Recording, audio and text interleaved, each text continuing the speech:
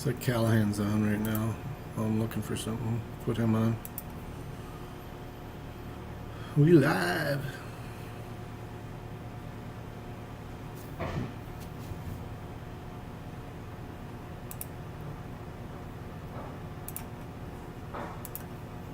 This is the StreamYard.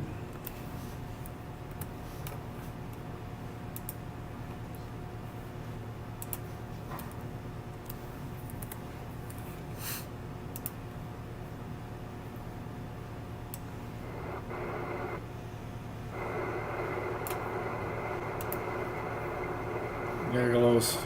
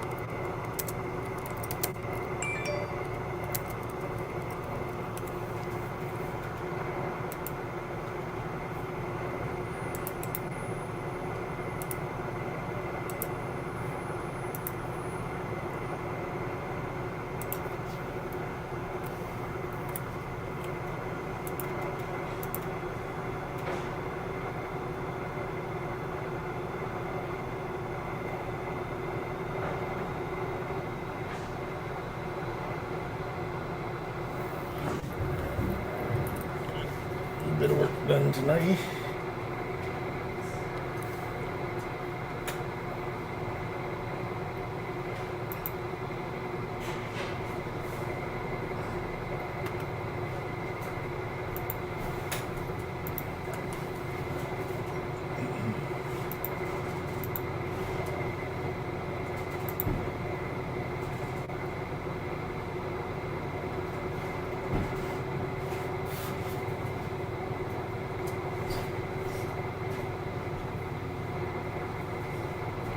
Hey, Doc.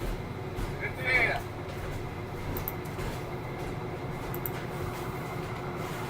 Yeah, 12:30 here, too, so... Yes, afternoon it is.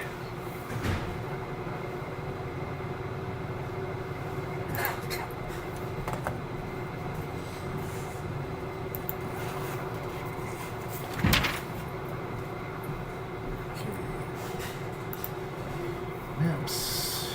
Google.com. I'm supposed to get a phone call back. Sammy Munchkin. How's it going? Good to see you, Mike. Hey, James. Good to see you, Mike. Good to see you, Mike. Good to see you, Mike.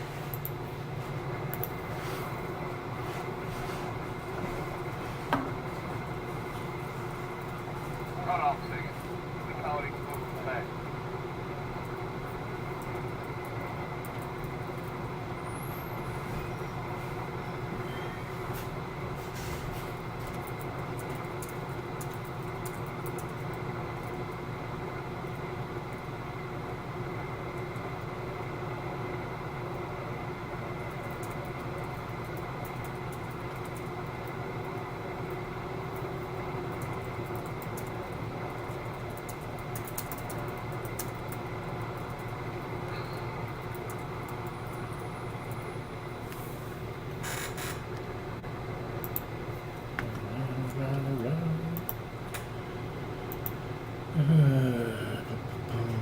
Fucking chest.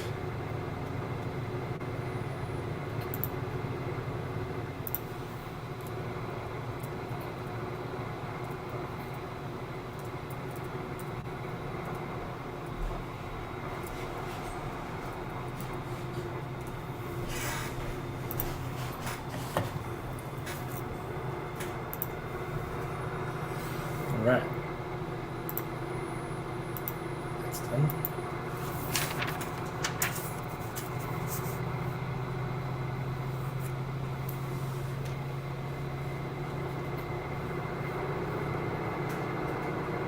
Yes, this is any sorta.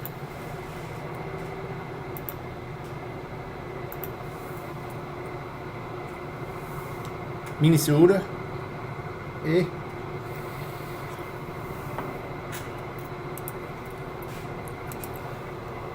Handicap. No, this is not I-90. This is 169 south.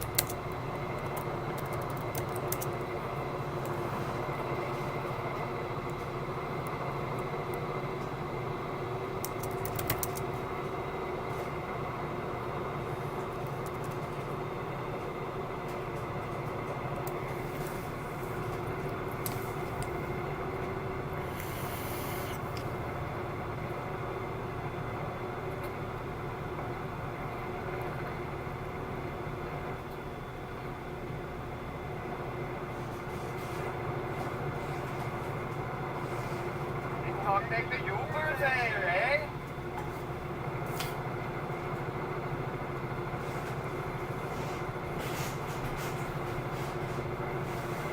Action, what's up, Mike?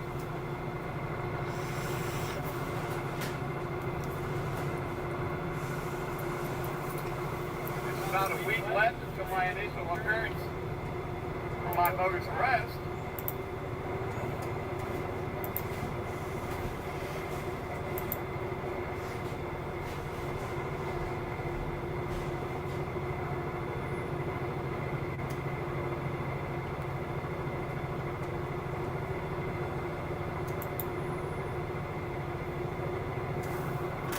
I'll try and get this run done and get back home. Show my face in front of the evil courts.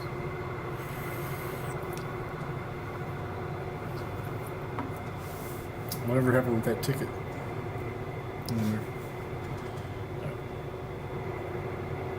We need to figure this out. Shit.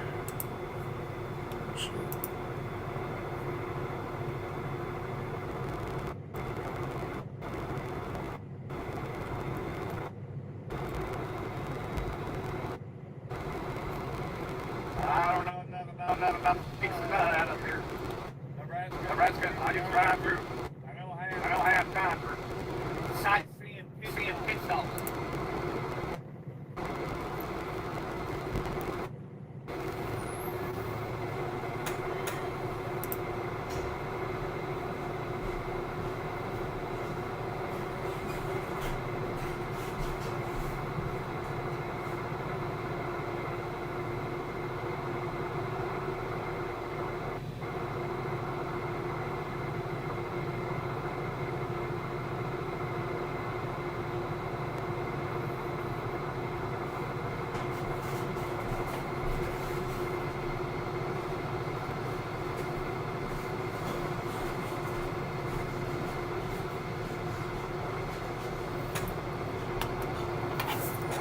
Hold on, phone call.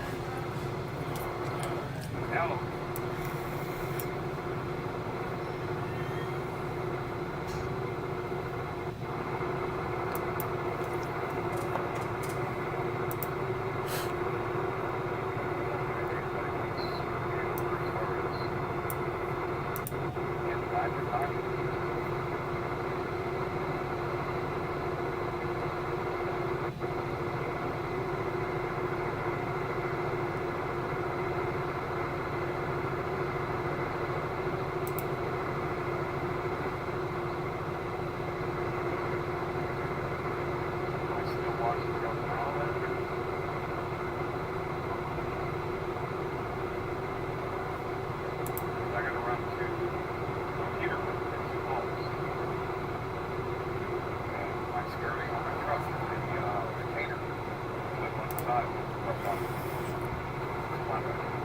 I want to play this Russell Brand video, but I'm sketched about doing it. Do we want another 2-week vacation?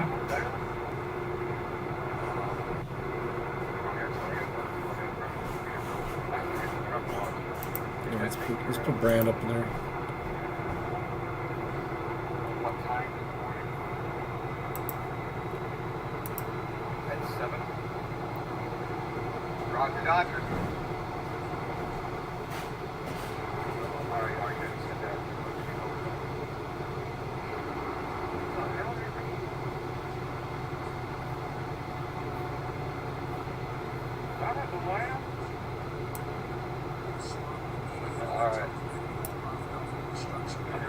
The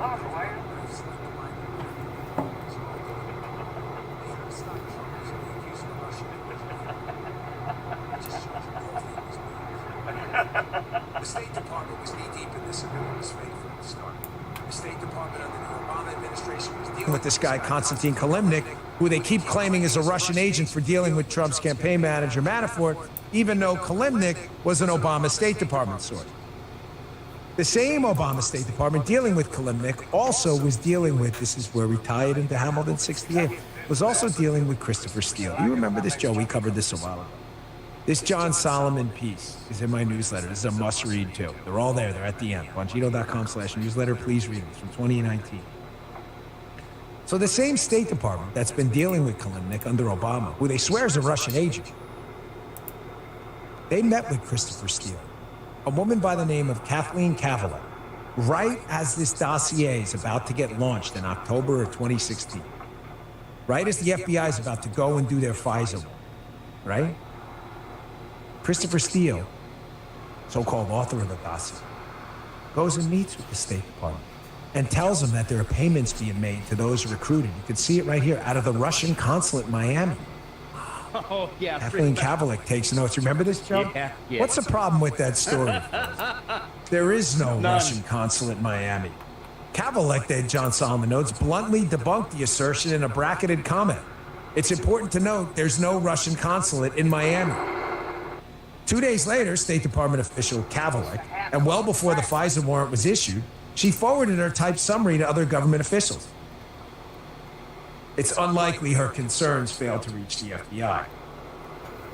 In other words, Kathleen Kavalek knows Christopher Steele's story is crap because there is no embassy in Miami. She knows this. How can you be funneling payments for a Russia collusion scandal to an embassy that doesn't exist? You think that stopped the media and the Justice Department? This is where this whole thing is just glorious. Here's an email from Kathleen Kavalek. Here's Kathleen Kavalek emailing Justice Department official Bruce Orr, who conveniently, his wife Nellie Orr, is working at Fusion GPS, employing Christopher Steele. No. Oh, yeah. Bruce, thanks for coming today. I think everyone found it useful. Here's an article I found to be of interest. Have a good weekend. I want you to note down lower in the email. She writes, as I mentioned today, I met with Clint Watts. Oh, Clint Watts! The media former FBI guy in the open of the show says everybody's a Russian bot? I knew it was there. I met with Clint Watts, one of the authors of the report. We've been doing analytics on Russian trolls and the use of fake news in the U.S. for the last 2 years. He noted that before Trump won the nomination, they were amplifying the American far-right and far-right. All to protect Biden, impeach Trump, and then to cover it up. Got to get rid of Trump. Russian collusion doesn't work. Got to impeach Trump. Trump's looking at what we're doing in Ukraine. Soros is working over there. Got to impeach him. That doesn't work. State Department knows about it the whole time. State Department knew Steele was full of crap. State Department knew Manafort's contact, Kalimnik, was not a Russian agent. Was in fact a State Department source. The media, ladies and gentlemen, knew all of this. And suckers are still formed. This is it. This is a trip here. This is one of the best. So Hunter Biden's operating in Ukraine. Matt Palumbo has a piece up at Bongino.com today. I'll try to link to it if I can. Hunter Biden's operating in Ukraine, and according to business partners, it's funneling some money back to his dad, who's the chairman, right? But Hunter Biden's also working in China, where an FBI agent's arrested last week for working in Albania, and the Albanian connection he has is working for a Chinese energy conglomerate too. Here's a fascinating email exchange Matt has in his piece. This lawyer, Edward Kim, who represents Patrick Ho, who is a Chinese energy conglomerate CEFC official. This lawyer, Ed Kim, who's working with this guy, Patrick Ho, asked Hunter in an email for the name of the FBI agents you spoke with. Hunter had signed a contract with CEFC just months prior in August of that same year. That explained what the arrest of the FBI agent and the recent attacks on Durham. That explain it for you? Somebody's flipping, folks. Somebody's talking. I believe this arrest of the FBI agent last week for contacts in Albania with Albanians connected to that Chinese energy company. believe that has more to do with the Bidens than it has to do with anything else. Somebody's given up the cookie. Hunter Biden knows the exact same people the arrested FBI agent. One of the lawyers actually reached out to the FBI agent. And already Luann's walking funny. I'll end the show with this today. Holman Jenkins has an amazing piece in the Wall Street Journal that appeared this week. John Durham finds Russiagate's Rosetta Stone. Again, Durham found something. I don't know what it is, but he found something. And Jenkins notes 7 years have given us the perspective to see something if we're willing to see it. The FBI's intervention in the Hillary Clinton case launched the agency on a new role as a continuous actor in our presidential politics, with no end in sight, unless society makes a deliberate effort to return our securocrats to their proper sphere. Damn right. They've interfered in and stolen too many elections. It's time to disband. Got a whistleblower on later in the week, too, with the podcast interview. Don't miss that. Folks, thanks again for tuning in. I really appreciate your support of the podcast. Again, stay tuned. We'll run that Henry Gracie segment after the end credit today, the end roll. You can watch the whole thing in full. Also, please subscribe to the podcast. I really appreciate it if you help us spread it around. It is absolutely free at no cost to you. It is available on Apple, Spotify, and Rumble. If you subscribe to all three, I would sincerely appreciate it. It's rumble.com/Bongino. It helps us stay on the charts. We were number 4 last week, all because of you. We really appreciate your time. I'll see you back here tomorrow. You just heard the Dan Bongino Show. Welcome back to Unfiltered. The tragic shooting in Monterey Park, California, ended when a bystander confronted the gunman and wrestled the weapon away. Listen, that is obviously a worst-case scenario, but if, God forbid, you were to come face-to-face with the shooter and you can't run away and you can't get away, what should you do? Joining us now for a demonstration is jiu-jitsu expert and Gracie University CEO and a good friend to the show, Henry Gracie. Henry, obviously a disturbing scenario. What are you teaching in Gracie University at your school? Thanks, Dan. Yeah, the choice to intervene in an active shooter situation is an incredibly personal one. But like you said, run, hide, fight. If you're in a situation where you can't run and you can't hide and you choose to fight, there are 2 techniques that I want all the viewers to know, especially when the shooter is armed with a long gun or a rifle of sorts like we see here. So check this out. Person's here. One option on the strong side is this.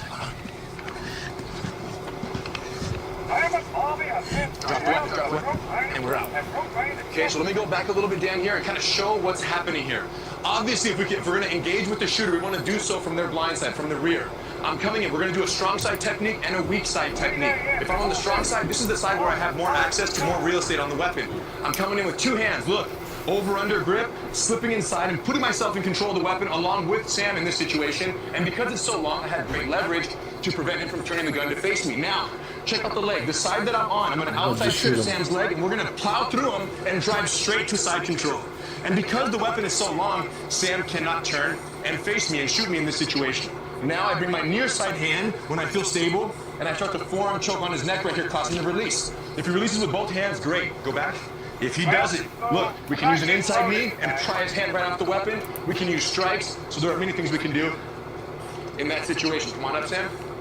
Now on the weak side, why is it the weak side? Look, because from here we have less real estate to get a hold of. It's harder to wrap my body around the weapon. However, if we understand the mechanics of the gun and leverage, we're slipping under.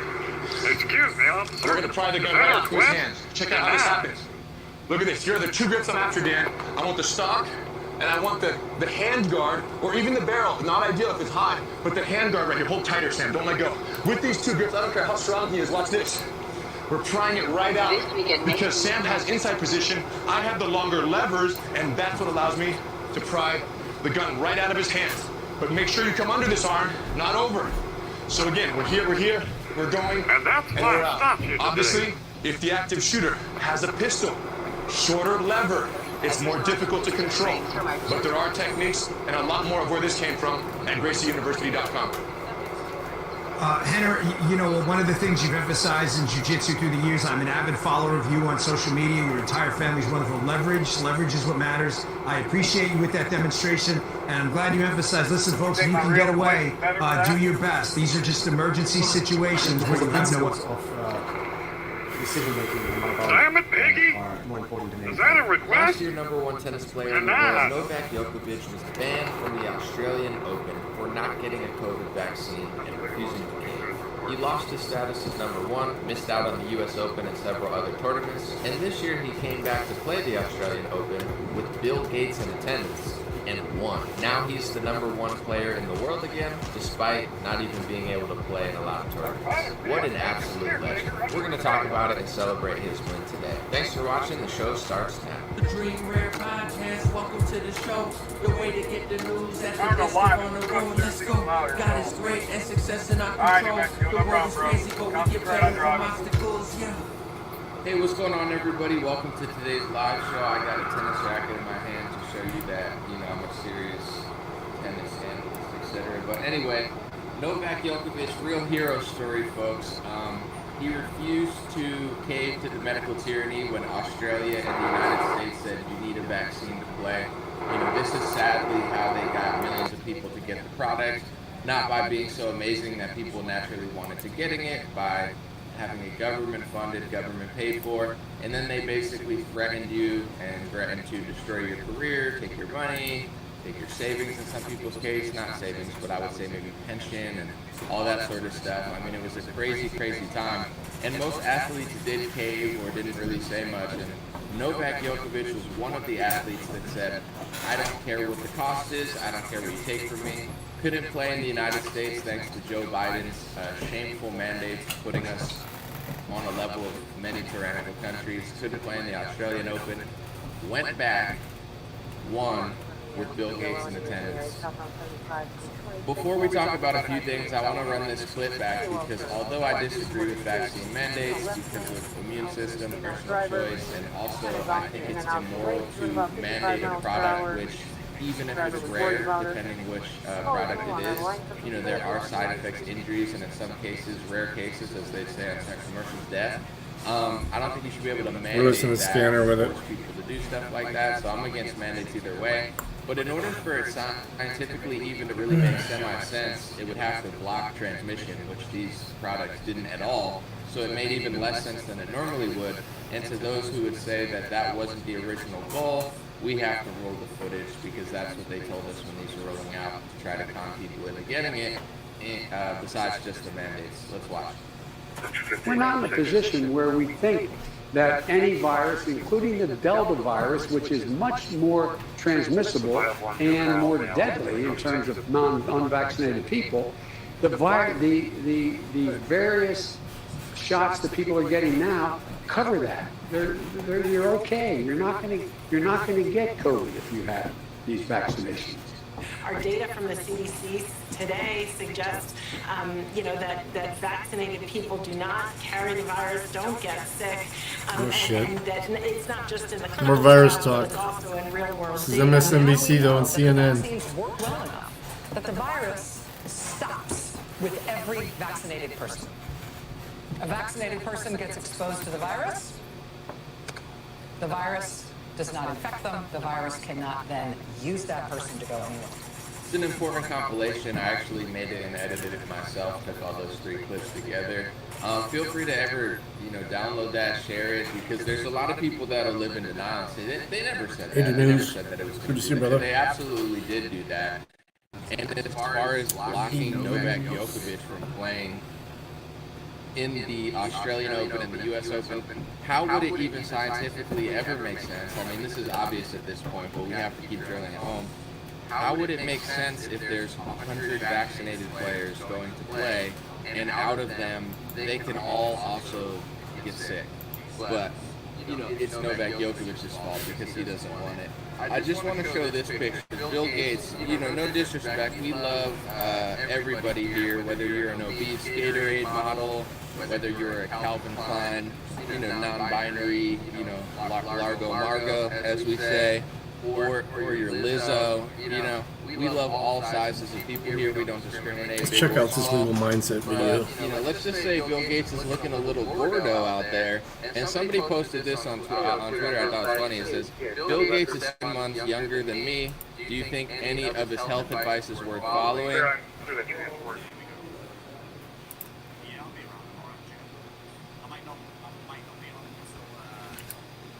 I mean, Central 1492 is clear. no comment. Let's just leave it at that. No comment. I was listening to a Joe Rogan podcast one time, and there was some sort of like health expert on it, you know, quote unquote health expert. And at one point, it was great. Rogan asked the guy about the health of himself. And I want to see if I can find it real quick. Maybe I'll upload it and we'll play it real quick. But he's like, Now at health expert. And You also got banned. All of this to prevent anyone from finding out that Eliza Blue faked her entire backstory to profit off of victims over a screenshot of a public video. And we're gonna go pretty deep on this video today. How long are you gonna let this go, Elon Musk? Looking a lot like nothing else has changed at Twitter. Literally just calling him out and asking for accountability and stating facts. Fact, Yellow Flash was banned.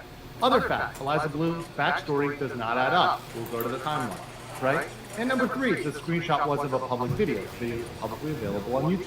It has been taken down, but at the time, and when the photo capture was public, and it also remains, at the end of the day, not the property of Eliza Blue. And I think where this started, and where I wanted to go back to, and I don't know if you've seen these tweets, but I think it goes back to these. Have you seen these original tweets where she was threatening the lawsuit? Yeah, that's the one that got the whatchamacallit on it, fact check. This one, yeah. Yes. Yeah, so them saying, you know, a non-consensual photo of me was posted, and obviously we've gone into that. I went into that on Anna's stream, that this photo was public. This photo was absolutely not non-consensual. And she's saying, I'm preparing to escalate to the full extent of the law. And then she continued that Twitter did an outstanding job, and they will be excluded from legal action. Right? I'd encourage my enemies to study the law. I have been for many years. It might stop you from making rookie mistakes in the future.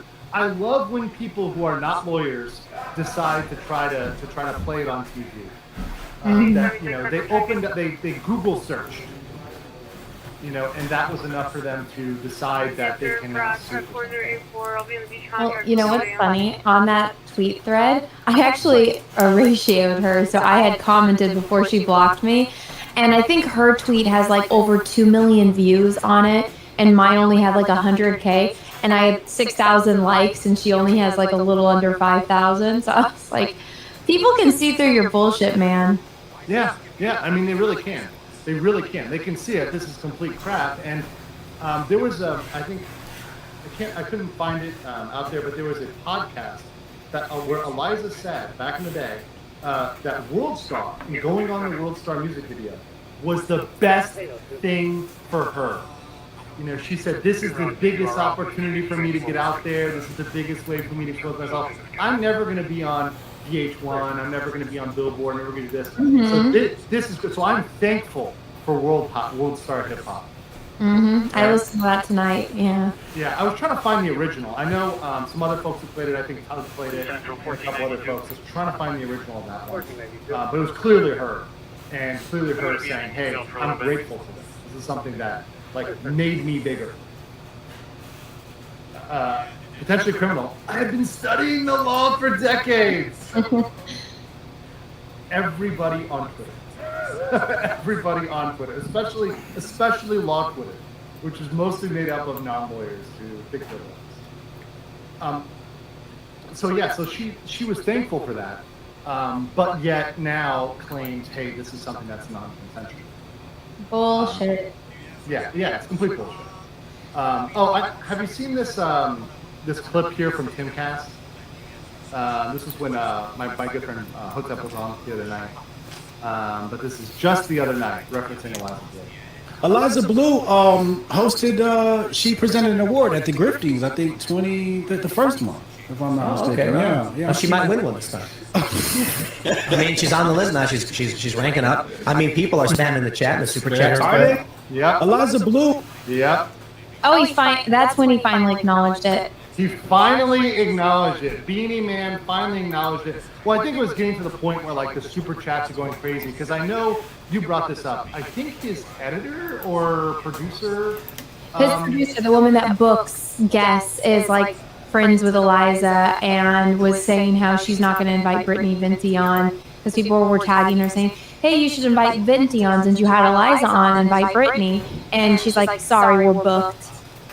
But what was her beef with Venti? Can you explain that? Because I know I don't follow your girl beefs. And I barely, I try to not follow girl beef, but apparently she is, I know now I know. She's with a few other girls that hate Brittany, and so she's responding to those other girls that hate Brittany. And someone that I know that used to live in the Tim Pool house that knows her has confirmed that she hates Brittany. So this is one of that's a definite Korean haircut there. the things about being a girl is sometimes guys aren't like this, which is super chill, but girls. There's some girls that have to be the only girl in the group. And they don't like it when there's other girls in the group, especially ones that are maybe prettier than them or articulated, have a bigger followings than them. Girls don't like that because they feel threatened because they're not secure. A lot of women are extremely insecure. And then they take that out on other women. And so that's why I guess she wasn't threatened by Eliza. So Eliza was on the show. You don't have Brittany on. I mean, I think everyone here that follows you probably has common sense, so I don't really need to be saying that. But basically, no, my chat definitely knows that fact that the girls get jealous of other girls, and they're the first ones to be the haters, right? Oh yeah. The haters are always the ones that try to disqualify the other girls. They're like, oh, this girl's a hoe, or this girl's this, or you know, if it's political and you're on the right, they'll be like, oh, she's really a liberal or she's really woke or whatever. Sorry, I'm taking care of some copyright claims here. Anna isn't really into Star Wars enough, right? You know, oh it's like that. Yeah. No, I feel like people don't. I feel like so many people simp for guys, dumb guys. No offense. Look, even Elon simps for crazy fucking women. So it's but I mean, at least here's the difference though. At least he's probably smashed. At least he is probably smashing because it doesn't really count as simping if he's just doing it to smash, right? Like he's like sliding in, smashing. He did it with Amber Heard, right? He clearly fucked Amber Heard, right? And I think they had a three-way. Oh, of course. Oh, they didn't even like on an elevator. Right. You don't come to somebody's room in the middle of the night and not to fuck at 3 o'clock in the morning, like in an elevator to her apartment while she's dressed in a blanket and she's naked underneath. In Johnny Depp's apartment too, like. Cockle-doodle-doo, baby. I know, but so like when it comes to this drama, like none of the, I feel like women are like, oh, guys are mean, but guys never do it out of spitefulness the way that women do. Women are extremely spiteful, and women are super, super mean to other women. I mean, just look at what Eliza's doing. She's taking all full force of Twitter's power just to silence people, and it's kind of mind-blowing, but basically, hoes be crazy, hoes be mad, and Brittany's not going on Timcast because girls don't like her. Yeah, I mean, essentially. I mean, essentially, that's where it's at. It's like this woman doesn't like her. May feel threatened by her, may not like her. And look, like I know people that have come to me and said, I don't like X person, right? Like I don't like Nick. I don't like, you know. People say I don't like me, whatever, right? That's cool. That's your right. Don't watch my content. But like, just don't watch my content. I literally don't give a shit. But that doesn't mean that somebody who you don't like deserves to be sensitive. Well, I think it's funny because if the quartering would have been the one to call her out, of course they would have the quartering on. If Ricada would have called her out, they would have Ricada on. But I think it's a problem because Chopper. Oh, that was it. Was it just like a segment?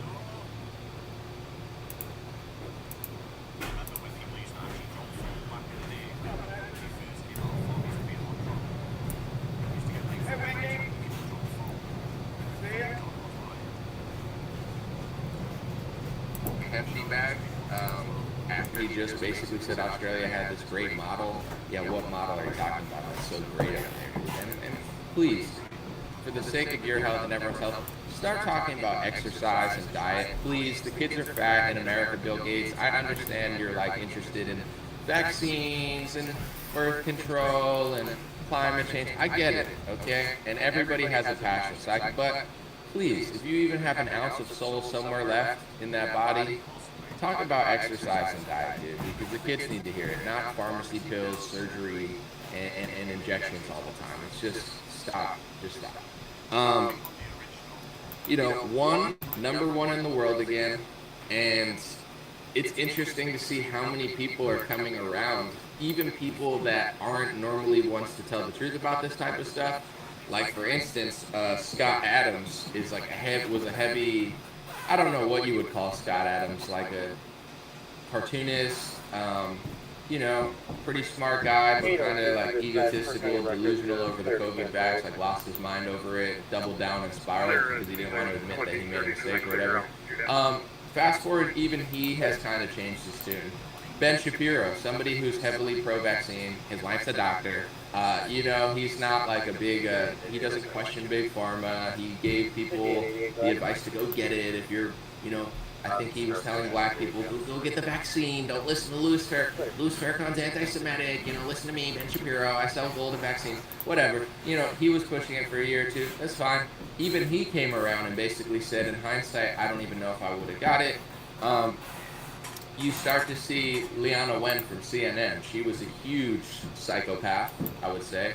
I don't know, analyst, psycho. She was a huge psychopath during the mandates and stuff. And now Leana Wen is basically writing Washington Post op-eds that say, we overcounted hospitalizations and deaths. Really? Because I'm pretty sure I got censored off multiple social media platforms for saying that in 2020 and 2021 and showing proof and actually doing journalism. But now you're admitting it. Basically, one of the biggest lockdown psychopaths is doing my journalism from 2020 in Washington Post, and now that's mainstream. Once a conspiracy theory, now mainstream. I would say Djokovic is vindicated, and so are a lot of people.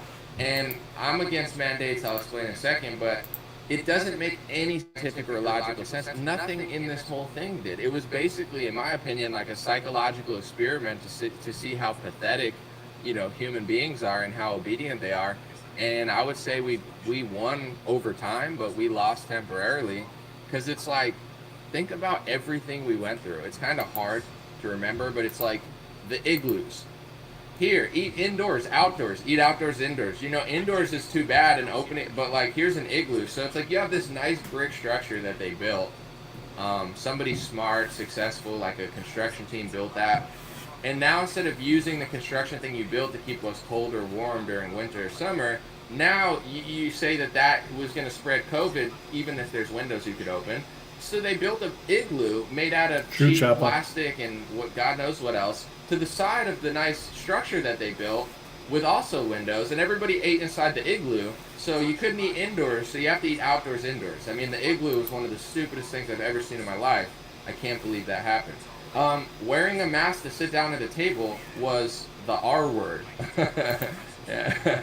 I'm not going to say it, but you get it. And probably, I don't know, you'll figure it out. You got to wear a mask for 5 seconds until you sit down. And people just did it. I never did it. I either wore a space helmet or I basically just went to a different restaurant. It's like, it's like symbolic. People are like, oh, it's just this. Oh, I want to eat. It's like, I know, but it's like a psychological experiment on a lab rat to see how like stupid and pathetic people are. So it's deeper than just, oh yeah, I'll just do it because it doesn't really matter. I mean, it kind of does matter when the country shut down for a year. It kind of does matter when people are being banned from countries. It kind of does matter when the military's getting kicked out. It kind of does matter when people are losing their pensions over not getting back. Like, it all kind of does matter. So as much as people said, I'll just put on the mask and sit down. Like, if I were one of the elites or I were like a president, I'd be like, wow, these people are pathetic. I'm not a citizen that thinks I deserve everything. Oh, I deserve freedom. I deserve liberty. Like, you earn it. America earned it. It didn't just wake up and get the First Amendment. Somebody at some point worked for it and put it together and really put their life on the line for it. Like, now everybody's just popping pharmacy pills looking like Bill Gates, being like, we deserve freedom. Do we?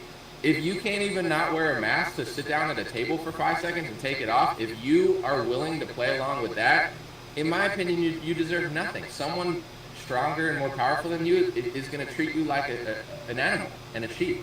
And it's not, we're not victims. If you can't not do that, what's the point of even like doing it? Like, it's so pathetic. So I mean, that was one of them, and those are the more obvious ones.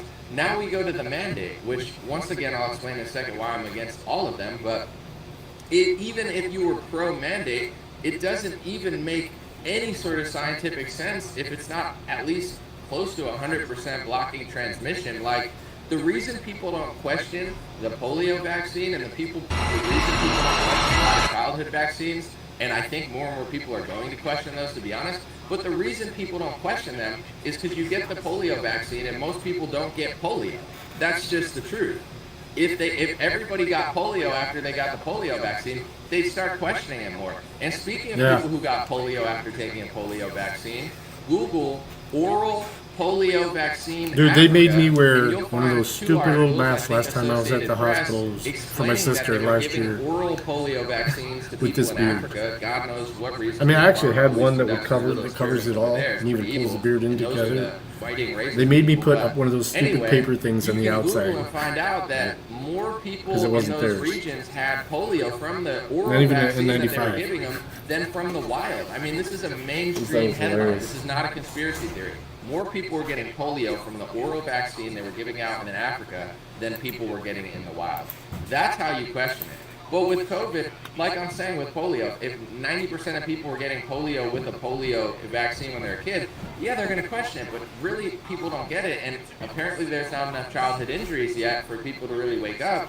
But when you look at the anti-vaxxer movement, I would say there's some dingbats in there, just like any crowd, but for the most part, a lot of the quote-unquote anti-vaxxer movement is moms whose kids are injured from the vaccine, or they think their kids are injured from the vaccine, or they know their kids are injured from the vaccine, and in some cases, it's been proven. Sweet. So that's what the movement is. It's not like a bunch of I don't even know what they're like around here. This crazies was that just, like, thought of it. I mean, there's going to be some last crazy summer. people, obviously, just like there is if you go Last to time I was at one. city, there's going to be some crackheads sitting on the street. But for the most part, these are not random crazy people. These are mothers who can't ignore it anymore because it happened to them. If you're an athlete and you go out there, and I'm not saying this is extremely common, but it does happen.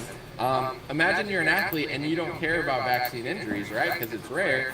Until if it happens to you, now all of a sudden you care because now you're injured and you can't play sports anymore. Like, this has happened to athletes. Is it happening to every athlete? No. Is it happening to a majority of athletes? No.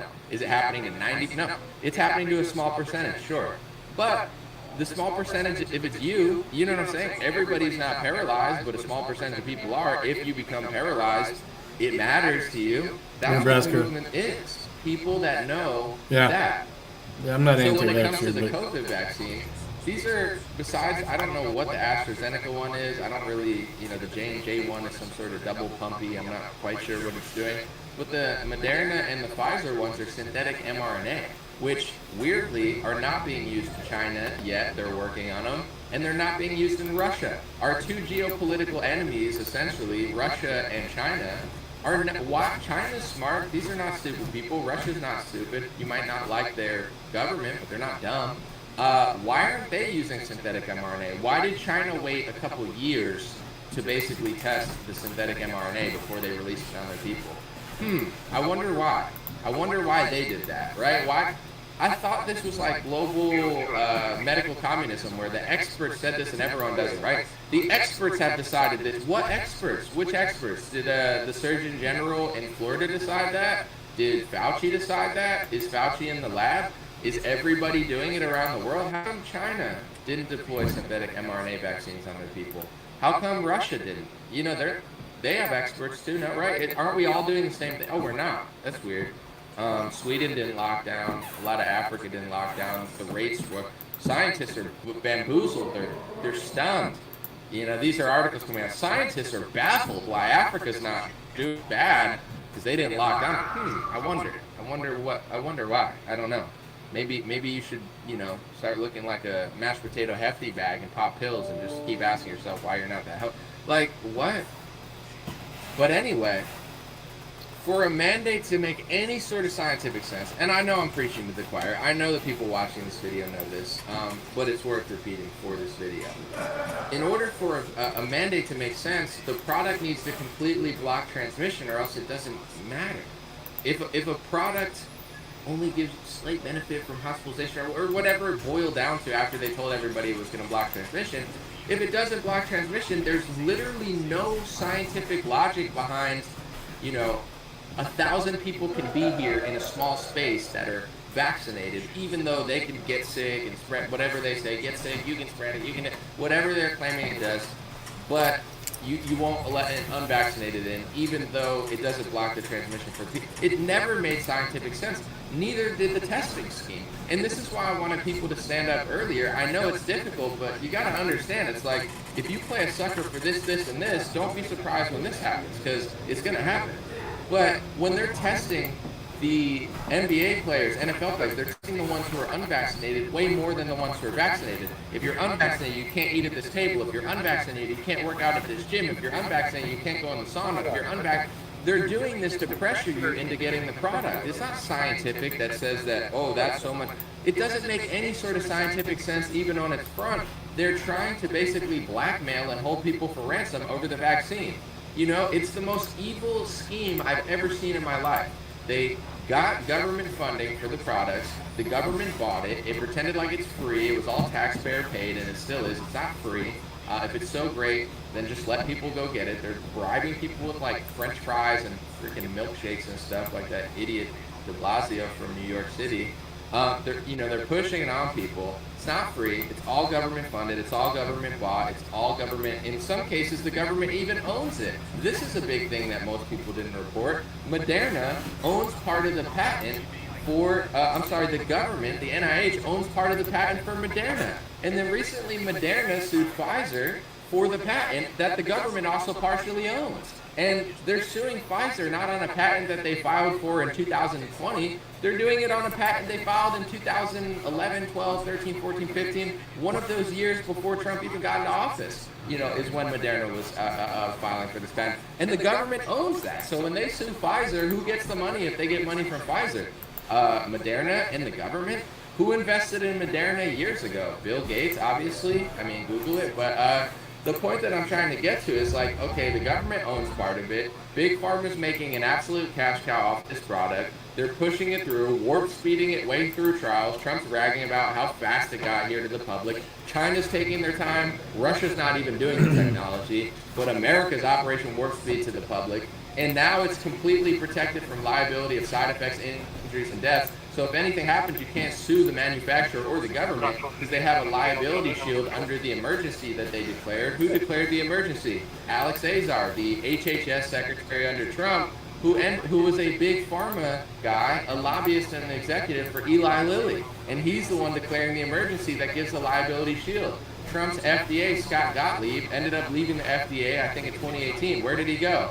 Pfizer. He sat on the Pfizer board. And it's not just Trump, by the way. That's crazy. Nebraska. And this has been happening for a long time, but Trump definitely didn't drain the swamp. Made it worse.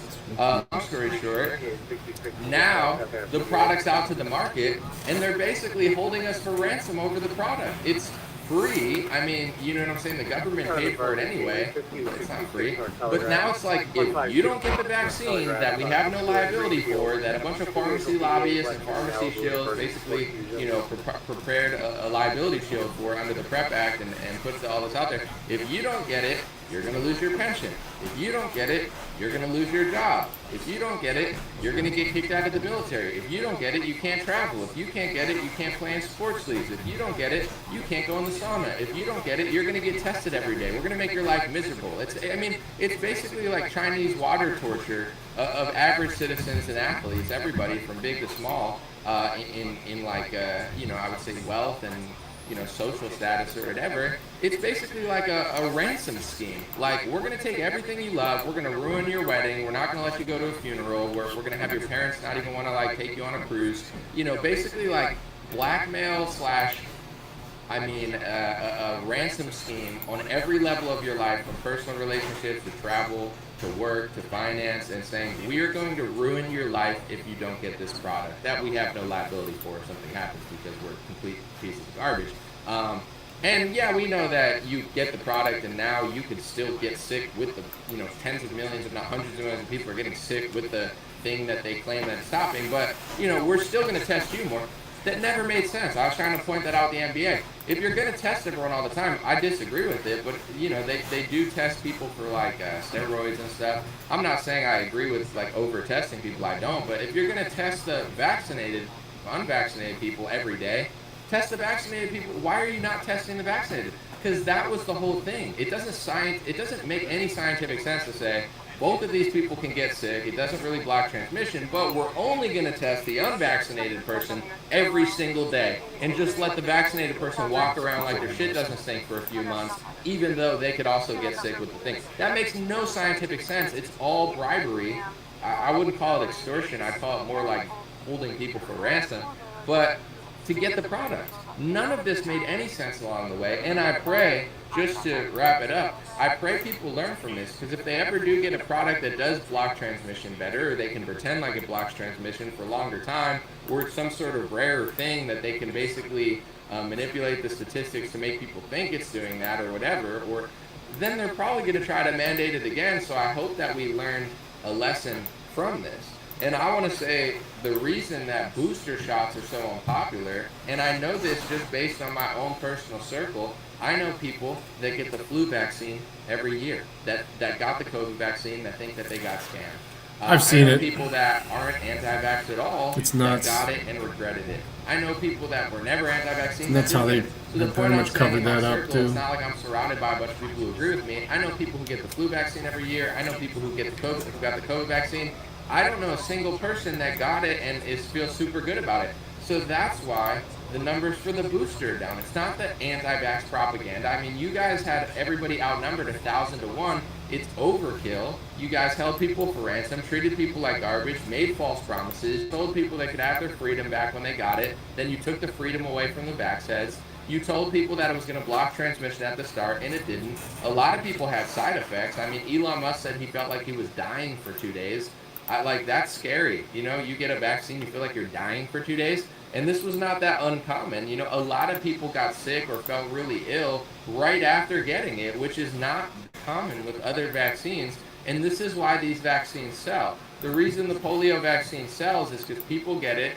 A small percentage are getting injured, so the anti-vaxxers tend to be the people whose kids were injured from it. But in general, most people never get polio in their life, so they never think twice about it. Whether that product's doing that or not, you know, I can't really tell you. I haven't fully studied it, but people don't seem to think it's working well because they just don't get it afterwards. It's hard to sell a product that you're forcing down people's throats. They get it. A million people get hurt from it. They get it. Oh, They yeah. get sick We know 3 why it times. was You know what I'm about. saying? They get the Plus, there's a illness little bit of grifting there, that but- the thing was fighting. They felt like they were going to die when they got the illness. It's hard to sell a product like that. It's like a car that Yeah. keeps breaking down, but the media keeps telling you how great it is. It's like, cool, dude. Like, you know, you could lie all you want, but in order to get more people to do it, so that's where their scheme really broke down. They oversold it, underdelivered, and people really had like COVID vaccine fatigue. And now people aren't really getting in line for the boosters. So now they're moving it to a, you know, yearly flu type shot for the COVID, because it's probably the only chance they have left to salvage this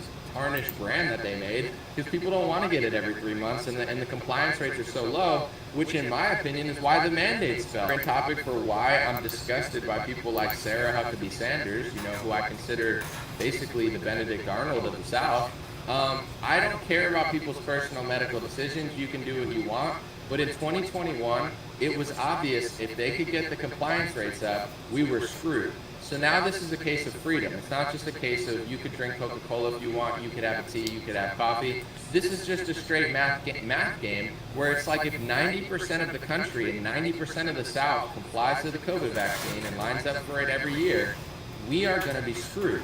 I'm never going to be able to go on a cruise again. I'm never going to be able to travel again. I'm not going to be able to go to plays or sports games. I'm basically going to be like a third-tier slave citizen in my own country for the rest of my life if enough people comply. And I know people who are vaccinated don't give a crap because they're selfish and they're like, oh yeah, I'm with you now. I'm going to the game. I'm with you now, but I'm going to Cabo. I'm with you now, but I'm going to Australia. I'm with you now, but I'm going here. Oh, you're so with me, but you're not really with me. So I feel like I'm not trying to make this divisive, but people who got vaccinated were like, yeah, no, I totally agree with you. This is corrupt, but I'm going to use my card to go do things. It's like, well, you're going to screw me for my whole life. You're basically going to like ruin my life and ruin these people's lives because you're doing that. But you have the right to do it, but you're not really with me, because if everyone acted like you, I'd be screwed.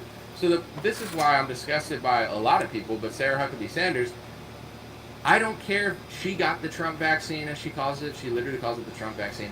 I don't care if you get the vaccine, but don't go to the South where people are not getting it and tell them to get it, because you're not really, in my opinion, helping the health of millions of people. I mean, you can claim you are, and the media can claim you are, but what you're really doing, in my opinion, is screwing over the entire country. If the South would have went 90% compliance rate, then they could have kept the mandates for 10 years. I mean, the only reason the mandates fell is because the South is epic and doesn't listen. You know, they have that old American energy.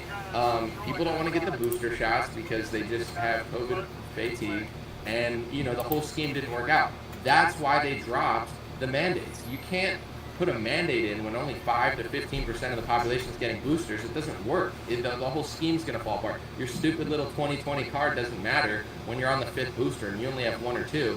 They're not going to grant that forever. It makes no sense. It's stupid. Everybody gets on it.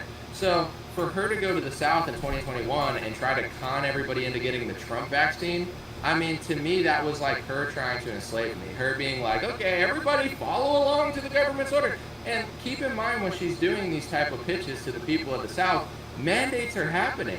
Everybody sees them, everybody knows them, saying, oh, I'm not for them, but I'm going to do this and that. It's like, you see them, you're not speaking out that hard against them, but you're trying to get people to do what the mandate is. So the point that I'm getting on many levels is, we have to learn from this, and next time they do this, unfortunately, sadly, in my view, and I don't tell people what to do, you have your own right. You can talk to your doctor, your local health expert, somebody that you trust more than me.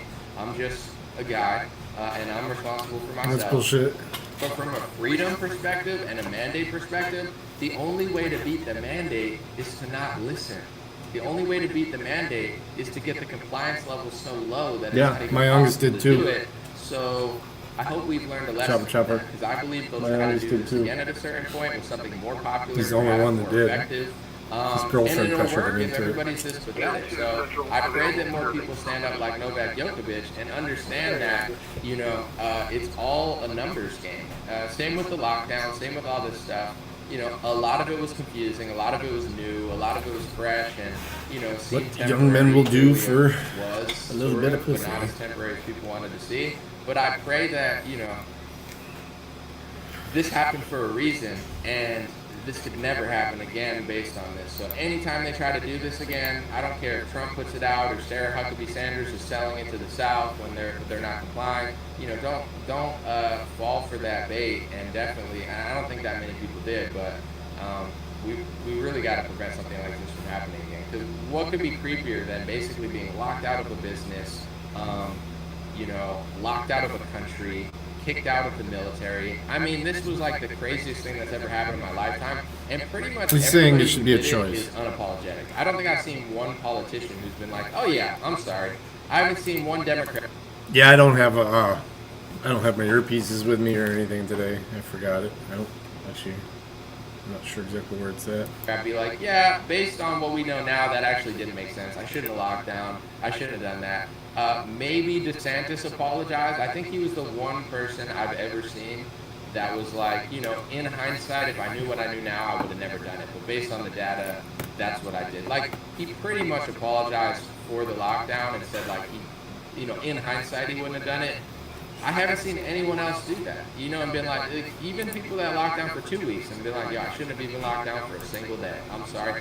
When you don't see politicians apologizing, when you don't see Big Pharma apologizing, when you see Bill Gates out here, you know, doing interviews in Australia, I think it shows that they're completely unremorseful, and if they have the chance to do this again, they absolutely will. So I understand thank you, why people are Novak skeptical. Djokovic, for being somebody of, you know, high status. You have more power culturally. I understand why to change the world. You have more power in the media and the press. They care about you because you're one of the best. People are skeptical. We've not actually seen any evidence from Romania other than accusations. And to be honest, even the statements that you have so far didn't actually assert anything. It's just people saying they were survivors and they're looking for Merkel to come forward. Sure.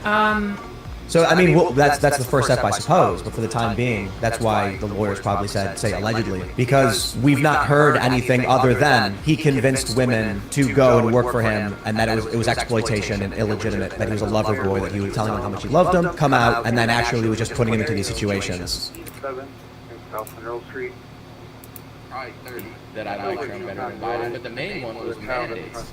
You know, yes, Trump was corrupt with Big Pharma and he was in on that scheme, but I don't believe he would have federally mandated it, and I don't believe he would have blocked travel. What Biden did is he stopped people from coming to the United States that are unvaccinated.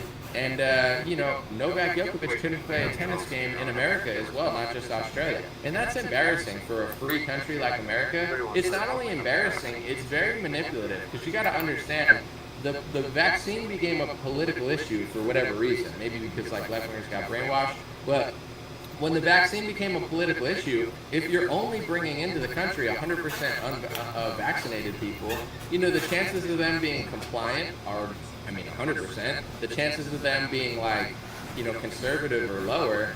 You're kicking out the military. You're kicking out police officers that are unvaccinated. It shouldn't be a political issue, but people that tended to stand up for themselves tended to be. I say people should be able to make up their own mind. Like 9 out of 10. So now they're kicking conservatives out of the police. Now But they're I kicking didn't either. conservatives out of the military. In my opinion, they're using these vaccine mandates as like a soft coup scheme to just weed out all the people that actually care about the I say country be skeptical and of care about, anything that is our values being pushed by the out of government. mainstream positions and start funneling in people that will listen. Yeah. Be skeptical of anything the government is pushing.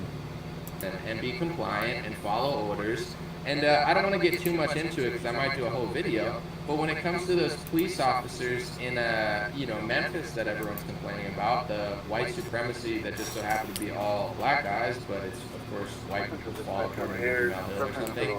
But in general, you know, now New York Post is saying that before they got hired, they did like lax hiring law. Quartering. He's back and he's pissed. Jeremy here from the Quartering, and I'm back. That's right. You're definitely going to want to check out my pinned tweet on my main Twitter account. Open a new window, though. Don't let YouTube see you leaving this video. You're going to want to check your Twitter at some point in this video, because I've got some spicy receipts for all of you, including a panic thread on Sunday from the VP of Twitter's Trust and Safety. Yeah, I already read that. All but confirms to me that Eliza Blue is working directly with Twitter Trust and Safety Vice President Ella Irwin. Both are compromised. An important point here, or not, Eliza Blue does not work for Twitter. However, it appears and I got COVID, she is so I mean, why would I get dictating another new shot? trust and safety policy to silence and ban critics. Now, what the crazy thing about this whole story is this video was and still is a nothing burger. So you had some phase out there where you threw your beehole out there. Like, who cares? That was a million years ago. I don't think anyone would have cared. What's more curious to me is your reaction to it. The deplatforming, the banning. This, I want to say it's also important to point out, not just like my account being locked, but also, you know, Brittany Venti, Yellow Flash, Camelot. There have also been accounts that have been banned. There have also been accounts that have been locked out, and it just says you violated a rule. It doesn't even say what rule they violated. I'm going to leave my locals in the description, in the pinned comment. If you haven't followed me on locals yet, please do. I got no it longer too. trust Twitter. Go to my link tree. I've got a My video locals about is in there. that today too. I'll be giving the kibosh.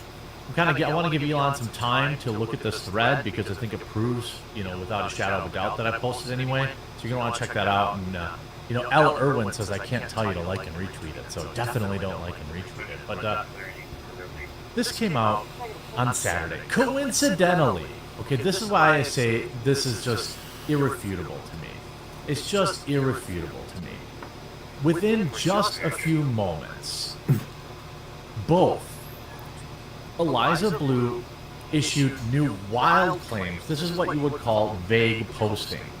And then within minutes, Eliza makes this new claim about how she was victimized in some way, shape, or form. Maybe it's true, maybe it's not. I don't care about that. That's for the police, okay? But what I care about is the fact that Ella Irwin released a new Twitter thread with brand new rules that seem to be specifically designed to protect Eliza Blue, a non-Twitter employee first and foremost. And the timing of these two tweets proved to me that the two were in some level of constant communication. I would expect Elon Musk to be looking at Ella Irwin's DMs with Eliza Blue because this was just too coincidental. She tweets out, "I have been exploited in multiple ways. I'd like to thank WorldStar for removing a video depicting me on Wednesday of this week." Again, WorldStar, the website, perhaps removed the video, but you issued a privacy complaint on YouTube to get the video removed. And I also want to point out, here is the COO of WorldStar, okay? In an email, in response to this, and I have the original email, okay? It's not just a screenshot floating around the internet. She was paid for this video, and we own the full rights. Anything can be addressed further via legal. She did not own that video. She was paid for it. And in my Twitter thread, I show you, maybe I'll play a little clip of it now, that she begged WorldStar to be in these videos. She wrote them. She pitched the idea. That doesn't really sound like somebody who's being taken advantage of. And then moments later, Ellie Irwin. Now this is why it's more concerning to me. Ella Irwin is the vice president of Twitter's Trust and Safety. New Yoel Roth, same as the old Yoel Roth, okay? Puts out this tweet on a Sunday afternoon, clearly in response to Eliza Blue. Now again, we have a single person who does not work at Twitter clearly dictating new rules that everyone on Twitter has to abide by. Think about that level of corruption. Think about that. Sure, it's personal for me, but who the heck is this woman? And why does she get to connect directly with Ella Irwin and fabricate new rules? This is like, my Twitter Blue is just done. I'm done, and I'm going to have a different Twitter Files thread on that about how clearly these two are working together, and I just can't financially support that. And I also I no longer believe that Elon doesn't know about this. He was tweeting all weekend. His entire mentions thread were full of people pointing this out, and then Ella responded on a Sunday. So clearly it went downhill. So she writes, "This is in direct reference to us. In the past 2 weeks, we've suspended multiple accounts or restricted content, causing confusion for users. Unfortunately, we can't answer questions or share details about specific users and account actions. But here are some things that can lead to these type of actions. First, we will suspend accounts for threats. Fine, okay? Nobody cares about that, all right? This includes, for example, declaring war on an individual or a group of people based on their race or religion, or asking your followers to join you in this fight. Now, I don't know. That's really mealy worded. Does it mean that I can't tell people to go to my pinned tweet on my Twitter account and look at all the beautiful, glorious receipts, do it in a new window, and then like and retweet all those tweets to get the word out? Does that, or does it only mean I can't do that if it's because of race or religion? Which, that might be okay, I think. But anyway, I digress. The issues are complex and often resolved in court. We don't determine who in a legal/criminal case is ultimately right or wrong, but we will continue to ensure to protect users, comply with local laws, and remove content when required. Second, here's where we're talking about Eliza Blue. We restrict accounts/content when we receive a properly filed report that content was obtained legally or violates someone's rights. These are often legal notices or court orders, and properly filed reports are rejected. So what she might be saying between the lines here is that Eliza Blue filed the appropriate paperwork, and Twitter was just doing their job. Now, I talked to a couple of people who have been very quiet about this publicly, but privately.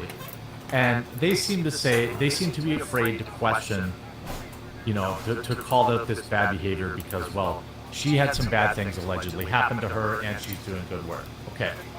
Two things can be true at once. Maybe some horrible things happened to her in her past, and that sucks, and I hope that she would name the people. As far as I know, she's never named these people.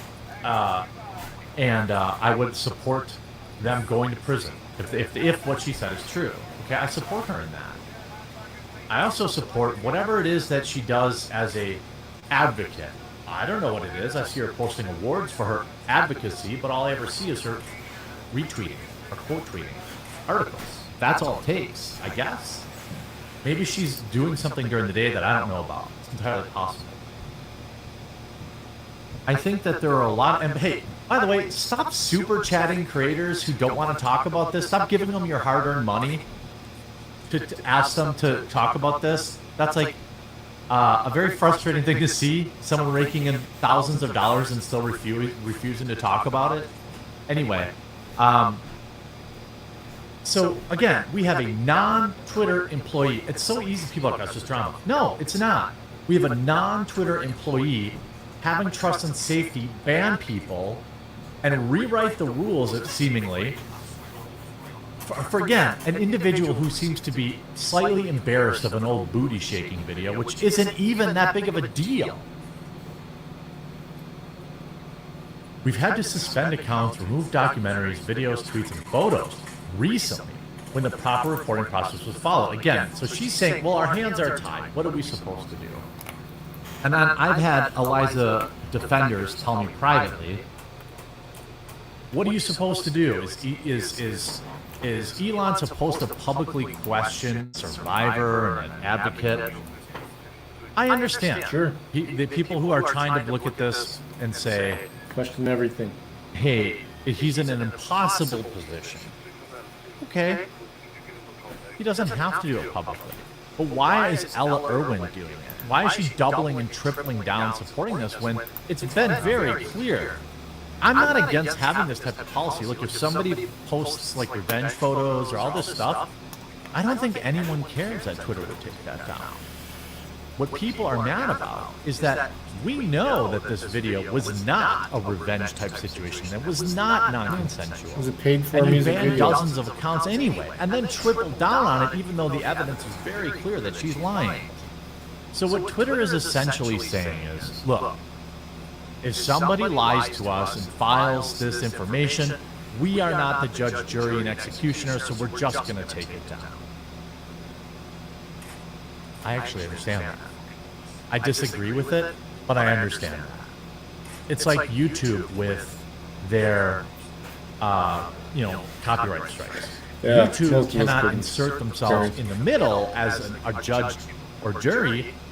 All they do is just let the claim go through or take the video down or whatever, okay? That's fine. That's true. I can't expect Twitter to do a deep dive every time someone falsely claims something. All right? That's the reality.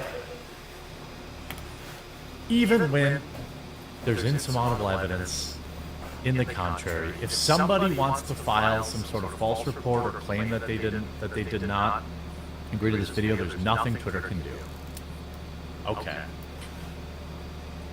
I'm still very concerned the level of control this non-employee seems to have with the vice president of trust and safety. Did he take the video down? Is that why he does say 8 hours ago? We've been he's losing digging a lot of into business. this issue for the past few weeks, and we'll be putting some things in place to better detect bad faith reports and reporters faster. He's What's tweeted. concerning to me is my account sat in purgatory for a full week. They ignored my appeal for a full week. Eliza Blue is clearly too well connected inside of Twitter, and I have serious concerns about Ella Irwin. And I have a nice little Twitter thread about it that, if you like it, obviously I can't implore you to, but what about when they start blocking the links? This was a link to the original video. So not only did YouTube restrict accounts, but then they added this warning to a link to a publicly safe YouTube. There's so much more. They're doing so much more than they say they are. And I think you can definitely read in on this thread, which hopefully by the end of the day will have 20 or 30,000 likes on it, because it's going to be very interesting. I hope you enjoyed this video. If you did, please do share it. And if you haven't yet, please do subscribe down below, and we'll talk to you again real soon.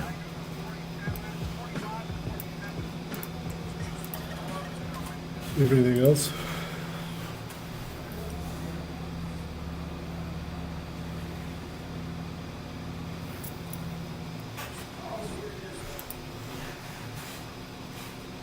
Nope. I'll have more up soon.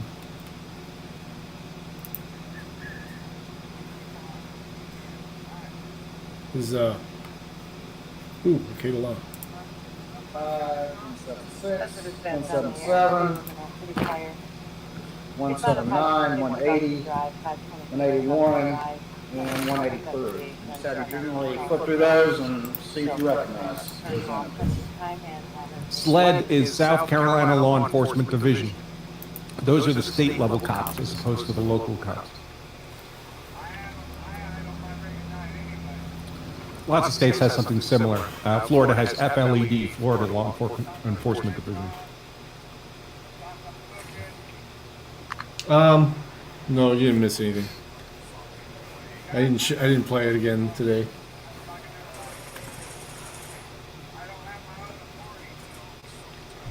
Yes, sir, I do. All right, and just generally, what are these images? We'll start to take it down. Those So. are still images taken from my body-worn camera the day of the 8th. So these are still images from the body-worn cameras that the jury saw prior to lunch? That is correct. Your Honor, this time the state would move in states 163, 173, 175, I'm just not sure. I mean, I have it loaded up in StreamYard still because I saved it before WorldStar took it down, a whole copy of it. But I just want to see how this goes. I've played it a few times. 176, 177, 179. I do get a copyright hit, not a strike, but a hit for it just for the song. 180, 181, and 183, I believe, without objection. Okay. I'm from Michigan. I live in Northwest Ohio now, but I work in Michigan. This is Monroe, Michigan. I grew up between Ann Arbor and Detroit. Real quick, if I can get the input. We got this fancy hood up here. See if that'll do better for us. All right, can you tell me what this image is of, please? And this, for the record, my apologies, would be states 163.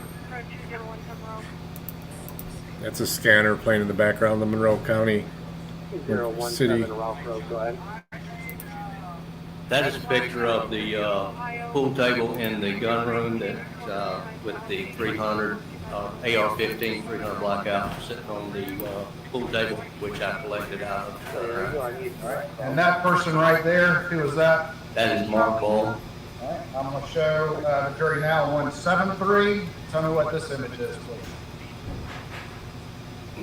That is that AR-15 rifle 300 blackout sitting in the gun wall before it was pulled from the gun wall, placed on the table. Still image 158. Can you tell me what that is, please? Oh, he's still taking it down. Describing as the side door which enters to the gun room without going through the main part of the house, the stoop, and out in front of that is where items were collected. What items are you talking about? The 5 300 spent shell casings were collected out in front of the stoop. Going to go now to exhibit 175, and what is that image? That is the same side door, just a different angle. Same stoop. 176. Tell me what that is, please. That is the brick landing at the bottom of the stoop, and just in the center, down low, close to the bottom, you can see a 300 spent 300 blackout casing. What am I pointing out with my finger right now? That is the spent 300 blackout casing. Exhibit number 177. Tell me what this still image from your body cam reflects. That is my hand and I have picked up a spent 300 blackout casing from the side of the stoop. 300 blackout. 179. Those are the three 300 blackout casings which were collected at the in front of the stoop. All right. And now 180.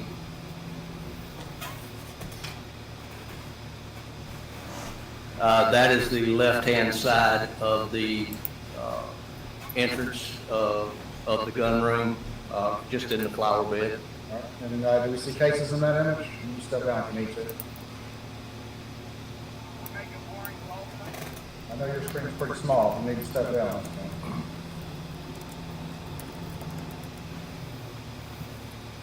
Central 1435. I'm out of service. Happy night. Sometimes StreamYard mutes you all by itself, folks. Sorry about that. I was just saying I wasn't away on a lunch break. I was working. Pick it out on that picture. All right. I'm going to hand you State's Exhibit 180. See if you can make it out. Yes, sir. It will be at the bottom of the picture. Presumably, we can't see any of the evidence because the judge has ordered that. There are gruesome photos in evidence. He could have just ordered those blocked, but I guess he just gave a blanket block. He doesn't want anything displayed publicly or streamed live on the air. All right, moving on to 181. Tell the jury what this still image reflects, please. That is three of the 5 300 blackout spent casings that was collected at the base of this, at the front of the stoop. All right. And then finally, jumping the gun, we have 183. Tell me what that reflects. That would be to the, I believe, the right-hand side of the stoop, and just at the end of my hand, I'm fixing to pick up a spent 300 blackout casing. What is my finger pointing to right there? That is the 300 blackout casing, which I'm talking about. All right, thank you.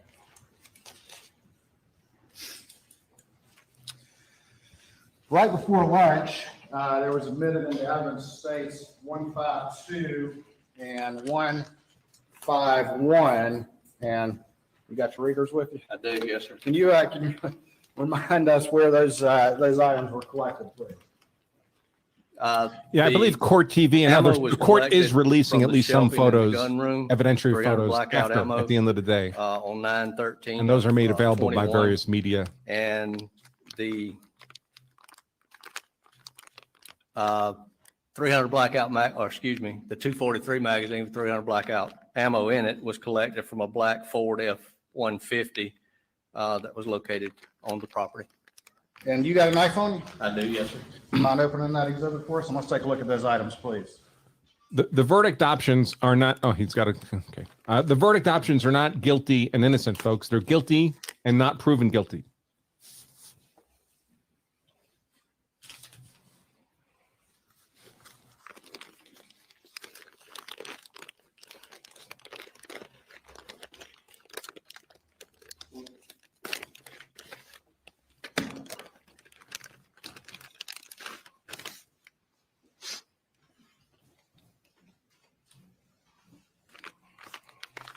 For purposes of the little numeric poll, not proven guilty would be 1, guilty would be 2.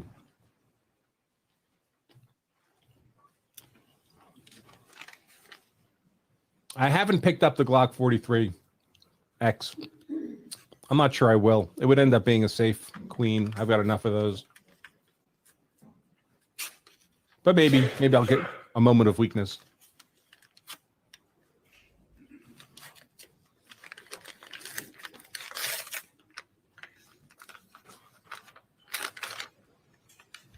Yeah, see, when you need a package opened, you ask a dude who brought a knife. Let's go ahead and do most with that one first, if we could. Can you remove the item from his packaging, please?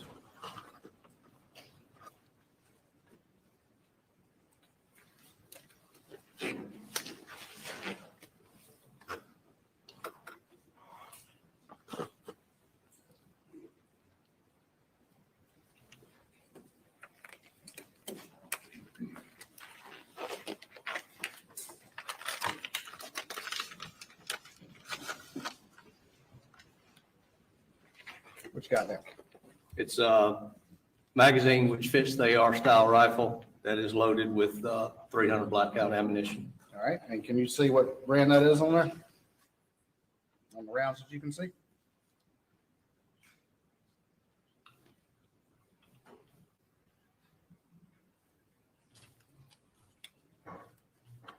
Appears to be S&B 300 blackout. S&B 300 blackout. Yes, sir. I'm going to take that item. I'm going to put this up on the screen so the jury.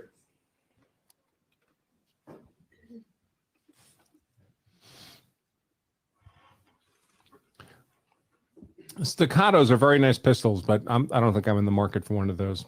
I have enough 1911 platform type handguns.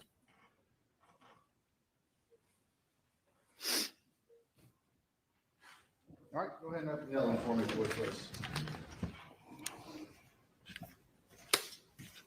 Before we move on, we're not pulling all the ammo out. Does this magazine appear to be relatively full? It's pretty heavy, so it's pretty full. All right. Come on. Let's keep it. Go ahead and just put that one back. Sorry.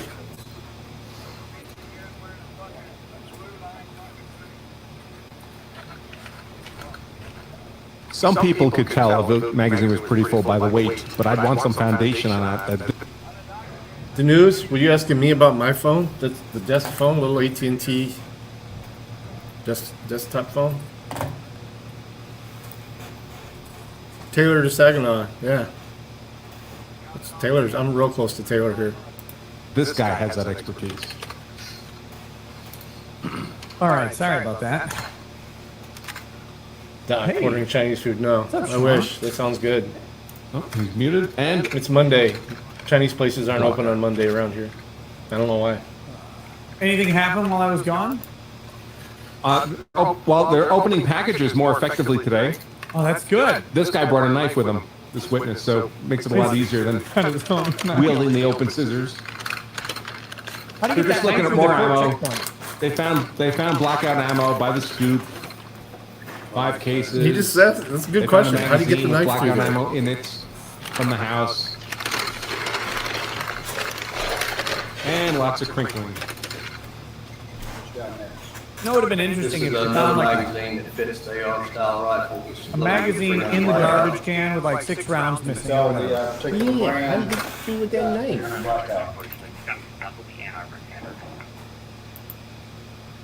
It's head stamp S&B 300 blackout. And we'll put that up on the screen for the jury.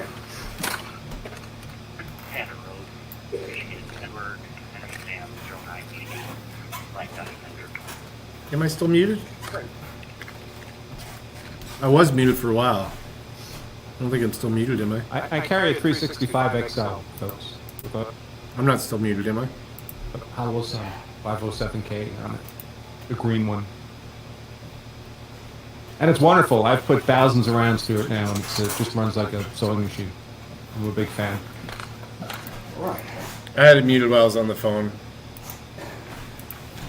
Just real quick before we put it back, does that, we're not taking all the bullets out or cartridges out, does that appear to be fairly well loaded? It's got some weight to it. Fairly loaded. Got some weight to it. It's full.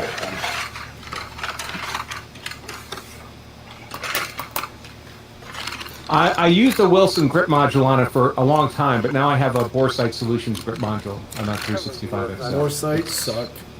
It's better than the Wilson was great. The Wilson was much better than OEM. The Boresight Solutions is much better than the Wilson. It's also 2 or 3 times the price. How about now? Keeper's Concealment Holsters is my preferred holster for concealed carrying. Keeper's Concealment. I think you're fucking with me. Got it back? Yes, sir.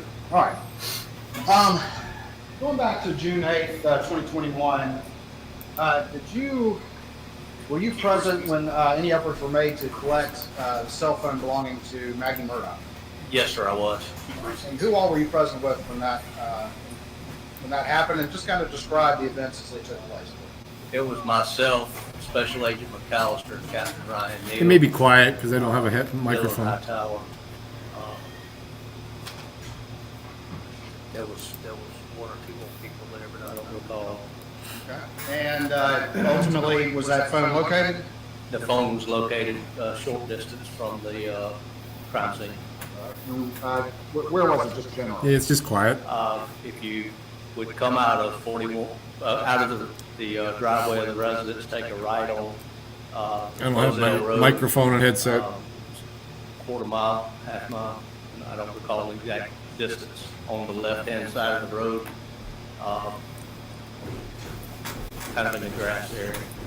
When y'all found her, what happened then? Who picked it up? Who collected it? What happened to it? Captain Neal picked it up. Special Agent McAllister held it in her hand while a picture was taken of it, gloved hand. We were given the passcode to the phone. Passcode was entered into the phone just to verify that it would work, would unlock. And it did work, it did unlock. It was immediately shut, locked back, and then passed over. Yeah, it's a house phone. It was packaged and ultimately turned over to crime scene. Okay, and you were there when all that happened, is that correct? That's Just correct. had one desk here. The things y'all just described, was it otherwise manipulated or tampered with or changed in any way? No, sir, it was not.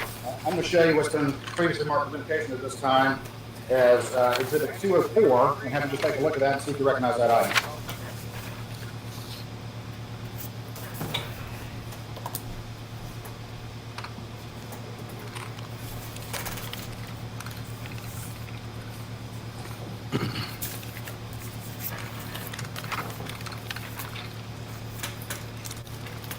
Yes, sir, I do. Tell me what that item is. This is the phone that was recovered on the side of the road belonging to Miss Maggie Murdoch. The one you just described? Yes, sir, it is. The one that was secured by Captain Neal? Yes, sir, it is. And then turned over to crime scene? Yes, sir, it is. Viking Bob asked what's the relevant argument of any shell casings besides those found at the body. They're trying to say that the shell casings from the house match the same gun used for the body, the ones that were found at the body itself, which is an insane proposition. Insane in that they can't prove that.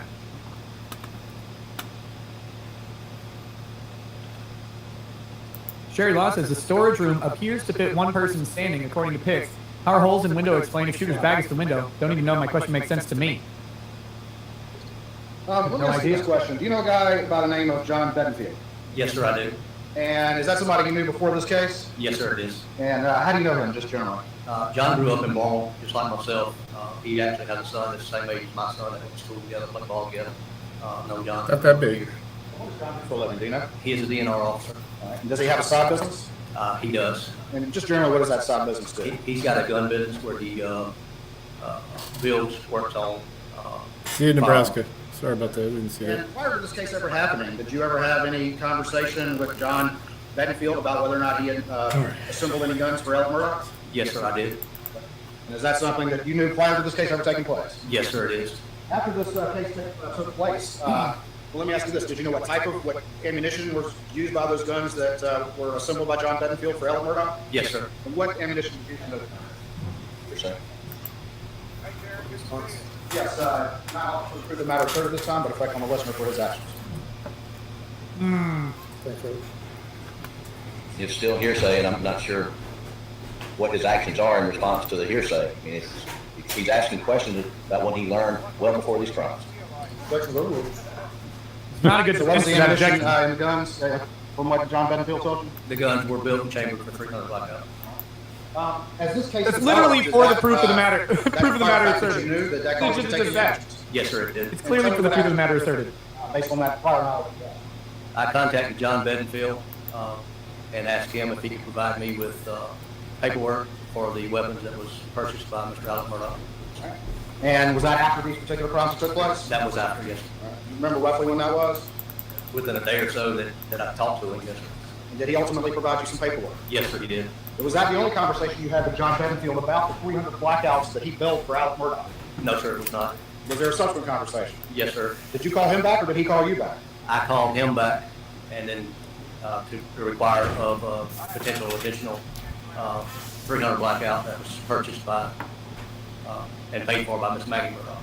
Okay, so you called him with an inquiry, is that correct? That is correct. Tell me what your inquiry was to John Bedenfield after you initially. All right, I gotta pee. I'll be right back. I'm sorry, sir. I couldn't hear you. Sorry, turn away. That's okay. Tell me what your specific inquiry was to John Bedenfield that second time when there was a subsequent conversation. The second time that I talked to John was to inquire about whether or not he built a third 300 Blackout to replace a gun that Paul had misplaced or had gotten stolen earlier in 2017. All right, and in response to that inquiry, did John Bedenfield provide you some additional paperwork? Yes, he did. All right, I'm going to show you what's been marked as standby for me real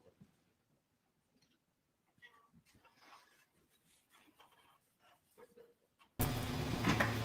Then hearsay objections is nagging at me because it was obvious. Of course, the bathroom's occupied, so you get to watch me do a dance here. Obviously, to prove the truth of the matter asserted.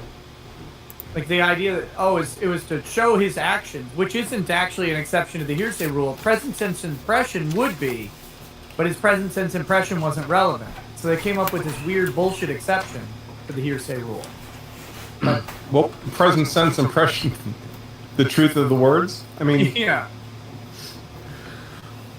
No, the judge got rolled on that. He should be pissed.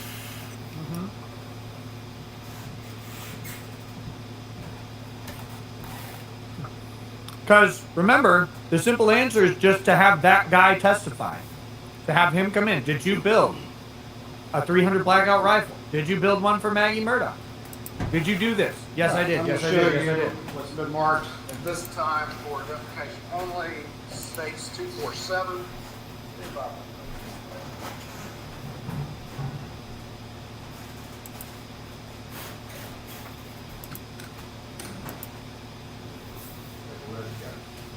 All right, and I'm going to ask you to look at what's been marked for identification only this time and Exhibit 247 and see if you recognize that paperwork.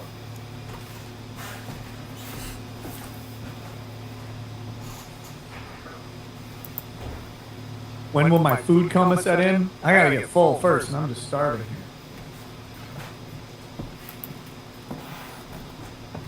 Yes, sir, I did. All right, and just, again, without describing the contents, tell the jury what this paperwork is, please. It's a copy of canceled checks and copy of the sale of firearms. This was documentation that was provided to you in response How is to your this inquiry to relevant? John Bedenfield? The gun thing was And who gave this documentation to relevant you? so they could show a thorough investigation. And I'm gonna, again, without Is going this into the that contents, too? look at the second page. It's not and tell me, disputed he is bought that guns from the this guy. document that was provided in response to your second inquiry when you pulled them back about the third Blackout? Yes, sir, it is. By the way, he said marked for identification. It's just his accent that made it sound like marked for defecation.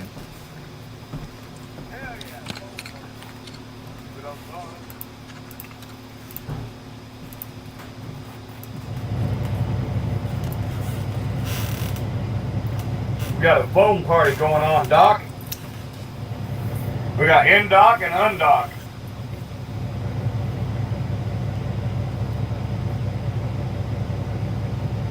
Giggity, giggity.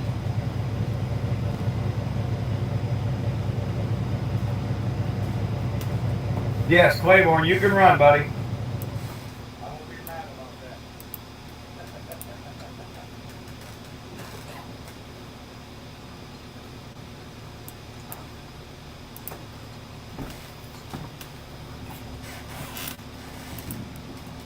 Okay.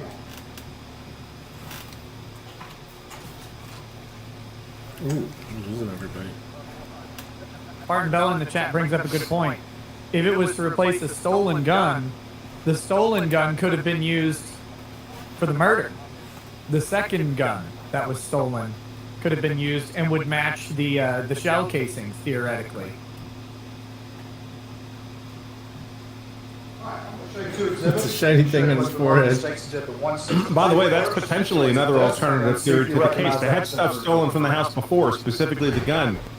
A thief knows the house is full of guns and Yes, sir, valuable I did. property, comes back to steal again, That is confronts the son, this kills the from- son, excuse me, confronts the video mother, kills the from my mother. body-worn camera. Could just be an interrupted burglary. All right, and does it have a date on when that occurred on it? 6/16/2021. So this is different from what we've already talked about, is that correct? That is correct. All right, and then I'm going to show you what's been marked as Exhibit 248 and see if you recognize that particular thing.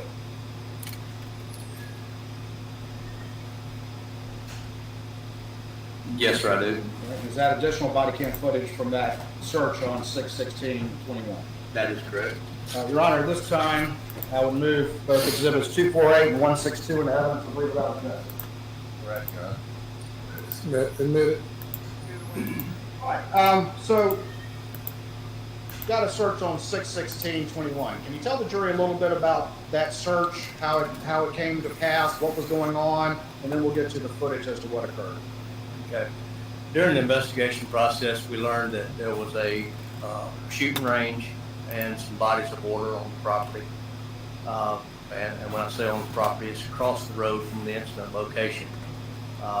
Through discussion with the investigative team, it was decided that we needed to go over to that shooting range and also search that body of water for any potential evidence that may be found. This shooting range, that was still part of the Murdoch property at Moselle, is that correct? That is correct. It would be kind of diagonal to your left from where the kennels were at. The information received was that the family used that as a shooting range. That is correct, yes, sir. All right, let me show you quickly. Yeah. South Carolina. Go ahead and just quickly show you these. Show you what's been marked as exhibits 184, 185, and 186, and see if you recognize those.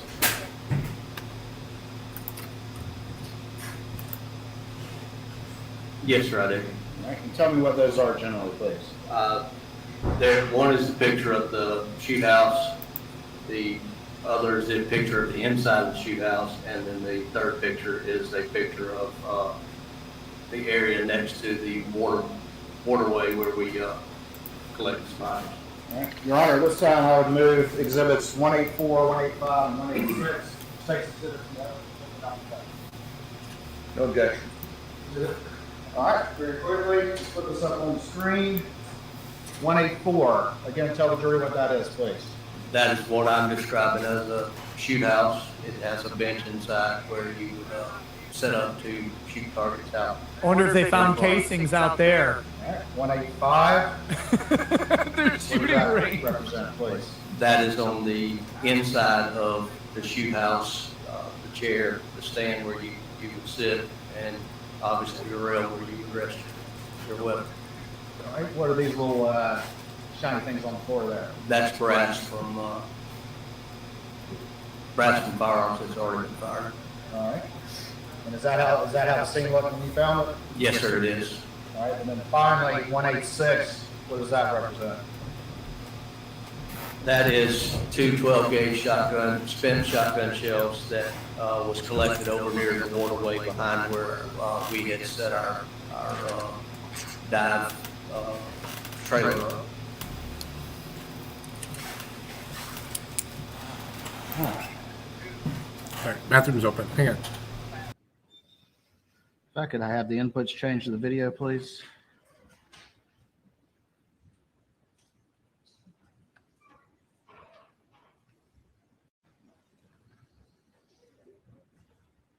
All right, this time I'm going to play exhibit 162. Wrong. They fooled me.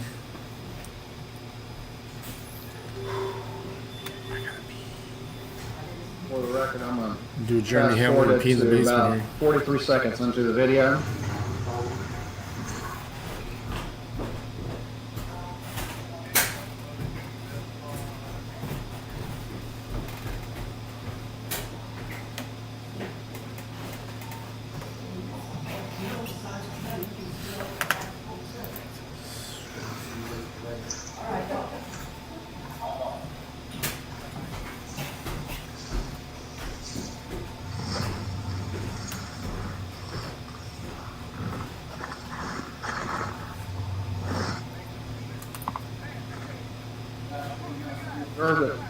Yes, sir, it is.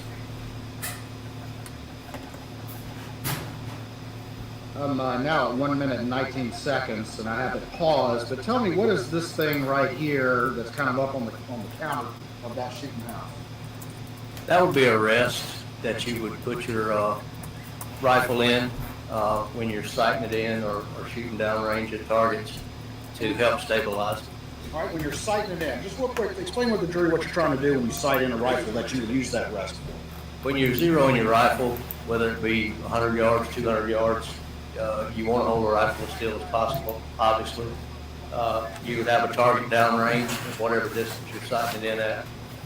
You would fire 1, 2, 3 rounds, and then you would adjust your optics. What is the relevance of this testimony of the shooting range? Zero means the shooting where you're aiming. Yes, sir.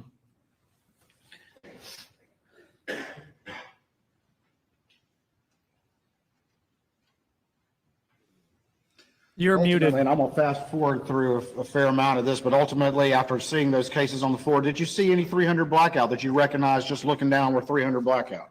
Yes, sir, I did. All right. And did you send Special Agent David Owen to go get some envelopes so you could collect those? Yes, sir, I did. And ultimately, did you collect about 17 SMD cases at that location?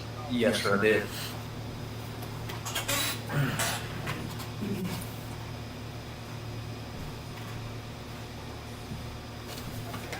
There was 300 blackout found at the shooting range where they own 300 blackout guns. Okay. Hold it.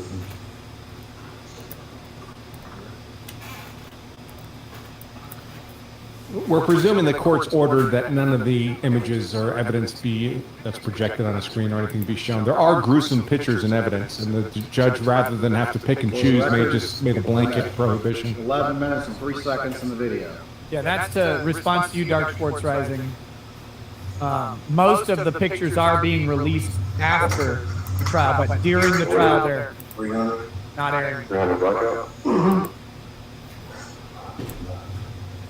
Head stamp is S&B. Okay. 300. AACDOK. What are you reading out right there? I'm reading the numbers, the identifiers off the head stamp of the shell case. Moving now to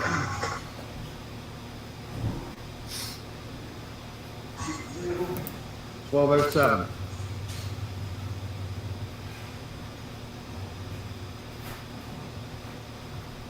S&D 300. That's quite the mysterious lighting there, Sean. Yo, what's going on? I don't know. I just don't hit my overhead lights. I don't turn them on. It gets too bright here. So now you need like a garbled voice so we don't know your identity. Yeah, I know. It's my Taliban cave. I turned you down a bit because you came in hot, but I took care of it. No, it's not your fault. I had you turned up because you were really quiet the other day. Okay. Okay, yes, I pay my power bill, you guys. Jesus. I'll go turn the lights on just to show you. Actually, that's going to be my next locals. We're going to try to get the light bill funded for next month. So what are we talking about today? Yes, sir, it is. They found 300 blackout shell casings at the rifle range on the property. Oh no. Yeah.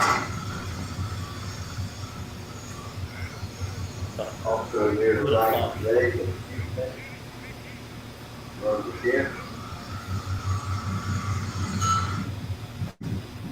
Can't really figure out why it's relevant myself. I mean,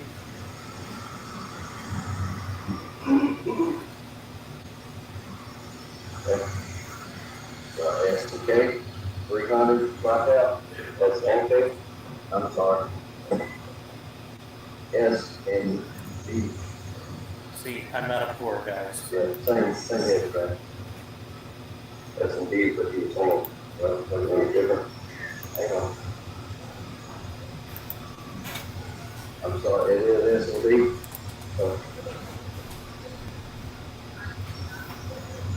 Yeah, it's on, I think they use Lyman Craw channel. Okay. It's See, he puts a little thing above Yes, their sir, it is. logo that says copyright cucks because during the Rittenhouse trial, they kept on trying to copyright him for streaming it and commentating to it. It'll be interesting to 19 see what the defense does with this guy. S&P 300, blackout, AAC, DOJ. Same thing. Yes, sir, it is. 1721. In front and to it. Check that. 1717. DOJ, 300 blackout.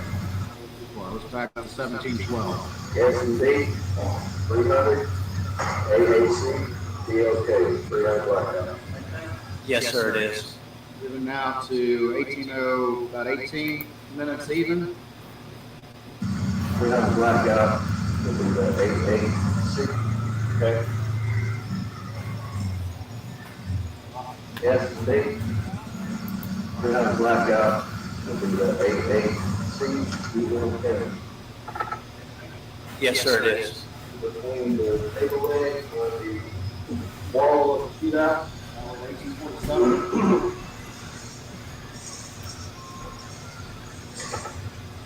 It's going to be S&P 300 blackout, will be 300 AAC. Same thing? Yes, sir.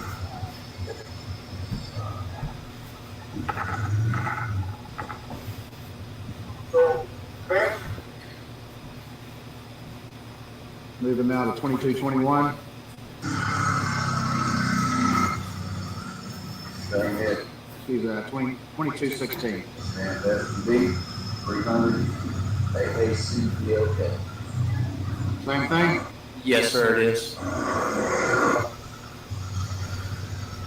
DOJ. 2309. Will be S&P 300 blackout. Yes, that AAC DOJ. Same thing? Yes, sir, it is. Oh my God. Moving up to the right front. Now we're at 2356.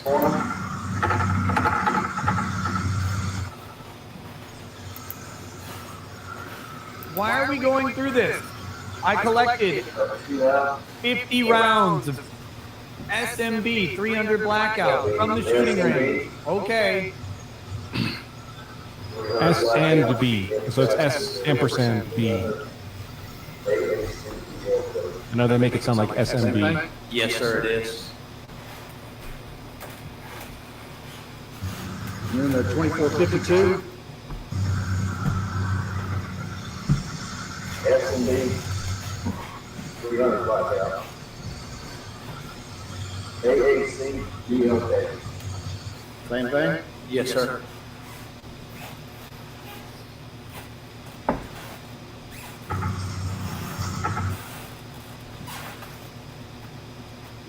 This is like a modern day politically correct college hookup session where you have to ask for consent every 5 seconds. At this point. I think that's what we used when we did it. You have consent to nibble your ear. What about the other ear? All right, we're now at 2802.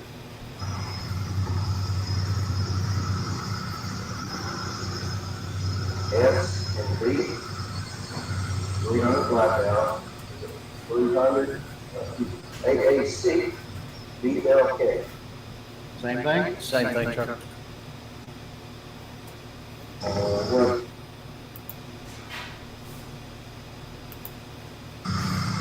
We're now at 2908.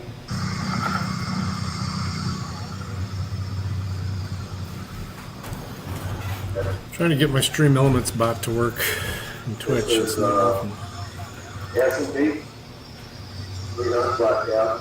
AAC DLK. Same thing? Same thing, sir. This is the worst date ever. 3027. S&B.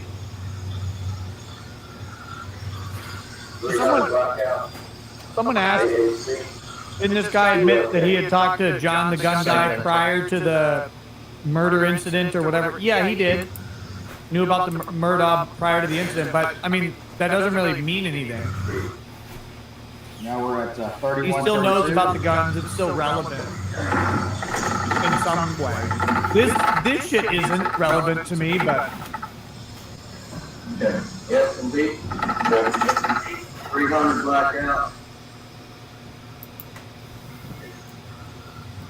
AAC, be okay. Same thing? Yes, sir, it is. Yes, indeed. All right. Now we're at 3216. thanks. Yes, indeed. All right. We are blackout. 300 AAC. Same thing? Yes, sir, it is. Almost done. Thank God. Just ask him if there's anything different during any of this. Now we're at 3332. In front of the chair.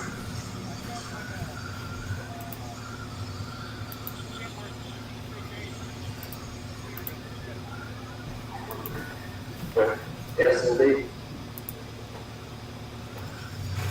AAC, be okay. Aaron Largue, you better be fucking wrong. Same thing? Yes, sir, it is. He says next they'll put each shell casing into evidence. They'll put each shell casing on the witness stand to testify.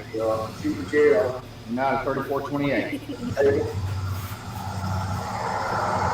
Next to stand is Mr. Burdan. And then Mr. Boxer. What a weird way to present. They're just trying to make it seem like there was the universe's whole supply of 300 blackout at the shooting range. Really, there's Yeah, one that's magazine. from SG. Same thing.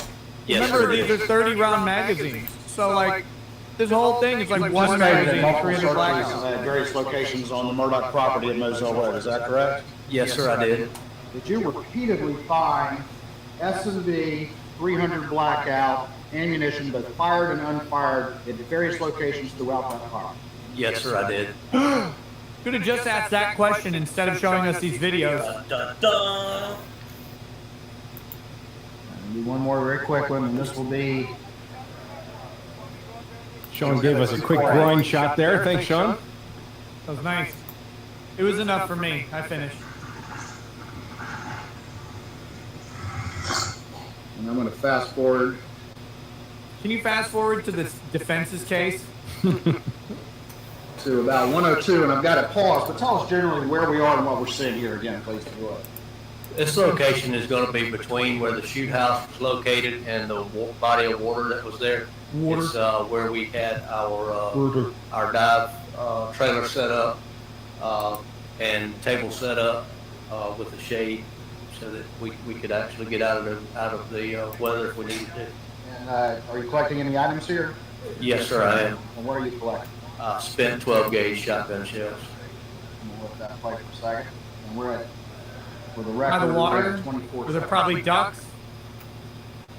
Nobody bothers picking those up, much less at a private range.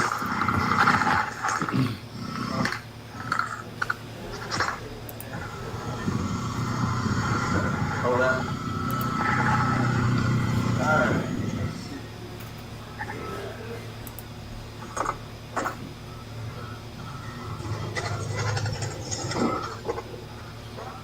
Was there air at the gun range? Was it similar to the air at the scene of the murder?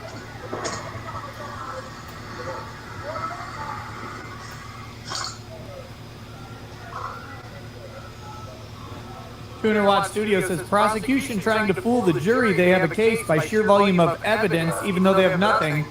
Feels No that way. story, no timeline, no connection to defendant, and no theory of the crime.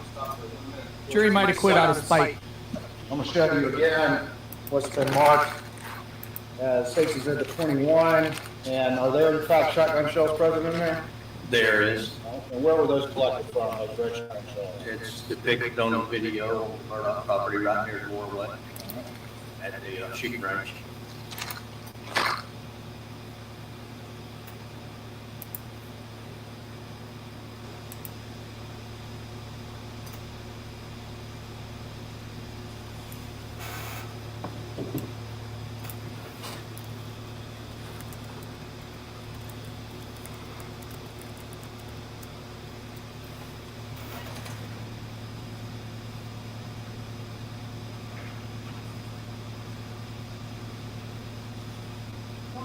things that you did in this case, and you've told this jury that the primary focus that you had here, because of your general knowledge of firearms, was to gather that type of evidence. Is that correct? That is correct, yes, sir. But you also participated in interviews in this case as well, didn't you? Yes, sir, I did. You talked about interviewing Rogan Gibson, talked about interviewing John Bedingfield, right? That is correct, yes, sir. Did you interview the defendant, or participate in an interview of the defendant? Yes, sir, I did. You remember what day that was that you participated in an interview with the defendant? Fuck with it some I other don't time. remember the actual date. Exhibit 243, and see if you recognize this exhibit. Okay. What's up, last responder? Sorry, man. I've been trying to fuck with some stream element Yes, sir, I shit. did. All right. And what is that disc? This is a recorded, Roswell, interview New which was Mexico. conducted with Alex Murdoch on 6/10 of 2021. Are your initials on this disc? They are. Jim. Your Honor, this time we would offer an evidence states exhibits 243, I believe, without objection. Oh, All right, let's play the video.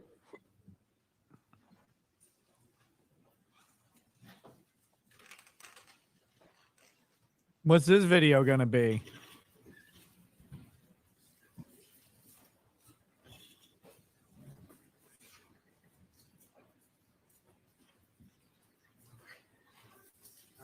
Setting that up, we can gun case, defendant can't see the jury.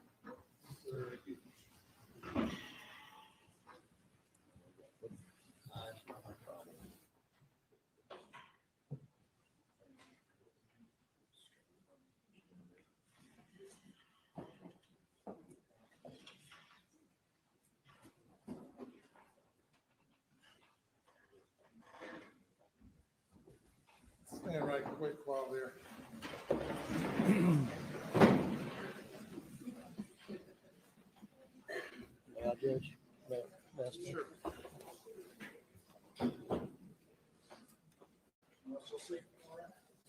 Another stretch break by the judge.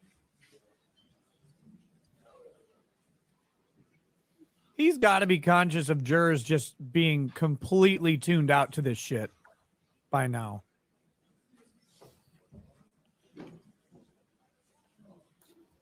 This is just, there's no way these jurors are still engaged. The jurors are probably drawing pictures of handguns and holding them up to their head, hoping they work. Yeah. Woo!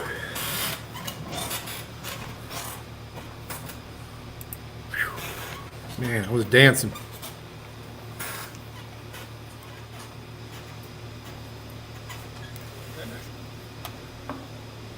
All right, thanks.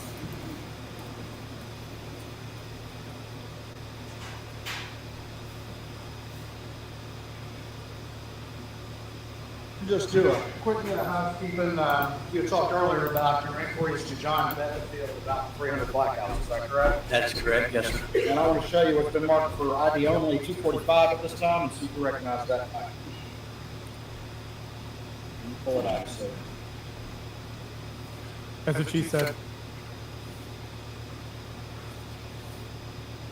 Yes, sir, I do.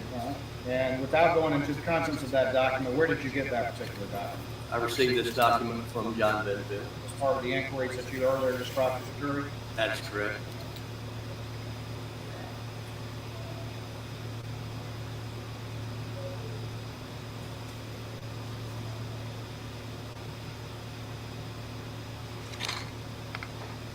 The interview of the defendant on June 10th, 2021, where did that take place?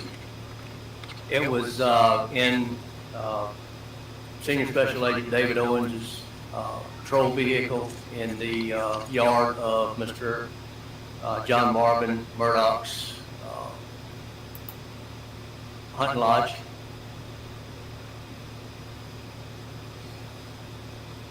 This time we're going to play exhibit 243, the second interview with John Murdoch.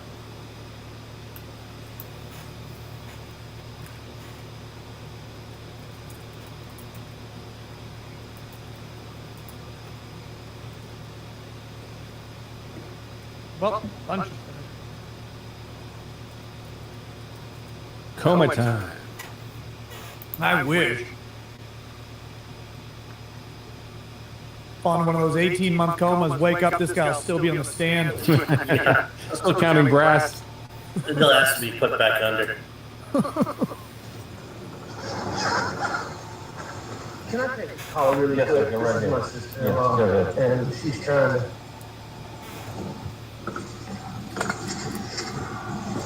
Hey, Mary.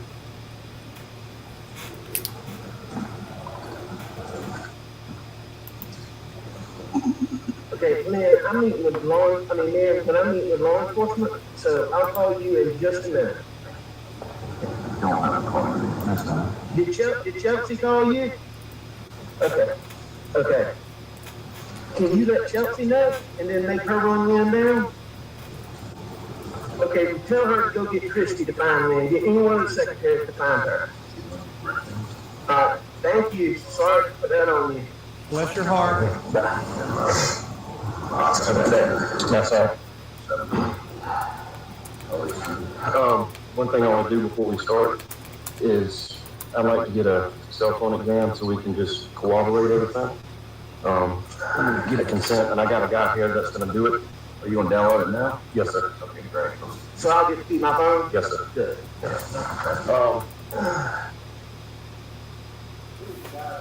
To download Alex's phone. Do you remember? Dylan Hightower with 14th Circuit Solicitor's Office. He works with the 14th Circuit Solicitor's Office? That is correct. At that point in time, that was the prosecutor's office in charge of the case? That is correct. Until August that the case got sent to the Attorney General's office? That is correct. How much attorney-client privilege stuff is on there? A lot. Okay. We do have a tank attorney that's going to examine it before we ever do. What is a tank attorney? A tank attorney, they look at somebody who's not affiliated with the case that makes sure that there's, Jim, do you know? Can you explain it better? I'm a taint attorney. Privilege attorney that Litigate my ass. Taint inspector. Attorney-client privilege information. That's a stinky job. Or extracted by the attorney. How do they know who's the client? How do you describe a taint attorney? Well, their legal practice is very narrow. You know, we go through me and signature. Just write your name here. So Alex, I've had situations where it's not a big deal. Give me a list of all his clients or something like that. You know, I think the big thing, Joe, is when you download that phone. A list of clients is a violation of privilege. And we can actually isolate the email. You don't text my email. No, I do. I text a lot of clients. I'm not a big emailer. Is that an 11 or 12? Do you know? I do not know. I can tell you that case story. If you want me to look at the back. The sniffing is back.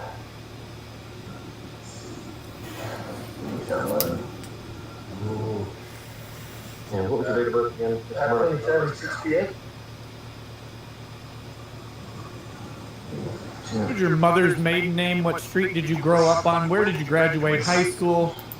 No, we don't have these questions for any particular reason. Favorite flavor of ice cream? Color of the house you grew up in? I'm sorry.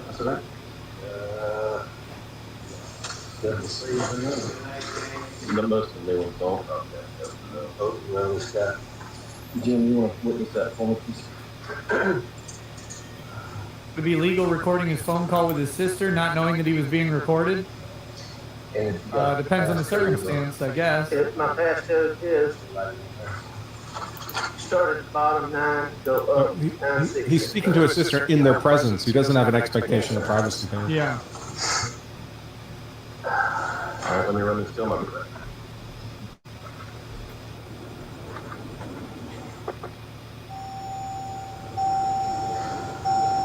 Where are you from, sir? I'm actually from Baltimore. Oh, yeah? Yes, sir. I got some cousins in Baltimore. Nixon. Nixon Oil? Yeah. Okay. Yeah. You came to Dickie Nixon? I don't know, you know. Nixon Oil is my Uncle Ray Nixon, and his son Teddy and Bobby and a bunch of them. Freddie Nixon. Is this right after the event? Goes straight, goes to Elko Church. Yeah. I need more than dead. I think they will. Yeah. Well, yeah, I'm going to, So they may make a demeanor attack to the prosecution, saying, "Hey, this guy doesn't look like he lost his wife and kid. Like he's having a casual conversation." Okay. I love that. Bill, the DNR officer, who is also the one that built the AR style rifles. 300. Let me just crack a beer. In Sweet Caroline, John's son and my son are the same age. They were in school together. So you grew up in Mark?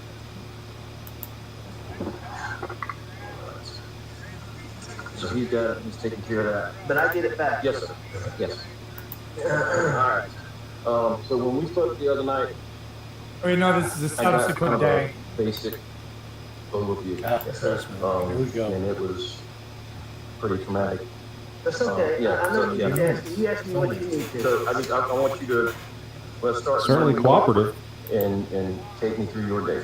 Monday morning, what did I do Monday morning? My wife and my older son had gone to the baseball games that weekend. Found it. I really can't remember what I did Monday. I know I went to work, but I think I was dragging a little bit from the weekend, and then I went to work. I usually mess Who knows around if it's on gonna the work, farm, and then I go we to found work. I was at work. Yeah. Is that the office in Hampton or? Yes, sir. Yes, In sir. the middle of the courtroom. I was at my It's probably office one of the in guys Hampton. in the panel. Probably Probably the one with his camera off. Doing, Legal work. yes, sir. I'm sure I can go back and probably recreate some specifics if you need me to, but I can't sit here and recall on the top of my head exactly what I was working on. I know one thing I was working on was we had some big motions coming up in a Dominion Energy case. I was getting ready for those.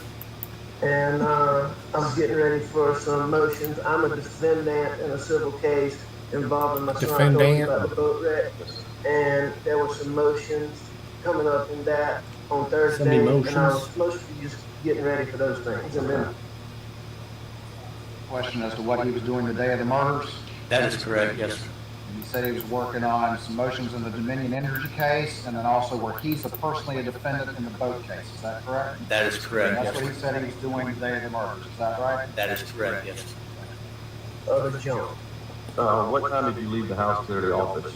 I'm not sure. Who all was at the house when you left? Cruise Light. To go to my office. Perfectly that Colorado. Or when you got up, who was at the house? I'm sure my wife was. And I can't remember if Blanca had made it out there yet or not. And who was Blanca? Blanca is our housekeeper. Okay.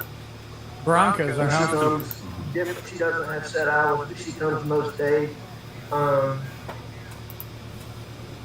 She'll be able to tell you if I was there when she left or not. I can't remember. It's mostly a painting, When did y'all? but he does drink a lot on stream. What time did you leave the office? Usually bourbon or rye The whiskey. housekeeper? Blanca? His late night streams, his midnight streams. Yeah, when she left or not. Well, midnight I just Eastern can't time. remember. And so when did y'all? You did some motions. Then he switches over to Rumble I left a little bit to tell us what he really early thinks of because shit. my son Paul was coming home. Because he had not been with us during the weekend, and he was coming home. We were going to replant some sunflowers the next day, and so he was calibrating, doing and getting everything ready. So he got home a little early. I left a little early, so he and I could knock around, and we knocked around for, just doing the things we like to do out there. We're riding around looking at Murder, mayhem. food plots, looking for hogs, Shoot for hogs. Okay. a little bit of target shooting, just bullshit. You said Paul was with you over the weekend. Where does he live with you at the house on Moselle? Well, I mean, that's his home, but he has an apartment in Columbia. Okay. And he goes to Charleston a lot of weekends with his buddies. And he had been in Charleston for the weekend. And then Paul works for my brother John, this out here, you met John. So Paul works for him. So Paul decided to go to, he to spend the night. His especially. With my brother, his Uncle John, they were very, very close. He's gotten mass flagged a few times by Keffels. Sunday night. And then he worked with John Marvin, and he came home Monday afternoon. Okay. Just real quick, Alec Murdoch told you that he left work. You know what's funny is that I told you, after my two-week suspension, and then I did those couple of, like 3 streams that day, I came back, and then the next day that my second strike was just gone, the exact same thing happened to Ricada. A little earlier than normal, is that correct? Yes, sir, that's what he said. And one of the things he told you is they were riding around looking for hogs, is that right? Looking for hogs, yes, sir. People often use 300 blackout to shoot hogs? They do. About roughly what time in the afternoon? I would think it'd be somewhere in the 5 o'clock range, a little bit. It was broad daylight when we were, it wasn't dusk, dark, or late. Okay. And we rode, we just rode around. We rode around our duck field looking at how the corn was doing. He and I planted corn in the duck field, and he planted the corn in the duck pond, and he was, showing me how. Yeah, but they make you serve the whole suspension first? And we rode around the duck pond. I mean, we just, we rode the property. We just. I mean, they denied my appeal, and I gave the exact reason for it. I mean, we rode around so much. We just rode, probably. Ride to live, live to ride. The funniest too. They're the funniest rides. It was a good little while. It was more than 20 minutes, 30 minutes. And was it 2 hours? I don't know. I'd say it was more than an hour probably. Really wasn't keeping track of time. And it wasn't, it wasn't getting dark. Mom wasn't home yet. She'd gone to the doctor. What state was that in? So, Just out of curiosity, target practice look out. Just a little bottle. You give me what gun? Yeah. A 22 Magnum. Magnum. No, it wasn't that shot. I think he shot 2 times and I shot 1 time.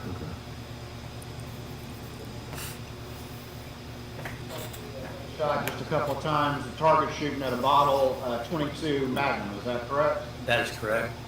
And is 22 Magnum, is that a very small round, or is that a much larger rifle round like 300 blackout? That is a small round. Okay. 22 is about as small as it comes. But they make them smaller, but it is small. Okay. So after y'all got finished riding around, try to take me through the rest of the evening. All right. At some point we were all back at the house together. Mm-hmm. Maggie had gotten home, and we sat down, we ate supper, which we usually eat supper together. The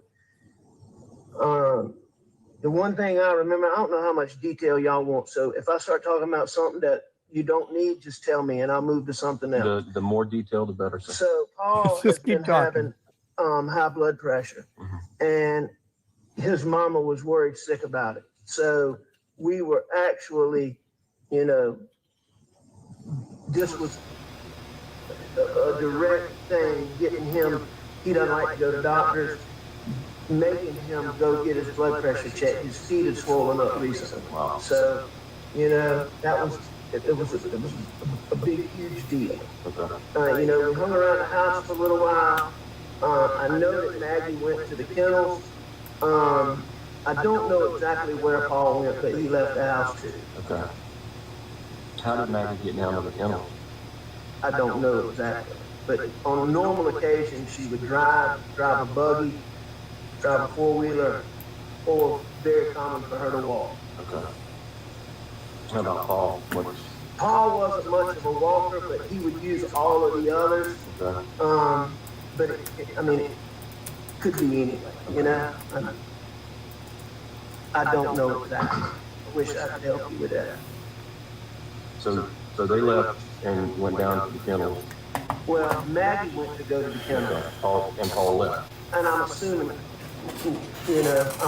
Paul left because of, what happened. I mean, I'm assuming Paul went to the kennel. You're a mod, aren't you? And what did you do when? Fuck, I thought you were. I thought I made you one yesterday. I stayed in the house. Sorry, bud. I can't tell on StreamYards. He stayed in the house. Here's where they're going to try and catch him in a lie. I mean, I'm assuming Paul went to the kennel. Okay.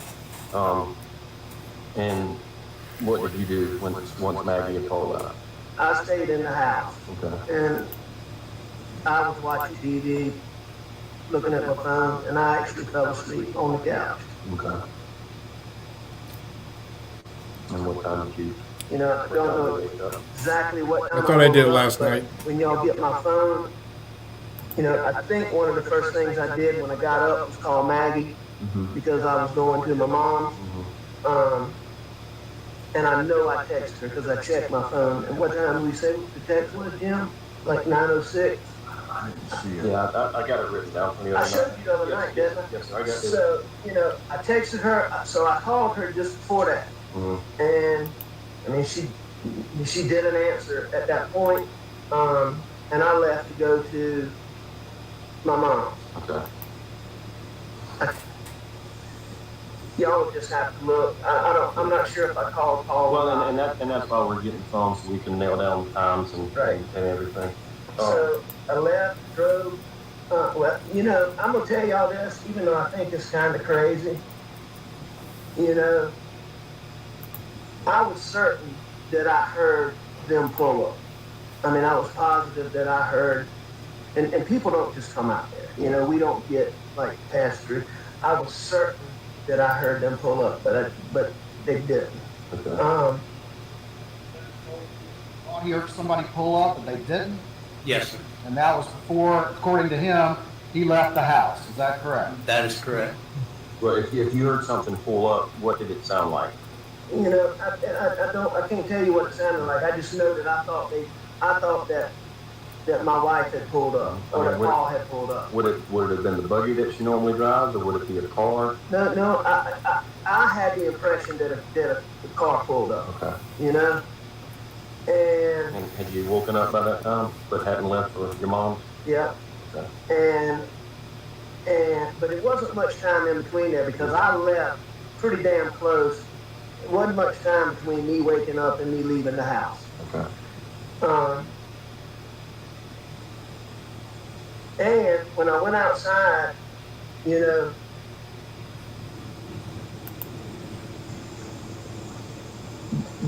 a cat, a wild cat that lives around that house. I'm pretty sure it was the cat that For some reason I from can't my car, but click on it. I never had the impression it was a person, but there was something. Okay. This point, the defendant tells you something about a wildcat running. He wasn't sure if it was a person. Yes, sir. That's what he says. But I Links really and don't think, StreamYards. I'm Maybe just if you put it in the throwing private out chat. what was in my mind. Yeah. Or you're not in StreamYards. Never mind. I left. I drove to my mom's. I checked on my She lives mom. right out here, correct? She lives in Alameda. Checked on my mom. Talked with Shelly for a few minutes. Shelly is The caregiver. And I know that I called some people on the way there. I know I returned a call from my brother John. I know that I called Chris Wilson. I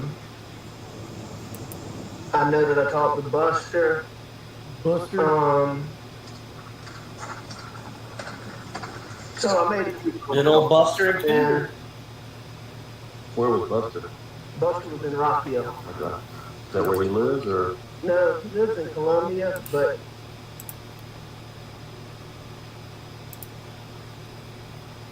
Rifle bar suspicious at the rifle bar. Georgia? 410 suspicious at the rifle bar, 127 East 3rd Street. Or be advised, there's a male in the bar who is recording people. It's a white male wearing a black hat, black Adidas hoodie, and black pants. He was asked to leave and is refusing. We're getting further. Cut. 2104. 425, shoot me right to that. 425, 2104. Does the sound kick on?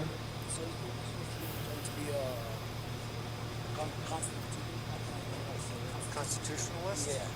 Okay. But he told me it's fine.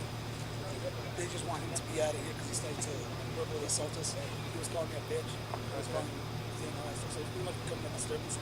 Okay. And if we can, we just want him as far as about this hospital. Okay. Hey, man. Hello? So you're not welcome in the bar anymore, okay? So you have to leave. Am I in the bar? You're in front of the bar. What property am I? Shit. Hang on. See if I muted it. He just started a new job. He's going back to law school in January. He's working a little part-time job with Wild Wings through January. You know? You're not welcome in the bar anymore, okay? So if you cause any bar right now? So if you cause any kind of disturbance, then can you look at me?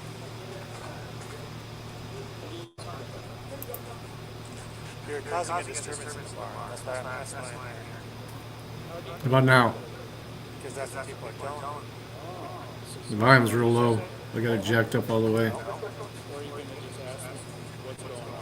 Now I'm going to ask you to not at that bar. I'm not at the bar.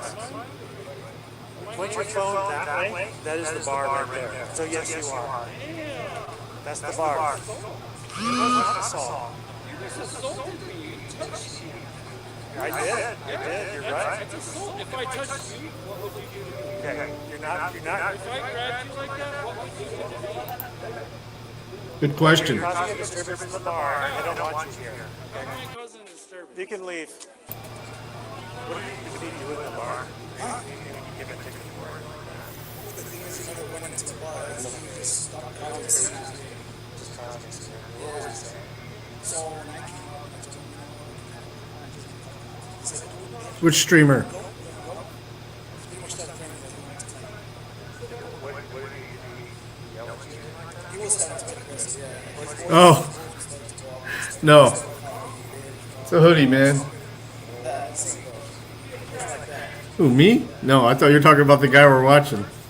No. No, it's a basement.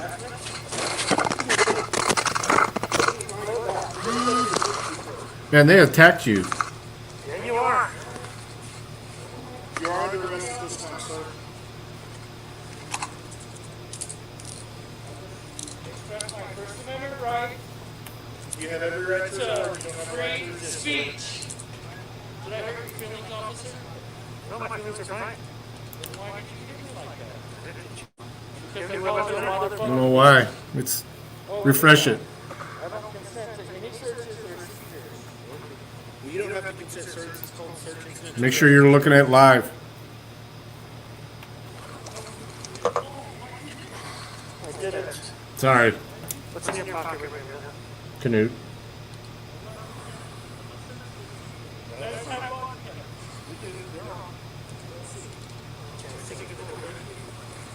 Come on. Hey, stand up, please, sir. I don't want to hurt you.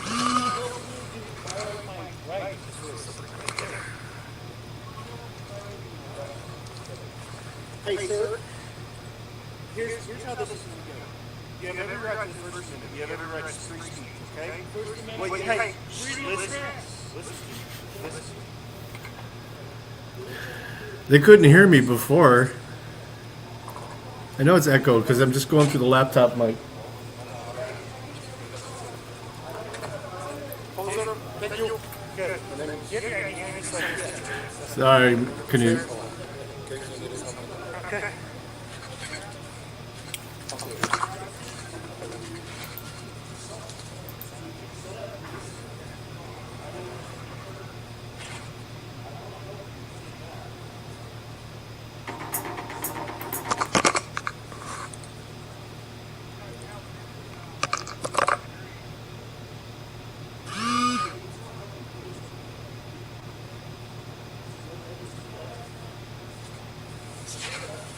Hold on a second, let me just get this.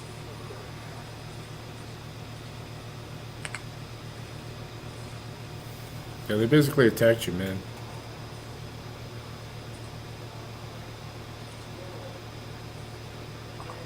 What's your phone number? 970-319-1893. No, it makes my wife feel better. Okay, thank you. I recognize your name from Bow's stream.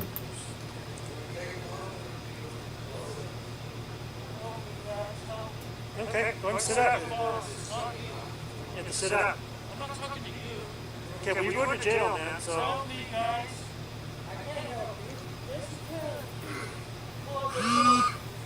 It's only been a body camera, sir.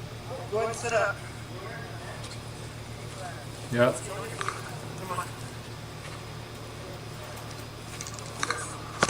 I only wear glasses at night driving.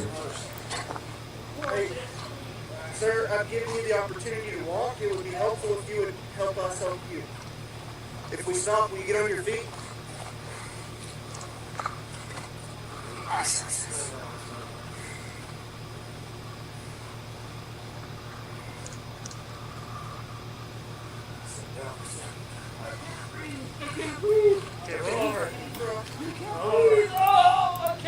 Yeah, he streamed earlier today. He'll probably be back on this evening. He doesn't leave any of his old lives up though.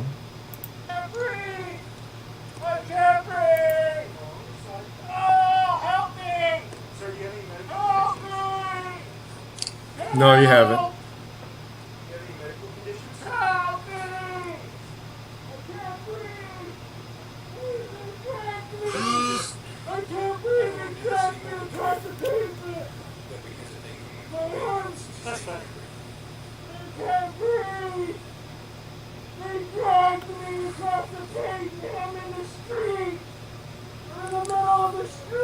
You're in Norway, right?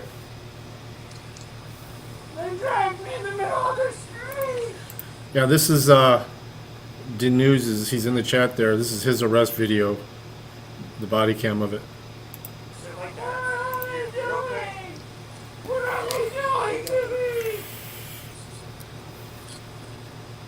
Help! They dragged me in the middle of the street for no reason. I was just recording on my phone on public property. What is wrong with these guys?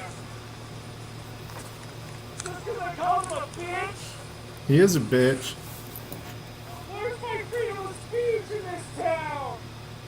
Where? He's so drunk. Fuck you, bitch. That's not threatening. I have witnesses that say that you told him. Well, they better be in court. Those motherfuckers better be in court. Somebody destroy you in court. You better be there too. Going off hearsay. You didn't do shit. You arrested me because I called you a bitch. Fucking cocksucker. Where's he? That's why you arrested me because I called you a bitch. Where are you? Where are you? Where are you? Oh, wow. Where's my First Amendment right? I remember you.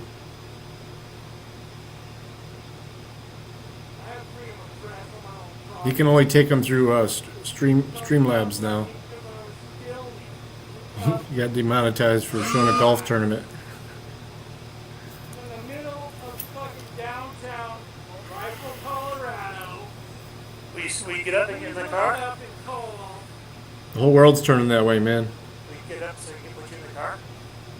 These guys are just nuts. Dragging me in the middle of the street. Fucking rock ice. Hey, Darren, will you get up so we can get you in the car? Darren. Darren. Uh-oh. D-News is doxxed.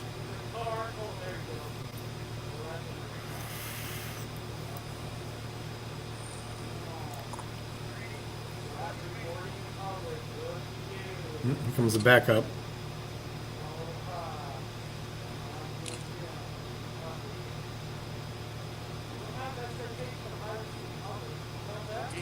a plastic bag with all the stuff out of his pockets. What?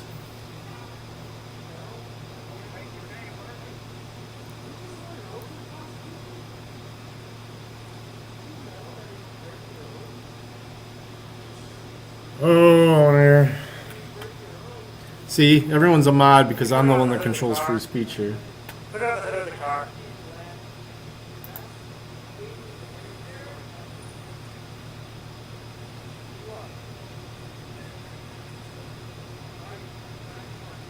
People are like allowed to feel the way they want.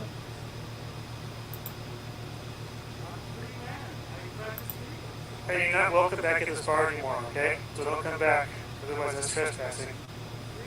Okay, Darren?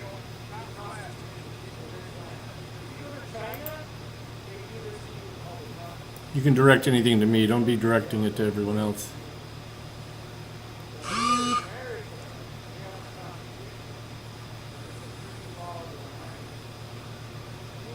Okay.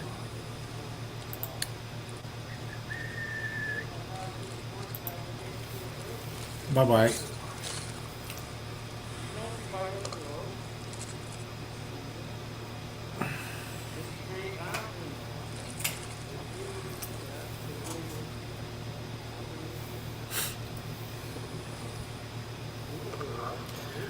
think that's one of the few people that Bao never got along with very well either, because he talked shit to Bao as well.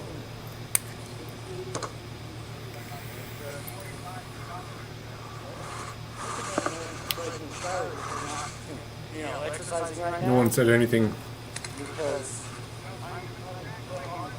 Yeah, nobody said anything bad to him.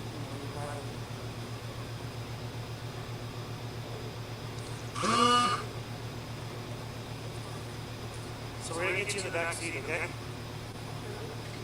You do what you want to do. You know, my rights.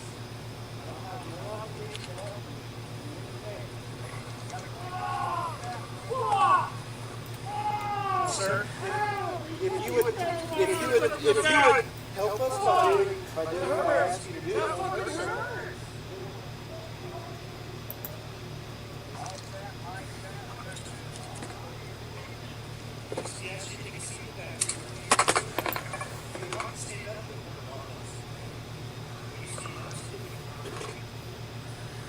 You gotta get in the back seat of the car.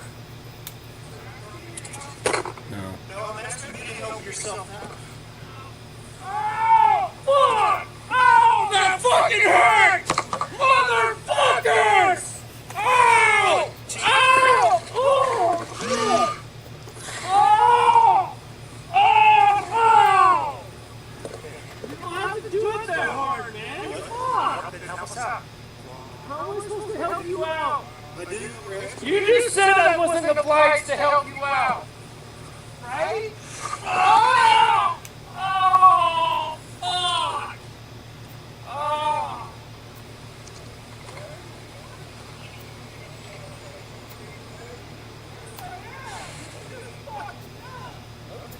Yeah. Canute, he's trolled in Bao's channel quite a bit. I've seen him a few times. Bao doesn't like him. No, he's gone.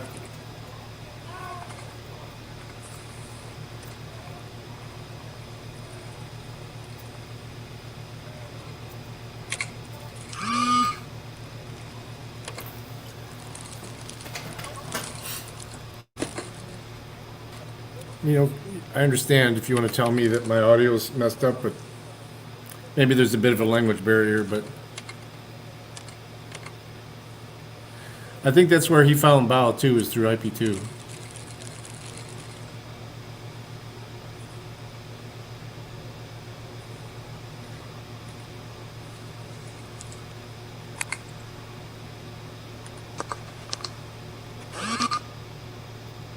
Gotcha. Yeah, I looked up his page. It's just him working out and shit.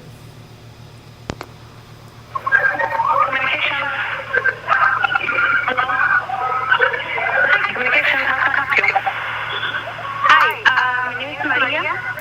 I'm calling from Rifle Bar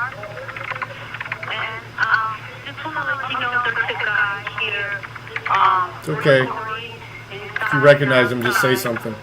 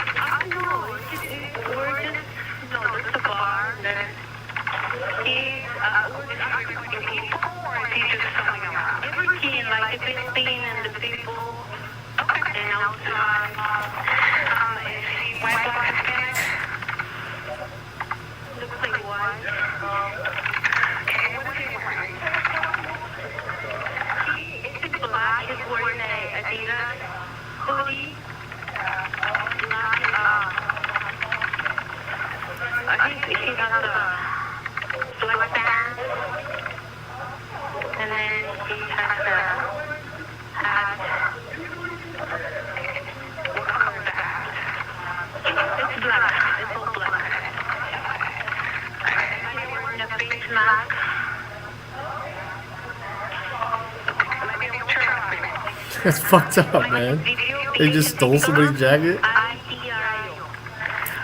Hey, you didn't have one on when they approached you.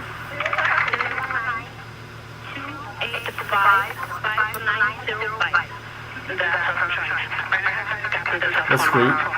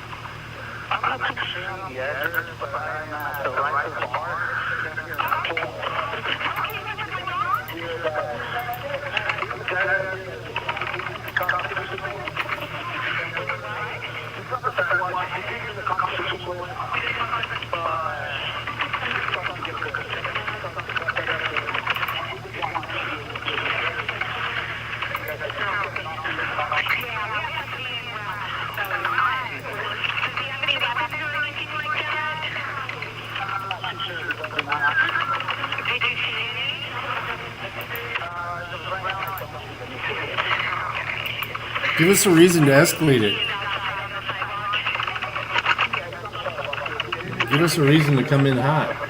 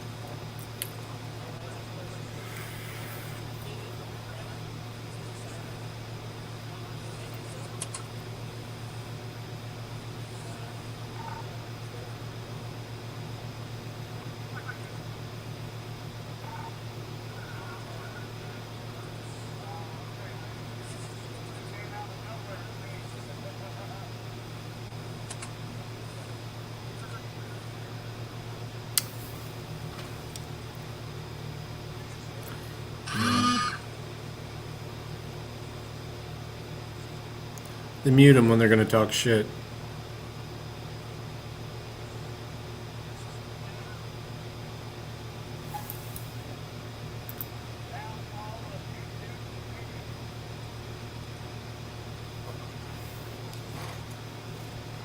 Just stay muted.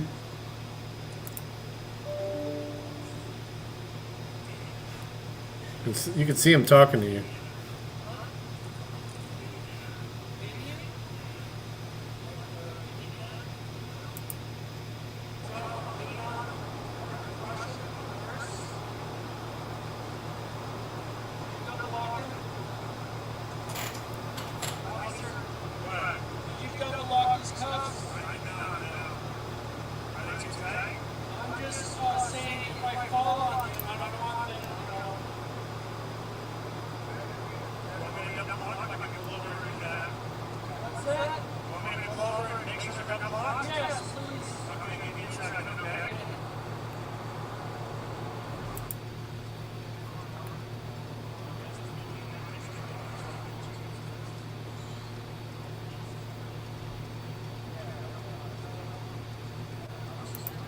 Made him stop.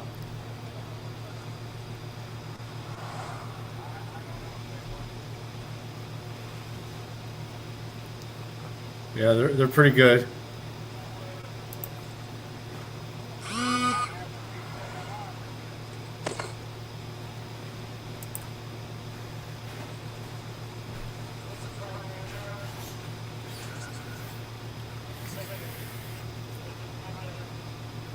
And the volume's so low, I've got it jacked up too.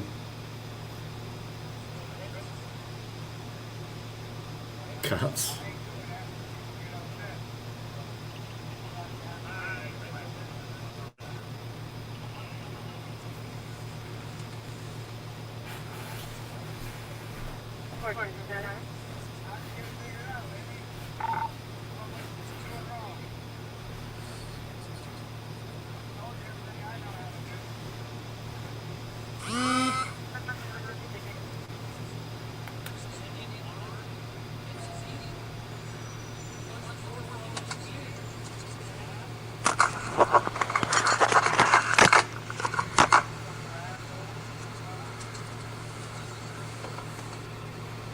It's nuts.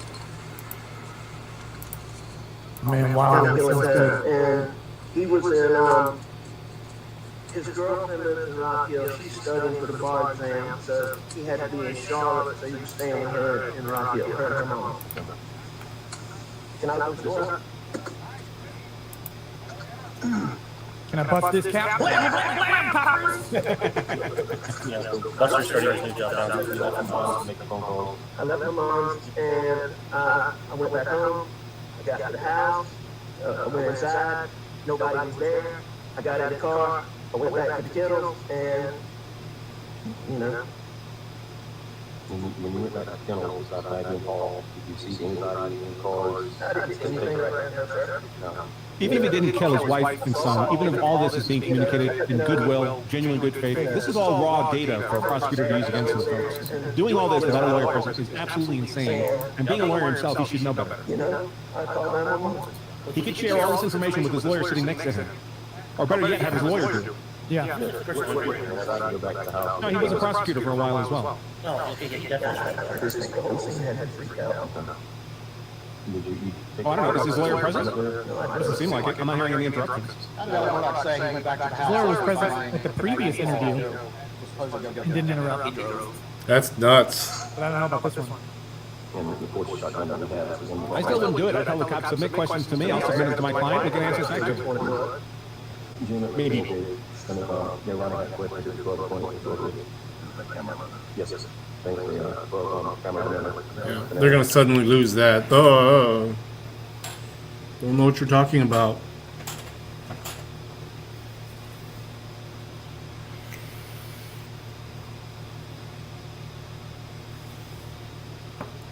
What the fuck happened to the screen? Okay.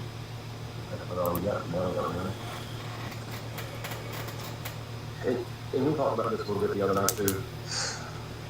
I know Paul has been getting some threats and getting some being assaulted from you know, the boat.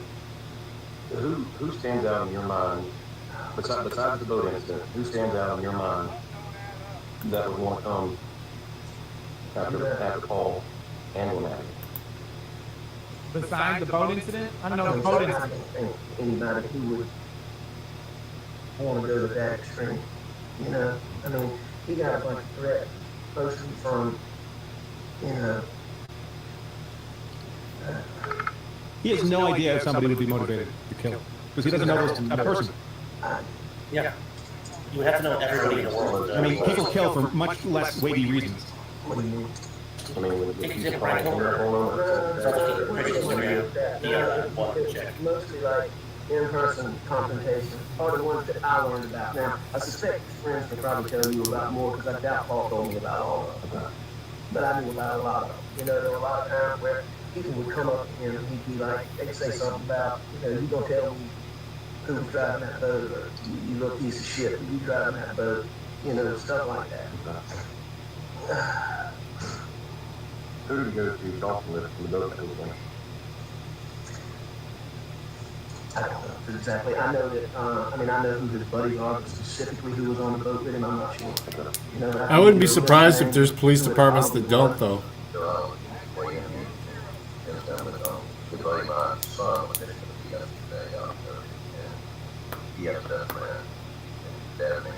Would not be surprised. Yeah. Yes, his son said that Paul left on the couch or something. I'm sure they do, but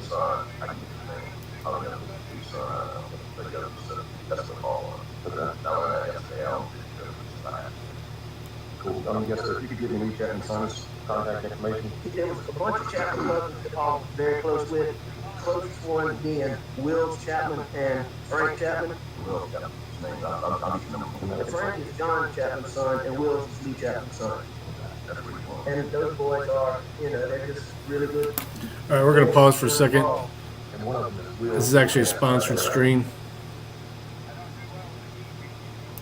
A little commercial. If you're looking to get the ladies something for Valentine's Day, check the link in the description. Use my code, get a cool discount. This is the new line of stuff that they have available now. Oops, almost played the wrong video.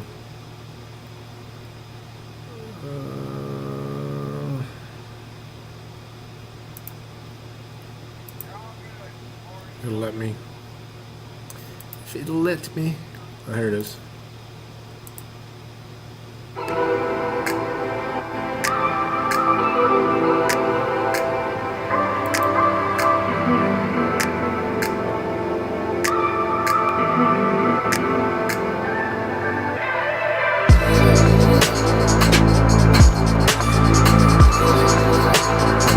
Nice, not cheap stuff.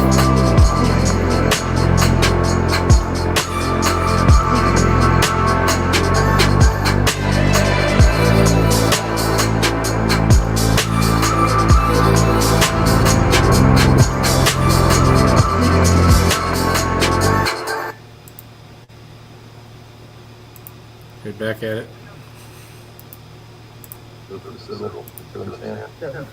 Promo video.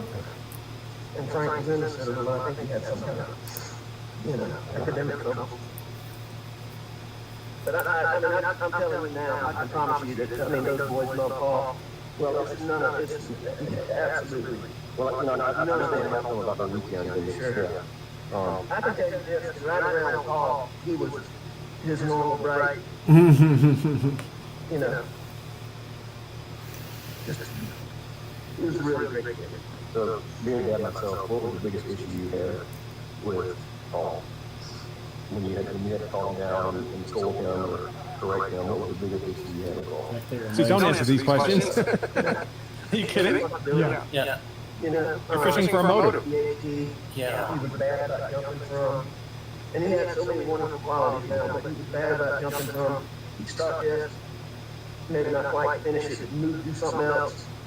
And, you know, you find out from his friends, he had clothes strung out all over the state. He did that with clothes, he did that with guns, he did that with my boats. So, Yes, everywhere. I mean, he would go off the weekend. Sometimes he wouldn't pack clothes because he's got clothes in somebody's house. What's wrong with that? I mean, Paul one, like, he wouldn't understand how you go out, you know, you and a girl go out on a date. He liked the crowd. And who was his girlfriend? He didn't have a girlfriend right now. He killed the last one. She gave him the cold shoulder.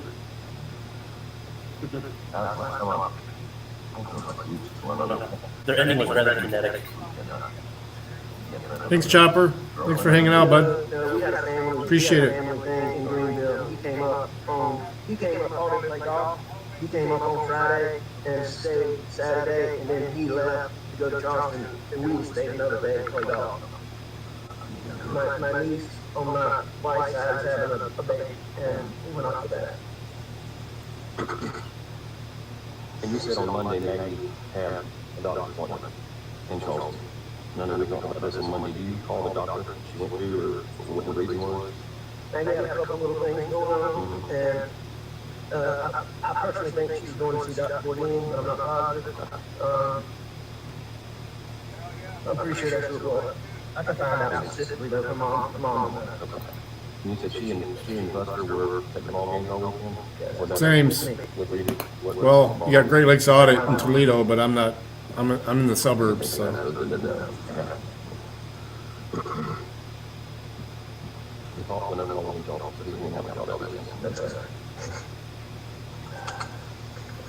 I mean, There used to be a guy called Odin or being something like that. Odin's eye because he only had one eye or something like that. But that's nothing compared to how much damage you can do to yourself. Yeah, he relatively got through that one. He was an idiot about it. It's easy so far. Kept getting arrested.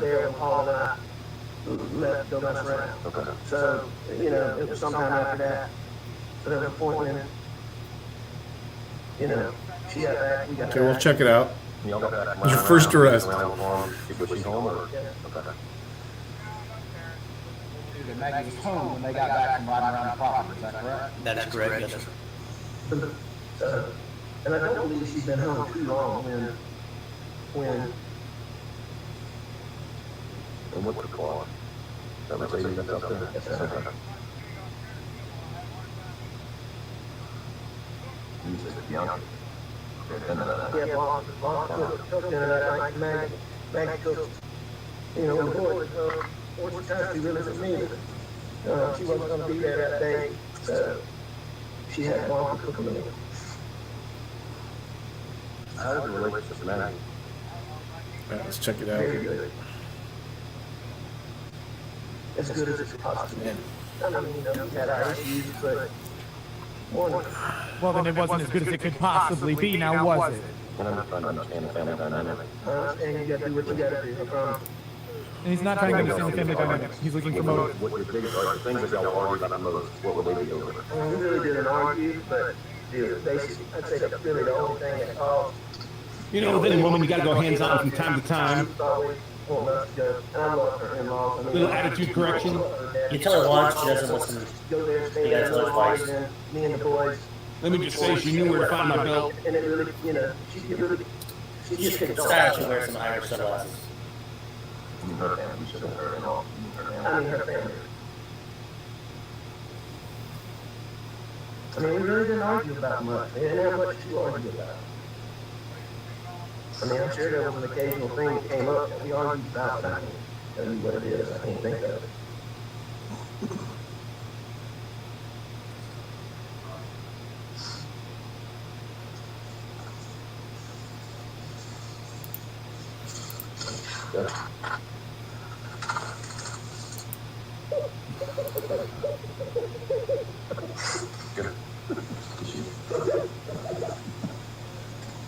I didn't know what that was. I thought he was wiping a window. I thought he was remixing his testimony. Spin it backwards. You know, she didn't work. She always said it was her job. She was privileged to know how to work. She was going to make sure she took care of me at every point. I mean, she did everything. She did absolutely everything. Yeah, I'm sorry. No, you have it right there.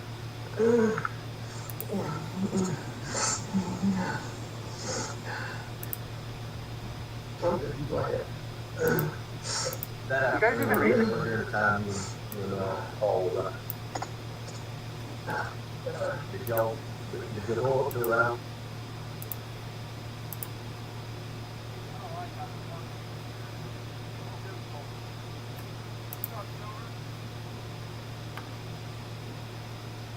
Hey, I have a right to free press, didn't you know that? Well, you can't come in the building if they don't want you in the building.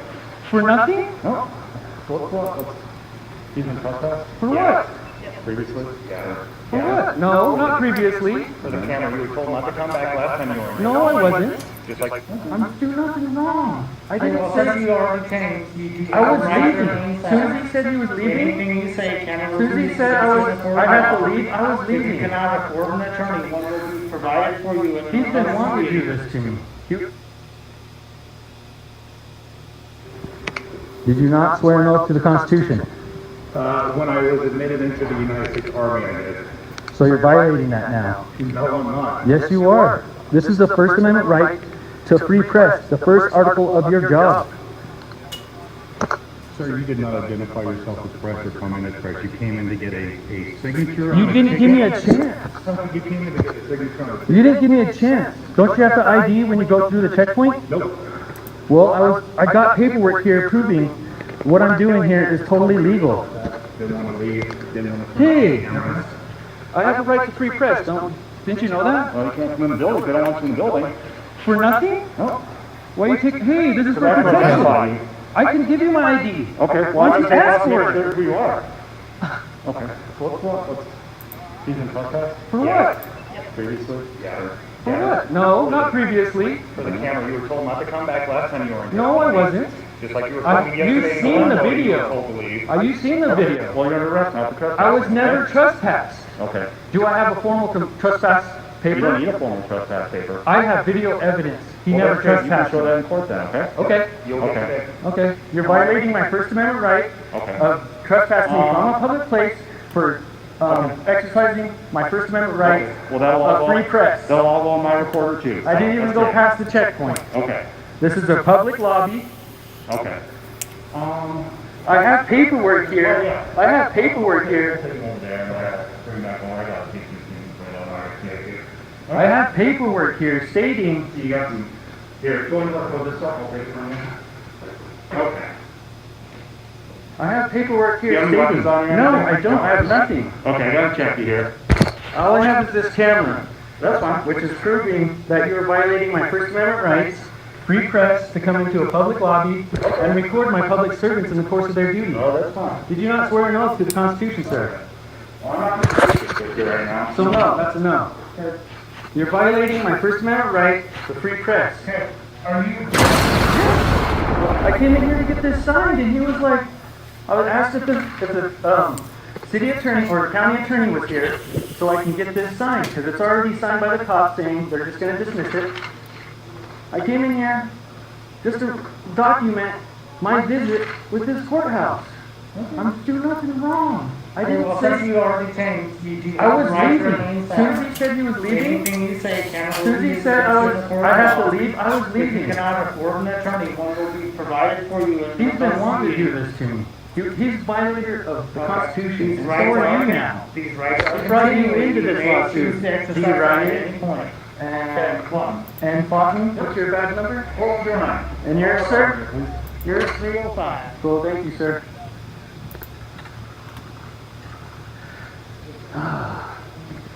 You guys even read the Constitution? I read it fully, twice. And I'm doing the... You should know your Constitution. That's Yep. important. Yes. Yeah, I'm looking at The face Constitution is the now. law of the land. You are correct in that. Yep. And what are you doing? You're violating it. All I did was walk in there and ask where the city attorney is. You can go back to court and argue. No, Okay. you're not going to get a statement from me. I'm gonna exercise my Fifth Amendment right to remain silent now. Well, that's great. I wasn't planning to ask you any questions, so. Oh my. Hey guys, they're arresting me. Please give these guys a call my lawyer, let them know what happened, show them the video, And yeah, I'll see you guys later. Thanks for watching. My camera's still on if we're in a secure area. I'm turning off in here. Okay.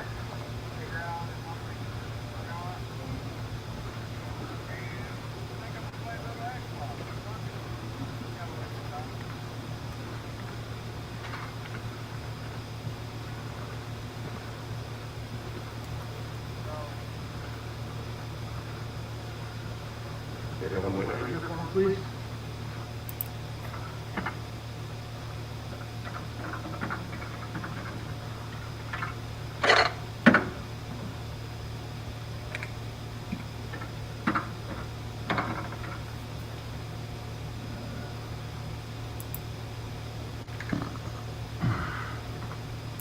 Can you show on the camera that I have my car keys and the light? They're right here. Thank you. Hold on, just give it back. It's not in here. Oh. I should put that on, you know, I mean, I just had a hot before. Your chief doesn't approve of those. No, he does. No, he doesn't. He said it in a post, the newspaper. We have to get them off the football camps. I know, because they choose to.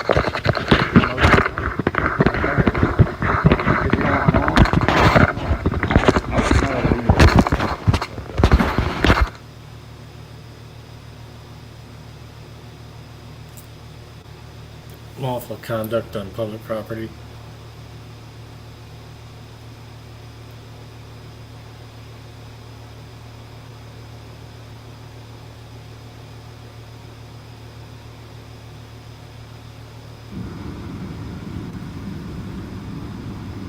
Yeah.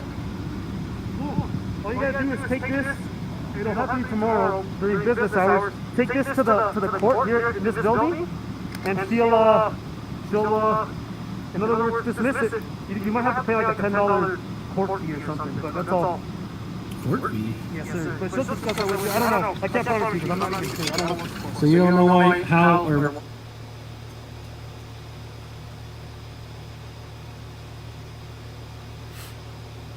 Courthouse open?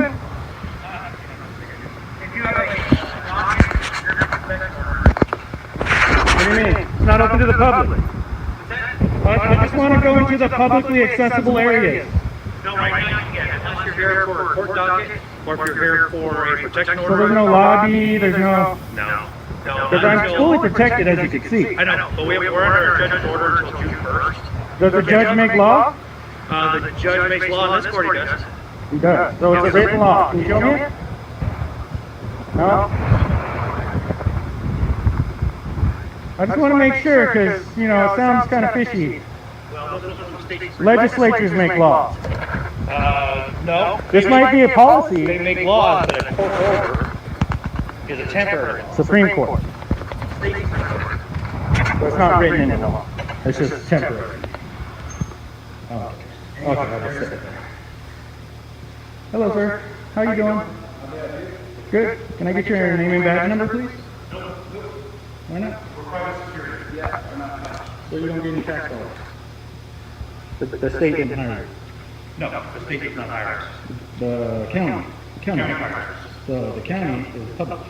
They get tax dollars. So you're denying your name? Okay. Good time. You know, I know what you think you're doing is helping things, but you're really not. So this is the court order that we're working on Okay. right now. Can I get a copy of that or no? Can I look at it with my camera? Okay. This is the court order. He won't even let you see it? Judicial district. Okay.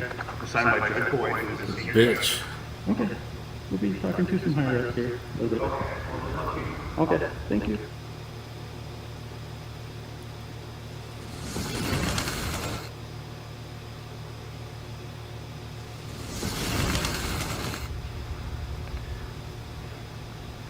Is this just the only public area in the... Can I put my camera in there and walk around? No. Why not? Because we're under that court order. Oh, okay. Yeah, I didn't get to read it, so... Unless you have a court case today, or you're here for protection order, I didn't get to read that. So. I'll look it up online. Is it online? I couldn't tell you, I don't know.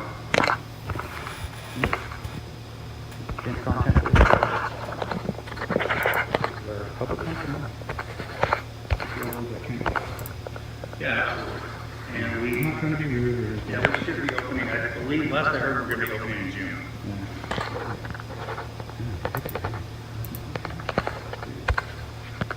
Okay. Cool.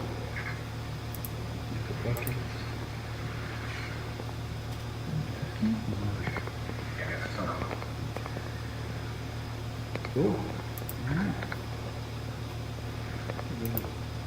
AED right there. I got one of those. Never know when you form CPR. Absolutely not, especially here. Yeah. Alright, well, I wish I could get your name to tell the public, you know. And, you know, public knowledge. My name? Yeah, it is. Well, yeah, I can get it on. I could get a FOIA request with everybody who listens to it. Okay, I will. Alright, I'll see you soon, probably by then. Thanks, man. Well, I didn't hear nobody get trespassed there. Nobody get told they couldn't come back.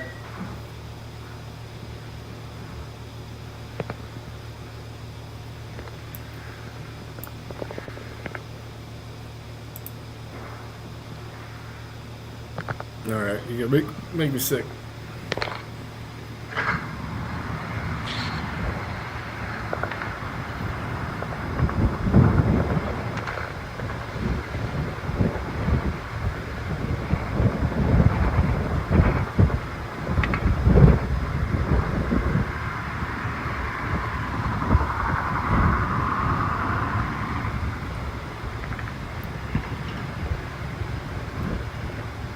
This is during the coup lockdowns.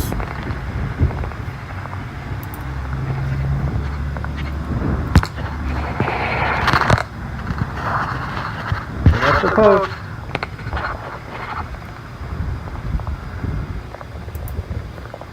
Get all the license plate numbers if they don't want to give me any information.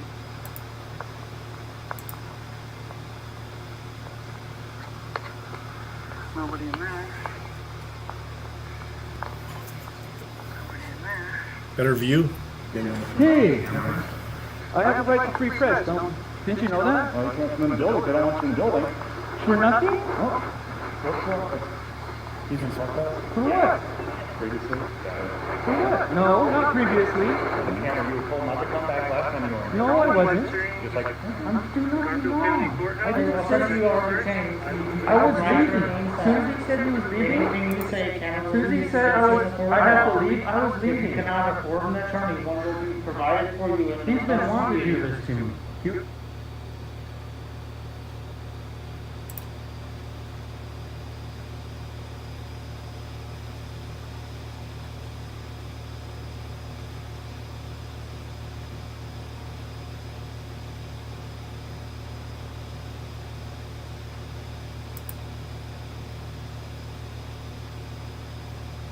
You know this.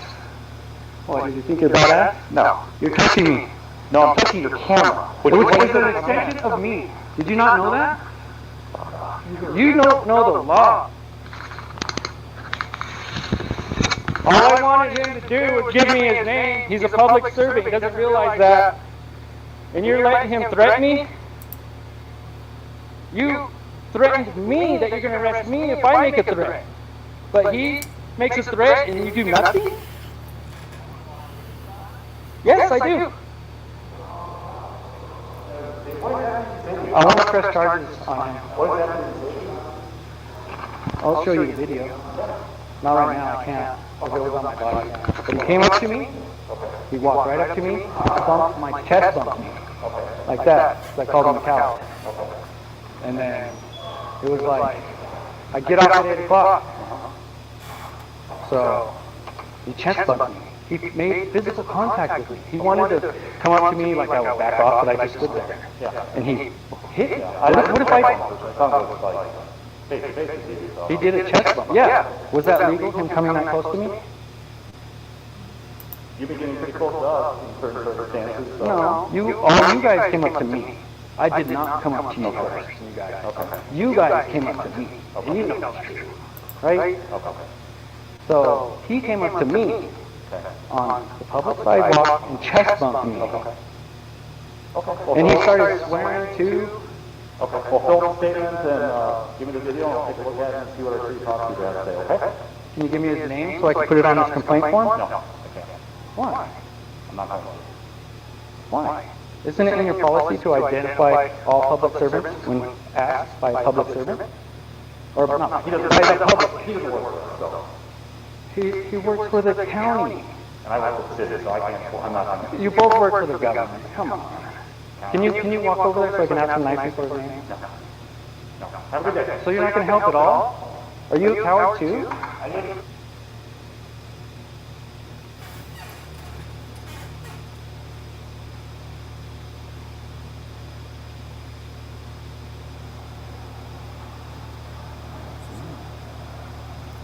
Good dude.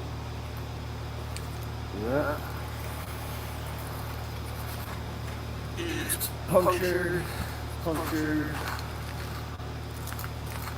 Put my spare on that one. Yep, another flat tire. Punctured in the side. My livelihood, guys. My livelihood.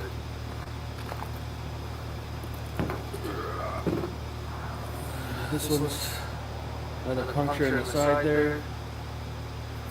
That's what happens.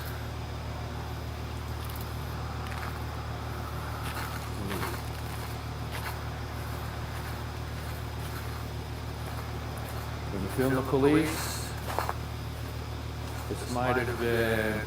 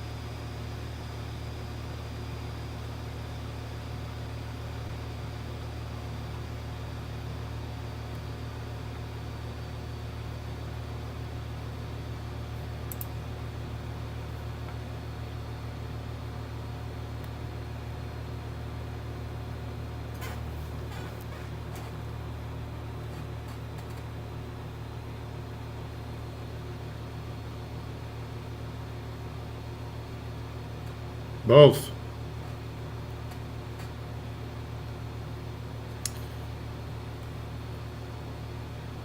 Both.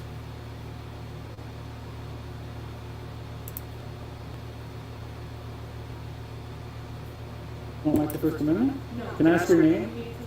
Who's asking? Open the door and leave. Just, are you a member of the public or? Now. Wow. Darn, hearing. No, you're fine. I just want to make sure you're doing all right. So this is the probation department. But you know about the First Amendment, right? You're a judge. Just the way you're asking me to give up my rights. And I'm smiling too, see? I said I'm smiling too. To uphold the Constitution, do you fight for it, or? Always, yes sir. Anything I see in public, I could record, right? Like I could walk through the window and record it, even though they shut it. I can, anywhere in public I can record, right? And people can't tell me nothing, because I'm not breaking the law, right? Most confidential information is going to be. Why would they keep confidential? So I could see this and read it off, right? And that's not against law? So they're leaving stuff open for everybody to see. So people with photographic memory will see this and go disperse it on the internet without a camera. You see my point? Like I told you several times already, you can film in the hallway. You never take pictures of the tiles on a computer. You just can't take pictures in the clerk's office. I'm not in the clerk's office, right? that way. So, you know that sounds weird, right? I mean,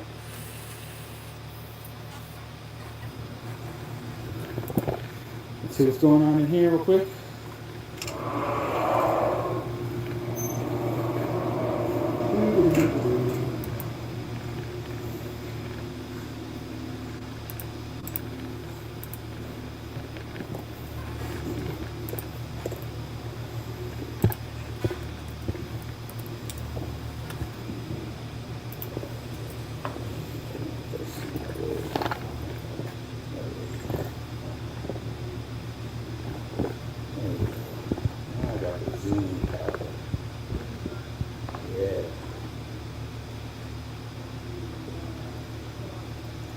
Tripod for stability.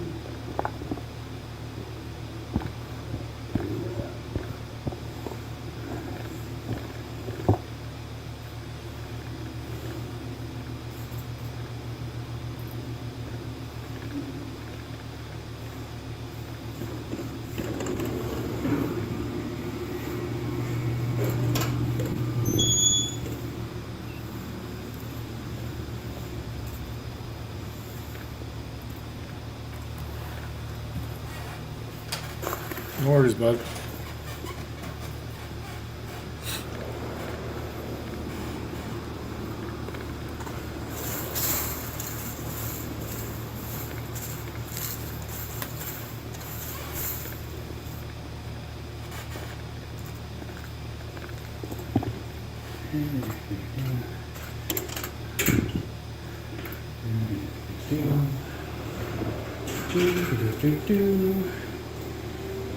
How you doing? Good.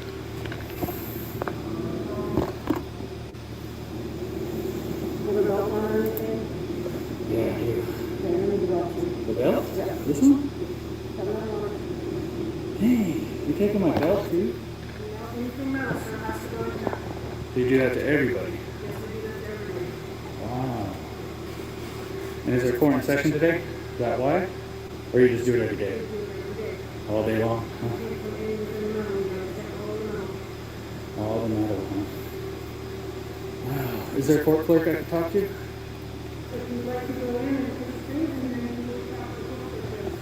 Man.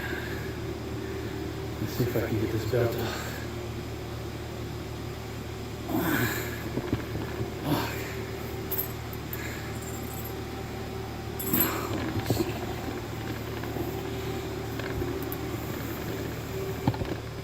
Responsible for most of the actual advances. Maybe they fund better at something like that.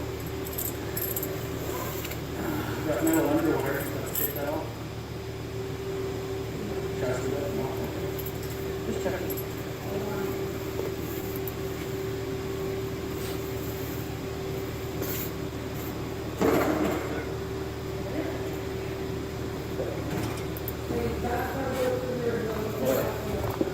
That's all right. That's all right. Did you know me, honey?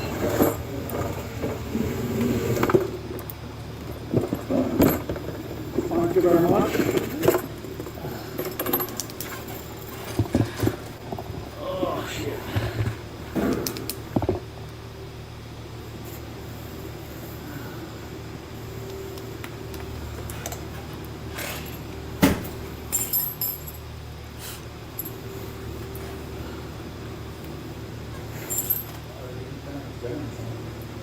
That's crazy.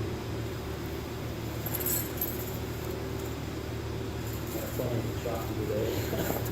That'd be hilarious. I do. Woo! Thanks for giving us your name.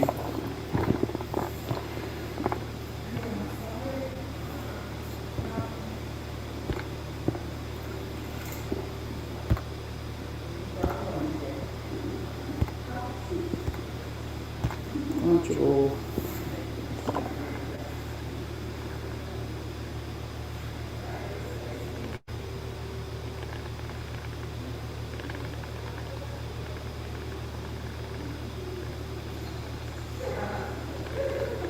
So So this is the sign that Yeah, I heard that. Siri Metal was underwear. referring to. Has no statute on it.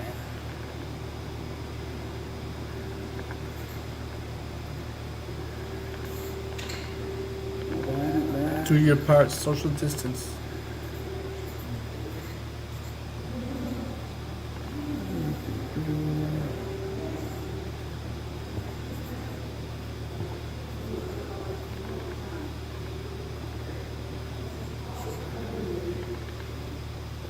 Should have made a better choice.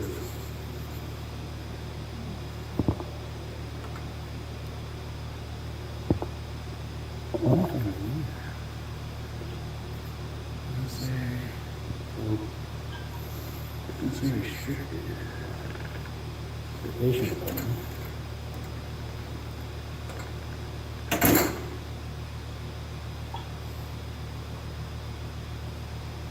Hello, how you doing? Just taking a look around. Exeter's bathroom. Public information. Corporation. Always doing public servants.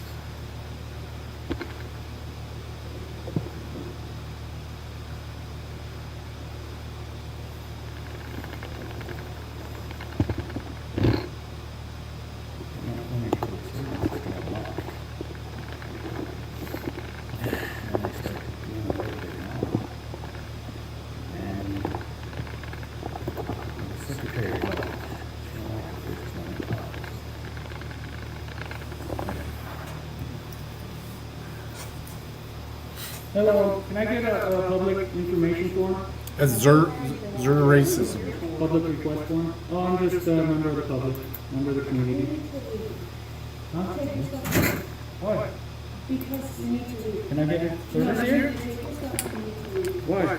Because I'm asking you to leave. You don't like the First Amendment? Can I ask your name? Who's Open the door and leave. Just, are you a member of the public or? Now. Wow. Turn, tyranny. Let's see how you doing. No, you're fine. I just want to make sure you're doing all right. So this is the probation department. Thank you guys for not being there. Yes. Okay, I'm pretty good now. You're good? I think so. It's not okay. You know what the code said. I can report in any public. No, it's a lobby. It's a public lobby. It's a public, yeah, so you don't have any say. Right? Is that what she meant? She don't deal with these guys, so she can't really do anything? That's what I got out of that. Man, that lady's crazy in there. Get out, get out. Oh, I'm not gonna gathering content for a story. Yeah. First Amendment, freedom of press. And this is a public lobby in there. And I was just getting information off that wall. You cannot get in my face, blah, blah, blah. I should have made her touch me, but I shouldn't have got out of there. I gotta go fill out a complaint form now. So they don't know our rights. Thanks.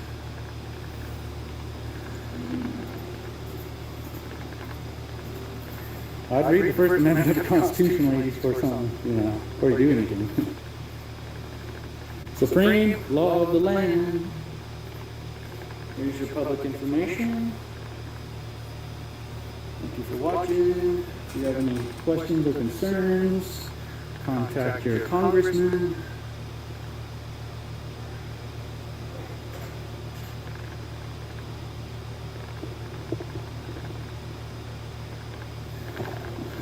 Oh, really?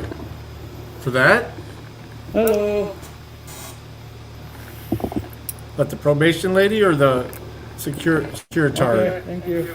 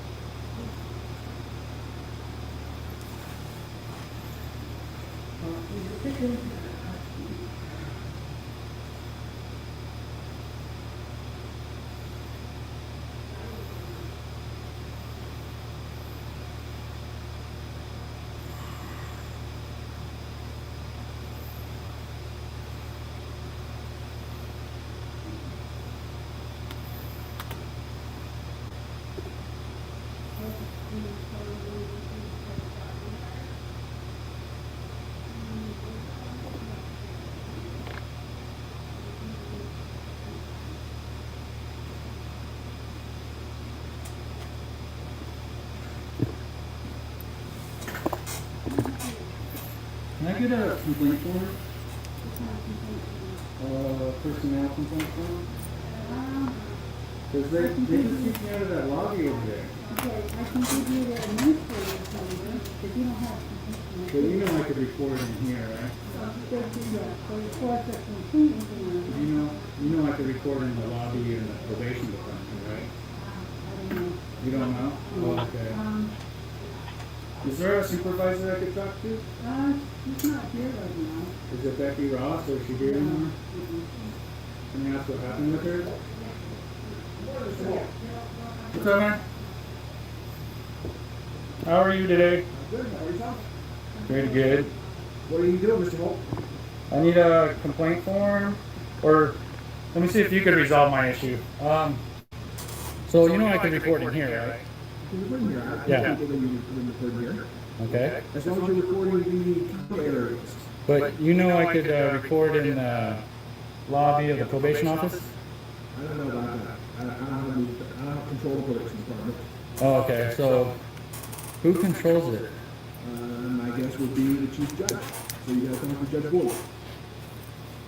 About my constitutional rights? Huh. Okay, so are you law enforcement? No. Can I ask your position here? Oh, okay, cool. How are you? Potsky? Patotsky, okay. Cool, you're the one that took my place last time. I need a transcript of that court case that we had back then. Sure, you can file whatever you like. You gotta file the correct forms. If there's a fee associated, you gotta pay a fee. And how come you got sunglasses on? How come I can't see your eyes? Oh, this is protection from COVID. And this is your protection, right? This whatever that is. Is that plexiglass? Oh, okay. Yeah, so... So Darren, did you want a transcript? Yes. Thank you. Okay. Get that COVID in your eyes. Like I said, I would just prefer that you don't film inside the clerk's office. If you want to do the common areas, feel free to. Okay, but you know about the First Amendment, right? You're a judge. just the way you're asking me to give up my rights. And I'm smiling too, see? I said I'm smiling too.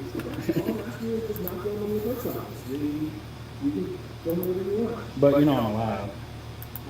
I'm not going to agree with that. Right. So is it against the law? Is it against the law? That's cool. I got it. Did he? Oh, okay. Okay? Alright, well. Again, I'm just going to ask you not to film inside the clerk's office. Where's the clerk's office at? You're filming it right now. What do you... Oh. This is not like a call. Information that is not public access in here? Right. Is that HIPAA or what is that called? It's called, if I was holding your social security form right now, your social security number, would you be happy about that? I would. Is that public information? I would make sure that. Is that public information? You give it out, yes. You give it out to the police. No. If I were holding a form right now that said Darren Holt, you know, here's your address, here's your phone number, here's your social security number, would you be happy about that? I don't really care. Well, how about if it was somebody else other than Darren Holt? You think they'd be happy? I don't see why not. It's all government, public information. Your response should be, it's your responsibility to protect my information. There's ways of dealing with identity theft. If I'm holding a sign right now that says Darren Holt with your social security number, you're okay with that? Yep. I don't think you are. So again, I'm going to ask you to turn it around so you're not filming the clerk's The cops already dox my information. People come to my house and slash my tires. They do everything to me. Again, I'm just going to ask you. Again, And you guys do nothing, so that's all it is. Please turn the camera so you're not filming the clerk's office. You can film the camera. Can you come out here and talk to me so I can just film you? No. Oh, okay. I'm talking to you right now. I don't care that you film me. But I'm asking you to, again, turn the camera away from the clerk's office. Or I'm going to have to ask you to remove. I've been very polite with you. Can you ask me to leave first? I'm saying, if you don't turn the camera, I'm going to have to ask you to leave. I don't want to ask you to leave. But you're going to force me to ask you to leave. Is that what you're trying to do? Well, is this a game to you? No. He keeps asking you questions and not letting you answer. That's what they do. Can you please ask Cops me do to the leave? same thing. No, I'm not going to ask you to leave. I'm just going to ask you to turn the camera. Why? It's my right, you know It's it's my not your right. right to film in the clerk's office where we have confidential information. Well, what the law says is anywhere in a public space, you can record. You can't Yes, trespass. in the clerk's office. The clerk's office is not a public space. You're filming inside the clerk's office. It's just like filming in that window in the courtroom. Now I'm gonna ask you to leave. Is that what you wanted? You got what you wanted. I'm gonna ask you to leave. Sure, that's what I wanted. Okay, This, you have I wanted you to be known as a tyrant, like you are. The truth comes out. Hey, you want my social security number? There it is, folks. My social security number. Let's see. I didn't bring my ID if that show. Okay. Who are you? Oh yeah, you're you. This is his building? It's the people's building. but Yes, my building. You're not I'm the people. allowed to record inside their private area. Can I speak to the supervisor, please? We're protecting the people. If you need to speak to your supervisor, you have to contact the Chief Judge Boyd in the district court. Chief Judge Boyd. Yep. Okay. Absolutely. Thank you. I'll be talking to him.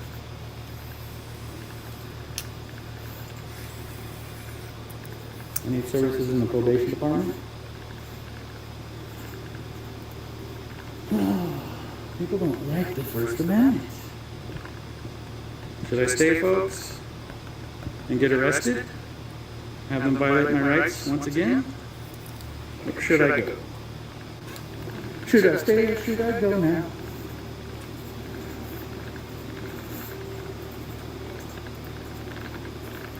I'll be back. I'm gonna go talk to Boyd or whatever his name is. Thank you. Hi, whoever your name is. Tyrant.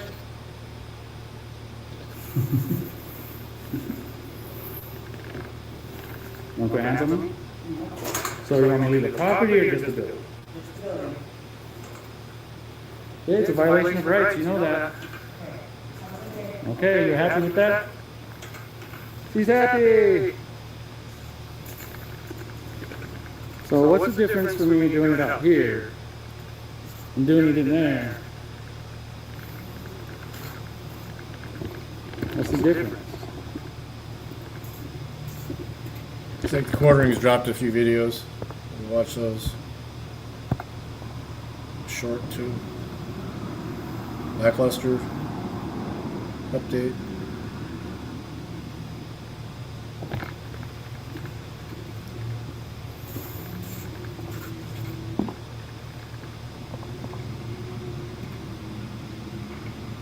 This camera don't want to stabilize it, that's why I brought the tripod.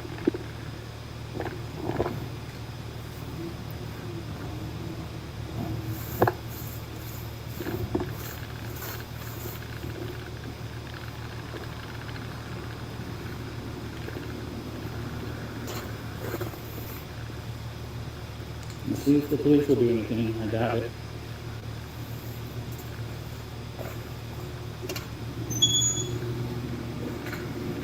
That's fine.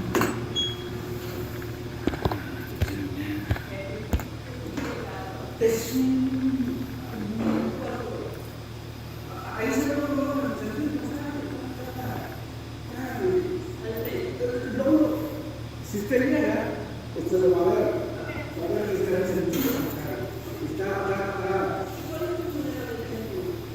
¿Se lo puede ver? ¿Se lo puede ver? El mío.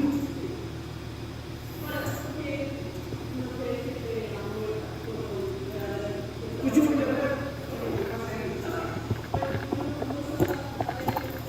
Si quieren checar, ese es su domicilio. No vamos a ver carro.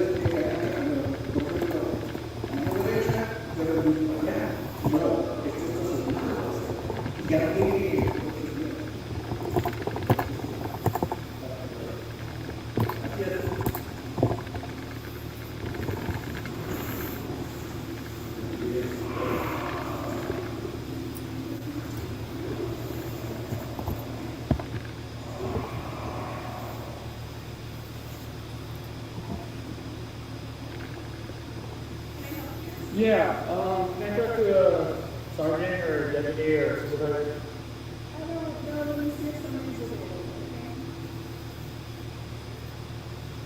available for me.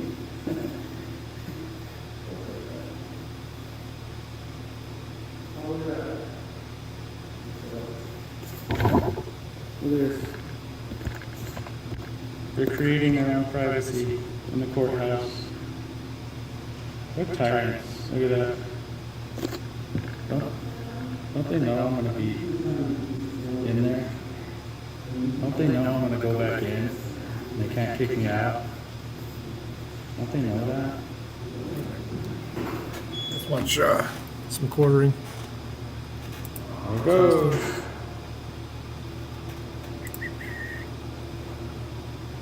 Freaking tyrants. Yep. This is your public servants in action, people. What's going on, everyone? It's Jeremy here from the quartering, and Mr. Beast cures 1,000 people's blindness. And you think, well, that's good, right? Yeah, that's the normal response to that. Except you're not a lunatic leftist who are now raging that he dared to cure the vision of 1,000 people worldwide. Now, of course, you have the jealous creator takes where it's like, man, he's just doing it for YouTube growth. And we're going to talk about that too, because to bring back a 90s phrase, no doy, of course he's doing it to grow his YouTube channel, but does that uncure the 1,000 people? Does that change their lives? No, of course not. And also, of course, he paid for it all. And he also gave one of them a car, and he gave another one of them like 10 grand, and he gave another. So what? But then you have these like mega brains on Twitter getting mad at him about it, which makes no sense to me at all, especially as we get into the season of love here. Coffee Brand Coffee. This is my coffee company. We have started to roll out our Valentine's Day gift boxes. We only have 300. Actually, we've sold about 100 already. So if you want to get your Valentine's Day book, but I would greatly appreciate the support. Now, use my link in the description. This video splits opinion, as some claim he just wants YouTube growth. It actually doesn't split opinion. No real person actually views this as anything negative. Like, no actual person who is terminally online doesn't think this is amazing. Okay. Well-known YouTuber Jimmy Mr. Beast Donaldson has a history of doing fantastical and amazing things, from walking on water to hosting his very own Squid Game. He's used that popularity in various philanthropic ways, usually releasing videos to coincide with them, even going so far as having a channel dedicated to philanthropic efforts, such as giving $1 million of food to people in need, gave 200,000 people who lost their jobs. Again, there is literally no victim in this. Now, some Twitter users have accused Mr. Beast of producing and creating a video as a means to further his YouTube empire and profit from it. So what? So what? Do any of these people whose like vision was cured? Do you think they care? It's like that famous meme, like like I consent. Well, haven't you? But have you asked? Isn't there somebody you forgot to ask, like the internet? You know. Meanwhile, others have defended Mr. Beast vehemently, calling out such a negative reaction to the video, essentially stating that it's just the other side complaining about everything. You can see there's something so demonic about this that I can't even articulate what it is. And this tweet got like thousands and thousands and thousands of likes. What's demonic about it? And then like charity prawn. This got 3,000 likes. Right at the start of it, they say something about 50% of blindness is curable. Then they just see them dancing around like it's a talk show charity segment. So?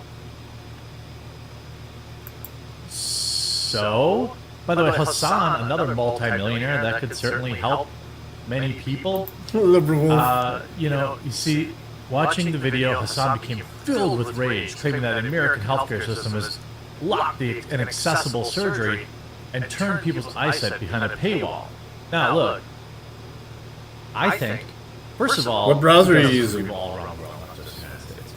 and I'm not going to simp for the American healthcare system, but like the idea is like, you know, he expressed frustration over it, stating that making the procedure readily available, it's up to one YouTube guy to provide the surgery to people who are too poor to afford it.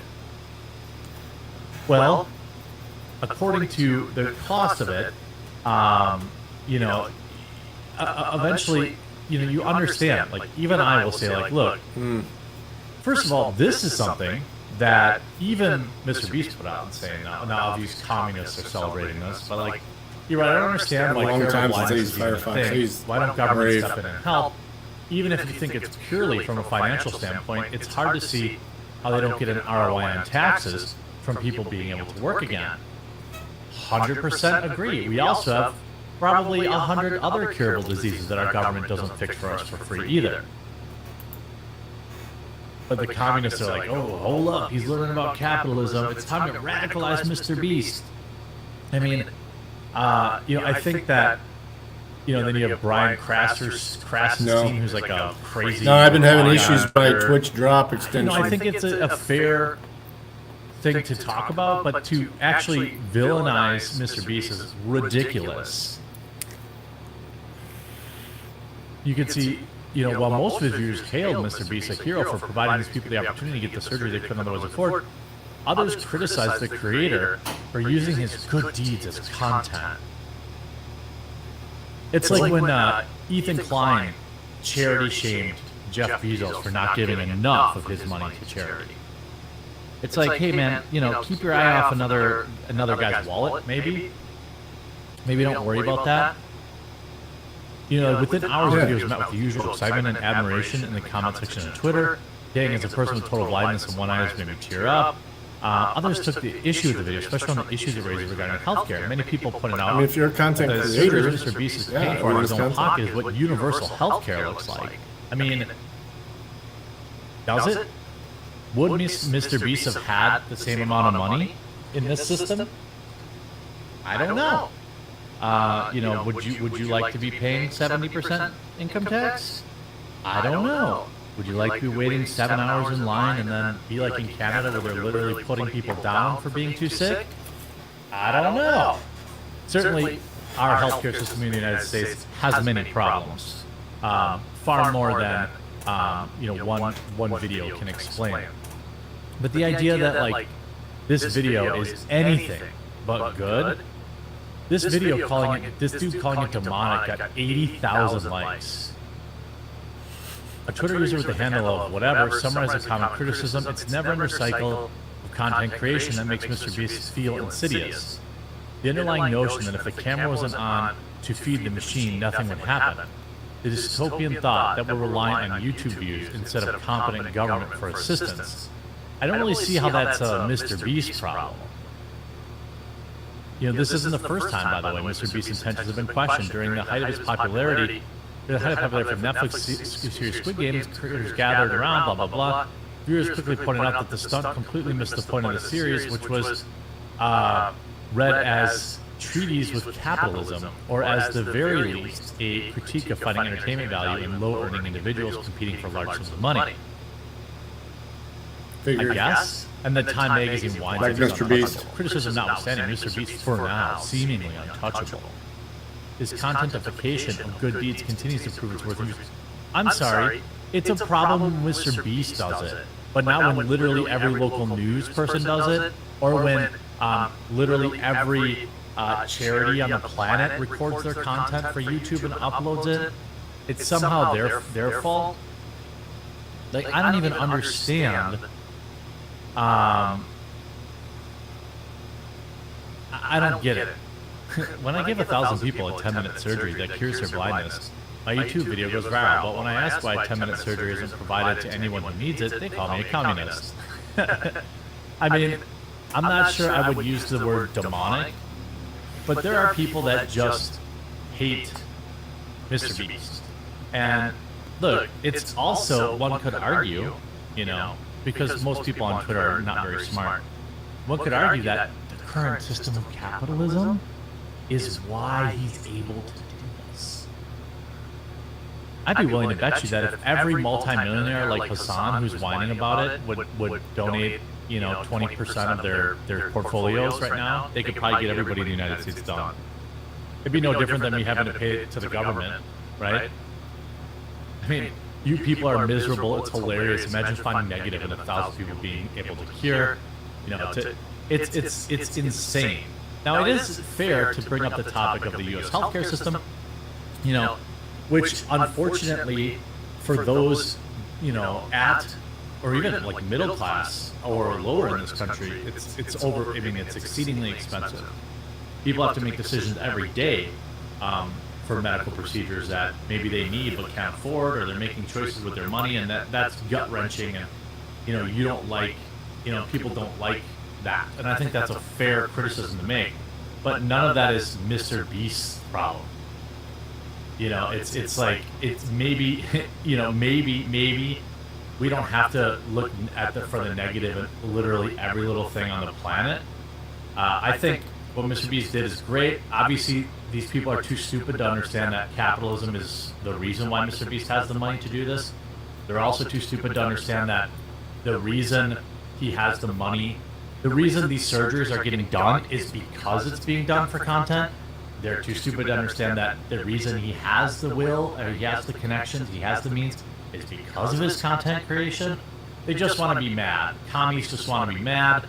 And, you know, you could be mad that these people didn't have the surgery, but we also don't know their each individual story. And certainly I don't know what, like, the healthcare system is in all these other countries he went to. So, you know, sometimes people make choices with their money. For example, I just saw, I mean, it's not based on a true story, but I just saw The Whale over the weekend. And Brendan Fraser is like, his character in the movie is trying to save all his money for his daughter. I don't want to spoil it, but like, he makes decisions not to get medical procedures even though he has the money. So I don't know, you know, should people be able to, you know, get this stuff fixed? I think you can make a very good business case for it. You know, hey, they get back in the system, they can pay taxes. I'm not against that argument, but to rage at Mr. Beast about it is super not helpful. Hope you enjoyed this video. If you did, make sure you leave a like on it. Make sure you check out coffeebrandcoffee.com, promo code the ordering to save, and we'll talk to you again real soon. Sweet.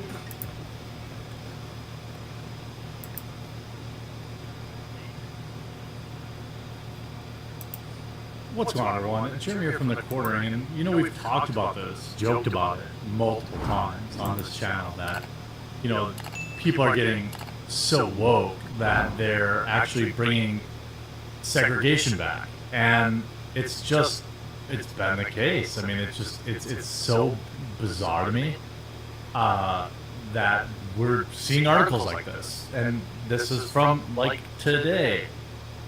Theater now banning white folks, or saying blacks only, apparently, audience policy.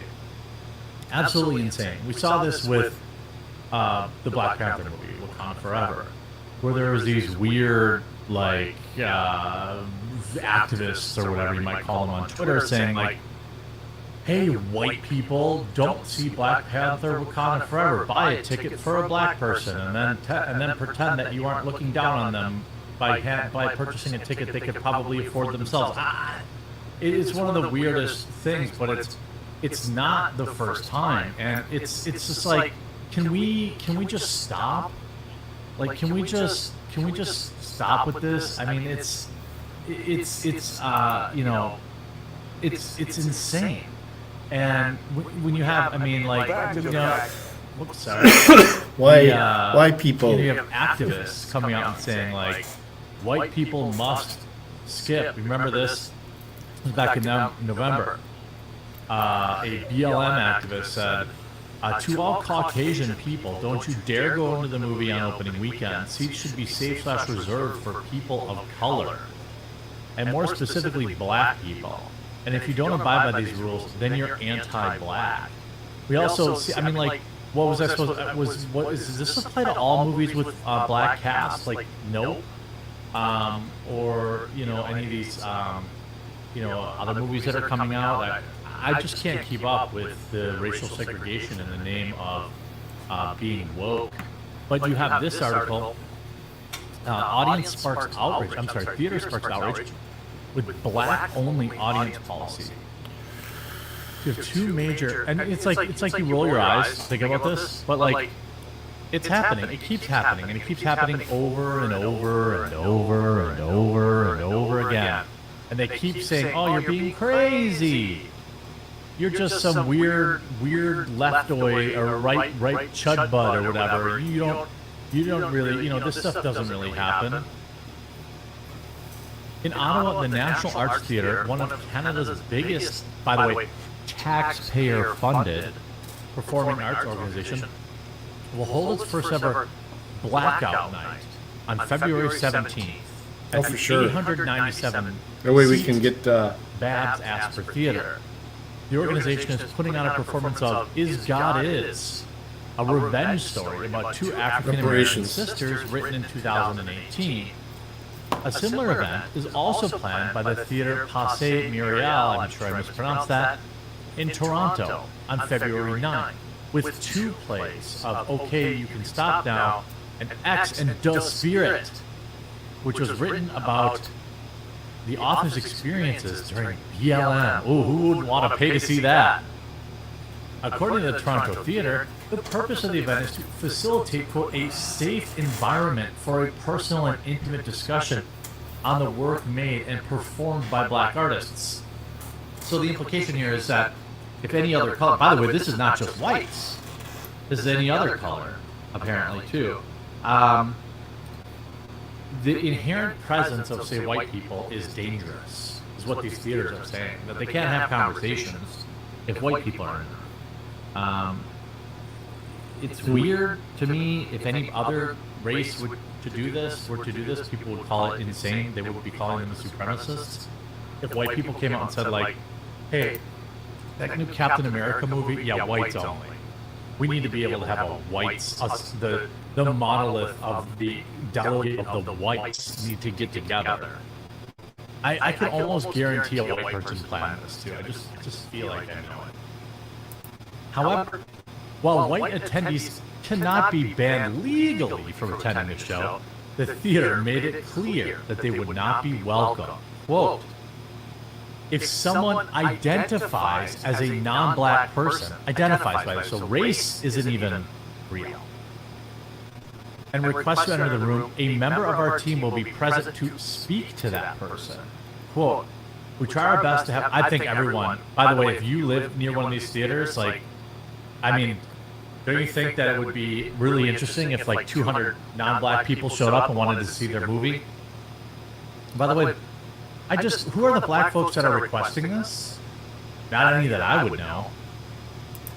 We try our best to have this labor land on a non-black staff member.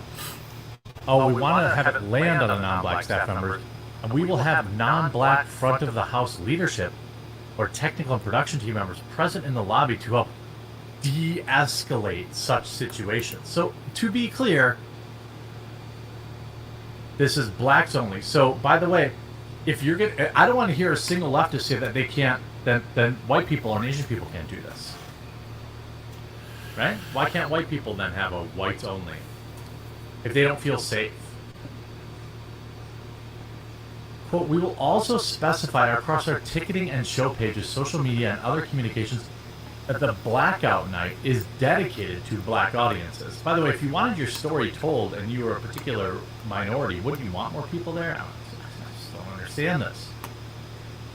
They just don't want to deal with the white people. Said, no one is turned away at the door. There will be no checkpoints for blackout night ticket holders, and no question will be asked about their identity, race, or gender. Oh, okay, so the other theater doesn't want to start fights. But here we go, though. A non-black member of staff will be on hand to have a chat with anyone who seeks to defy the admissions policy. Okay, no, so they are banning them. They are banning them outright. By the way, taxpayer funded. You want to destroy your local business or your private business by being racist? That's your choice. But this is taxpayer funded. Reaction to blackout nights have been hostile. Duh. Columnist Brian Lilly blasted the move in Toronto Sun. What is bothersome about this is of the apparent segregationist appeal he wrote. rather than encouraging black theatergoers in what is a mostly white but slowly diversifying national capital to attend, the NAC makes it sound like this event is only for black patrons. But Shifter, a Canadian magazine celebrating black culture, disagree. Oh, I'm sure they did. Any attempt at carving out a dedicated space for racialized communities, often labeled as some sort of racist and counterproductive to this utopian kumbaya idea of all people getting along. Okay, so then this writer supports white-only areas. I'm assuming? Like, I would assume?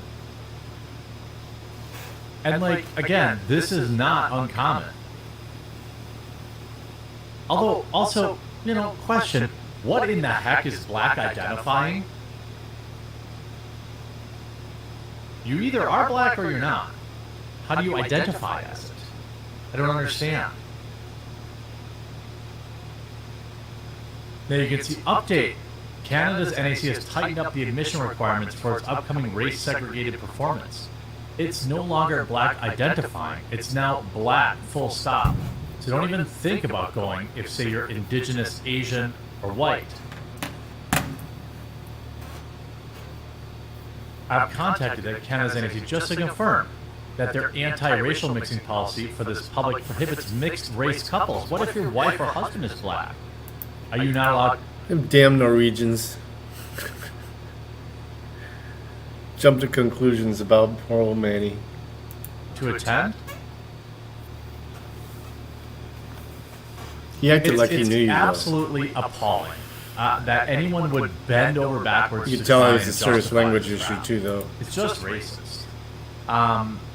The idea that, first of all, I don't know how many white people are going to be running to see a play of BL anyway, but I do think that preemptively banning them, I don't think that that's progress. And here's an inconvenient truth. There are many people, by the way, in all communities. I did too. I just didn't want to. Don't see any problem with this. He started like spamming crap. You know, there are definitely members of the black community that don't. Not dealing with it. I've seen his game before on Bow's channel. You know, in that community, there are members of the white community that are like that too. I think it's bad. Keep calling me son. I think it's short-sighted. I think it's racist. But let's not pretend like there aren't people. I'm sorry, I look better at 51 than you do at 47, but they want, you know, that they would be. That's why you have communities of certain groups of people that stay that way, close knit, right? I don't think it's good, but it's the way it is. And the idea that you could have, you know, black identifying audience only at this event is just absurd. And it's no different than this crap that happens in the United States too. I'm sure there was some theater in the United States that tried to do this too. It's dumb because I don't even understand, going back to Black Panther, what in the heck Black Panther had to do with black anything. It's a fictional movie. It was created by white people. You know what? So I remember, I don't even understand. That's why his name stands out. Because he did send a ton of money to Bao, but then got a refund back, called it back, charged it back on him. I remember that now.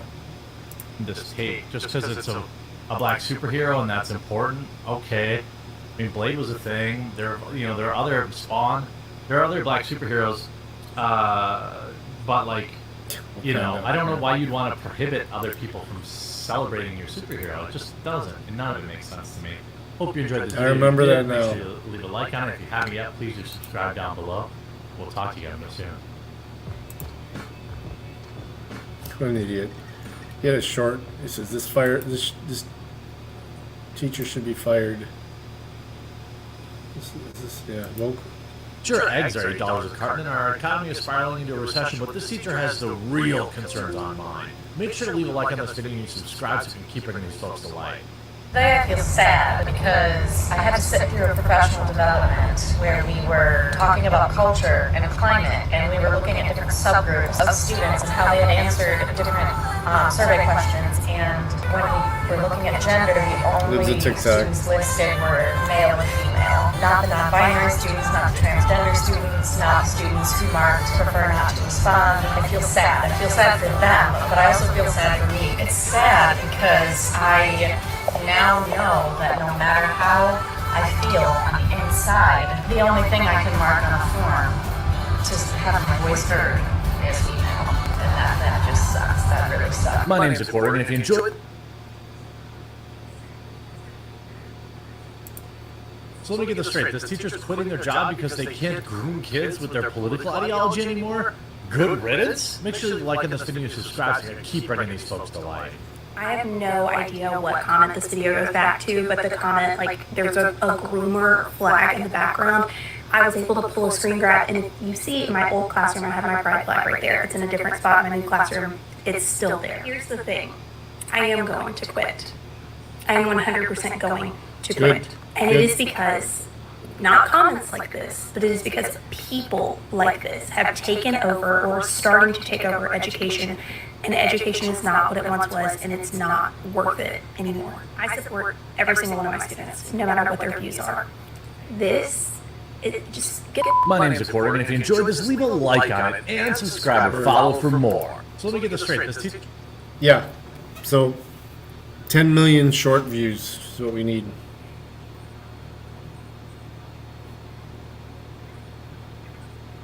Who? You responded? Or Twitter responds?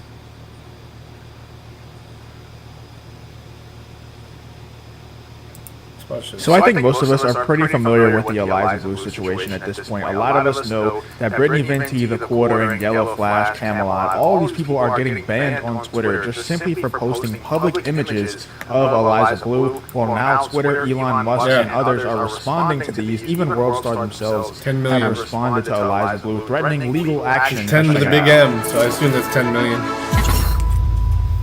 If you enjoy videos like this, then please hit that like button and the subscribe button if you want to see more. I try to post as often as I can and keep you updated. Let's get to the video. So as you can see right here, this tweet from that umbrella guy is a screenshot of a Twitter employee responding to all of the backlash that they've been getting because they're banning people for simply posting public images of people for making jokes. Even people are saying that they got banned for making haircut jokes for Eliza Blue. And here is the response from a Twitter employee, Ella Irwin. I'm not exactly sure what her position is at Twitter, but I guess she's in a position to be making statements like this. In the past 2 weeks, we've suspended multiple accounts and or restricted content, causing confusion for users. Yeah, confusion is a little bit of an understatement. It's been extreme backlash. Not really much confusion. We kind of understand what's going on here. It's Elon Musk simping once again for a woman who either is throwing it back on him or he really wants her to. Unfortunately, we can't answer questions or share details about specific users and account actions, but here are things that can lead to these types of actions. Shocker. They're not going to share specific details. I wonder why. These issues are complex, and it's really not that complex. Like, if there's a reason why these images should be banned, just let us know, and all this will go away. If there's a solid reason within your terms of service why these images... It literally got better for a couple weeks. And then as soon as, he couldn't spend all his time there 24/7, as soon as he left, I mean, the Twitter files are still coming out, but people aren't paying as much attention to him even though a ton of it is, like, very good stuff. But as soon as he left to, run one of the other 5 companies he's running, shit, I mean, and people are screaming about it.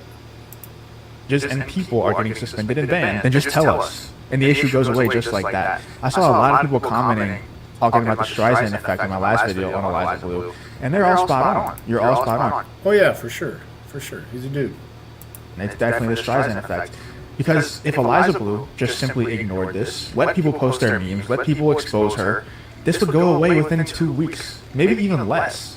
Nobody would even, because I didn't even know about Eliza Blue until she recently went on Timcast. And then I kind of knew a little bit about her, but I kind of just That's when I started looking saw her on into Timcast, and then she kind of just slipped my mind after that. Like, I totally forgot because she seemed so fake. And then all this stuff went down, and now everybody knows who Eliza Blue is, and all for the wrong reason. If she just let this go under the rug and didn't start, trying to get Elon Musk to ban all these images and ban these people who were making fun of her and stuff, and just simply trying to get to the bottom of this, trying to get to the truth. If she didn't do that, then nobody would really care at this point. We would all have forgotten it by now. We'd all be moved on to something else. Another, probably Disney Star Wars debacle or something. I don't know. But anyway, back to Ella Irwin's tweets. These issues are complex and often resolved in court. We don't determine who in a legal/criminal case is ultimately right or wrong, but we will continue to ensure we protect users, comply with local laws, and remove content when required. Now, if you remember back to, I don't know if I'm allowed to say the name on YouTube, but I'll just do it anyway, the Hunter Biden situation, whenever they removed certain things, certain images that were put on Twitter and put on other social media sites, everybody thought it was to protect that family of people, and I'm gonna try to refrain from saying the second time. Everybody thought it was to protect them. Apparently in their TOS there is a hacked, I think this is actually a legal thing as well, there's a hacked materials clause or policy. And apparently if you post things that are hacked without the person's permission, it is well within their TOS to take it down. It seems like that's what they're trying to say with this Eliza Blue stuff, is that it's hacked material, but everything that they're posting is public. It's in the public domain. And I even have a screenshot. Shout out to a common idiot, by the way. He's the one that tagged me in this. He's been tagging me in a lot of different things. I'll put his channel in the pinned comment because he has been helping me a lot out with the Eliza Blue situation. I actually have a screenshot of WorldStar responding. I know it's in Lightroom. It's weird. It's a long story why I had to open it in Lightroom. But anyway, I know it's kind of a low quality screenshot, but you should be able to read it. Here is a response from WorldStar Hip Hop regarding the Eliza Blue / Eliza Knows situation. So we already got a response from Elon Musk on Twitter talking about some legal ramifications. And that umbrella guy is saying, forget the supposed court and lawsuit angle, which is a loser of a case, by the way. So it seems like that umbrella guy thinks that it's not going to go to court. But then if we go to this WorldStar Hip Hop response in an email, she was paid for this video and we own full rights. Anything further can be addressed via legal. Thank you. So it seems like they don't want to make any statements outside of the absolute fact that she was paid for the video and they own full rights. Anything further can be addressed via legal. Seems like if it's going to be addressed via legal, they're probably going to go to court or there's going to be legal action taken in some way. I think that it might be initiated by Eliza Blue herself, or at least she's threatening to take legal action against WorldStar. For what reason, I don't have any clue. If you know in the comments, then let me know. I have no clue why she would be taking legal action. Because I think it's it's definitely a loser of a case in her situation. Seems like that umbrella guy thinks it's a loser of a case from his point of view, or for anyone else who's been banned on Twitter or anything's point of view. Because I believe that if they were to just delete the images and delete the tweets, delete the jokes, whatever they got suspended for, I believe that they could come back. That's what somebody told me. And they're just kind of refusing to do that. And, rightfully so. I support them refusing to do that because it's kind of BS that Elon Musk is just, he's trying so hard to pander to the right, to pander to the free speech crowd.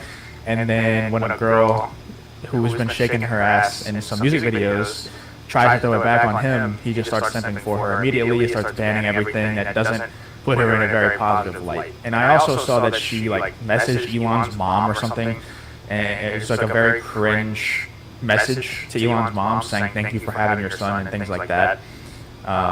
This is just a really odd situation going on with a couple of really odd people. Elon Musk is definitely a strange person, and it seems like Eliza Blue has a lot of things that we don't know about her that are coming out slowly but surely. Well, it's honestly not even slow. It seems like every 10 minutes there's some breaking news about Eliza Blue that's just damning evidence for her being a con artist. That umbrella guy also says, I saw an account reporting that they were suspended for making a haircut joke. We have Elon Musk calling Twitter the PvP of social media while banning people over insane BS. Free speech, my backside. Exactly. And I've been saying this from the beginning, and I know a lot of you have been thinking the same thing as well. This free speech Twitter stuff, it's always been BS, man. Because every single social media platform that comes out that's similar to Twitter says the same thing. Facebook used to say the same thing. I'm pretty sure Jack Dorsey said that about Twitter originally. Even on Joe Rogan, I'm pretty sure he said that it was going to be a free speech platform. And it was definitely not that. It was definitely not that. It was, we all know the story. It was an extremely left-leaning platform. And Elon Musk seemed to come in here and try to sell the dream of it being a free speech / centrist platform that truly doesn't discriminate between, the two political sides. Completely lie. At least when it comes to, women who are willing to sleep with them. Welcome back to the Lackluster channel. Just a few months ago, I published a video showing a traffic stop that happened in August of 2022 in West Newbury, Massachusetts. The officer accused Ethan of traveling 50 miles per hour in a 35-mile-per-hour zone, and after requesting his driver's license and registration documents, the officer returns to his cruiser for several minutes. While the officer is writing Ethan up a warning, Ethan starts recording, and the officer returns. reason you're recording me? Just for my safety, that's all. Your safety? So who's the law enforcement sticker for? Huh? The law enforcement sticker in the back? The blue line flag? Yeah. I support law enforcement. Okay, but you're afraid of me? No, I'm not afraid of you. I'm just reporting for my I could own let you a safety. ticket. I You can understand play that. games and record me if you want. Oh, I'm not playing games. I'm allowed to do this. Okay, hang tight for me. Alright, sounds good. Are you like f***ing serious, dude? He wasn't gonna write me a ticket, but now, since I'm filming, now I'm gonna get a ticket. That's fucking amazing. The officer had initially written a warning, but upon returning to Ethan's vehicle to issue it, and noticing the camera recording the interaction, he became immediately hostile. The officer returns to his cruiser and reappears 6.5 minutes later. Alright, Ethan. Yes. This is a written warning, okay? For going 50 miles an hour in a 35-mile-an-hour zone, okay? Here's your registration. Thank you. Here's your license. Thank you. If I catch you in the town again driving that fast, okay, I'm gonna charge you with a reckless operation. Sounds You understand? I suggest you take the blue line sticker off the back of your car. Have a great Is your night. name and badge number on here? Hold on, wait, I'm not done. I'm not done talking to you. The issued citation is first marked as a warning, but is scribbled out and changed to a monetary penalty because Ethan recorded the interaction. Ethan's vehicle has a blue line flag on the rear window, as his girlfriend's father was prior service for 20 years in Boston. The officer had refused to identify, but because of you fine folks, we were able to determine who the officer was. As it turns out, Officer Matthew Ritbo Cabezas is a reserve officer and is also a canine officer for the Essex County Sheriff's Office, and after the video went viral, the West Newbury Police Department hired a private investigator to determine if there was any reasonable basis to believe that Officer Cabezas engaged in any misconduct in violation of any policies, procedures, rules, or regulations of the town of West Newbury. During his interviews, the officer admitted to initially writing a warning, and then returning to his cruiser to write out a civil penalty, but then claims that he heeded the advice of another officer who appeared on scene that convinced him to change it back to a written warning. The report found that as to the complaint that Officer Cabezas was engaged in political activity, he is exonerated. He's also exonerated as to the complaint that Officer Cabezas failed to identify himself in violation of West Newbury Police Department rules and regulations. As far as the officer using abusive or threatening language towards the public, the accusations were not sustained. However, the investigation did find that Officer Cabezas extended the stop to further investigate the man's driving record only after noticing he was being video recorded, and that the officer violated applicable rules and regulations when he stated in an aggressive manner, If I catch you in the town again driving that fast, okay, I'm gonna charge you a reckless operation. and again when he said, I suggest you take the blue line sticker off the back of your car. The full 38-page report of the investigation can be found in the links below if you'd like to read through it yourself. There's currently no word of what type of disciplinary actions were taken against the officer, and Ethan is still looking for a civil rights attorney to sue the West Newbury Police basically what Department they're as well saying. as Reserve Officer Matthew Ritbo Cabezas. But the most important takeaway for you is that if Ethan didn't record this encounter, the officer would have gotten away with everything. Nearly every day, somebody reaches out to me to tell me about a horrible experience they had with law enforcement that was not recorded. So please remember that it is your right to record every interaction with the police. Thanks for watching. If you have a video, use the submit link in the description or pinned comment. If you enjoyed this one, subscribe and hit the bell for future content, and check out our other channels, Lady Lackluster and The Odd Side.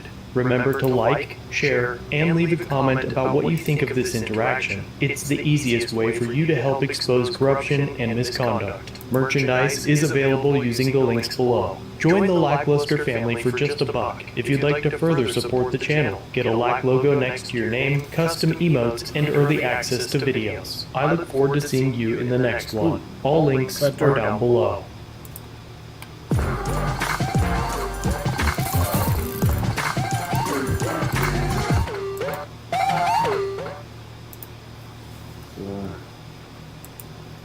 Flat Derp is always having a good time. You gotta do some more funny cartoons of me.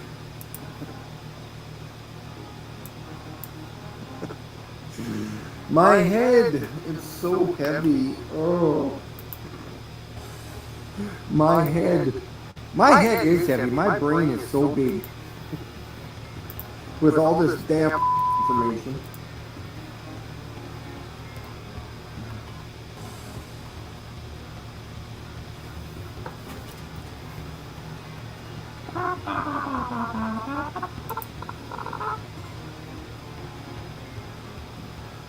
I think I'm okay for now. Flat Derp is okay. He's kind of a clown in himself, but yeah. I don't need any help there, Flat Derp. I'm totally fine. I can see the truth. It's called eyes and a brain.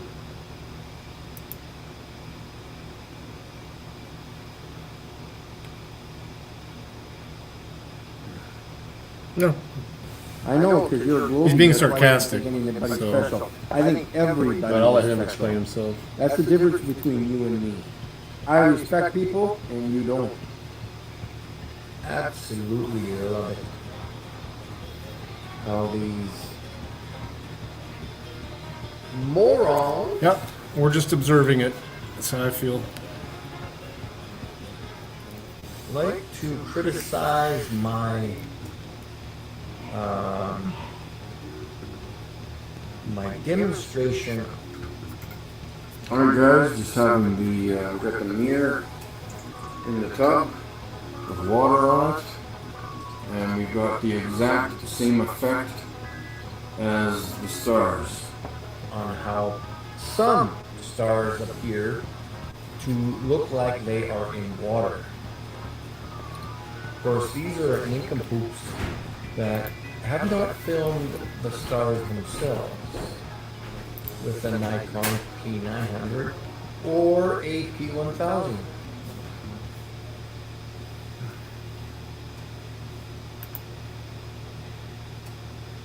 I would have to see it first.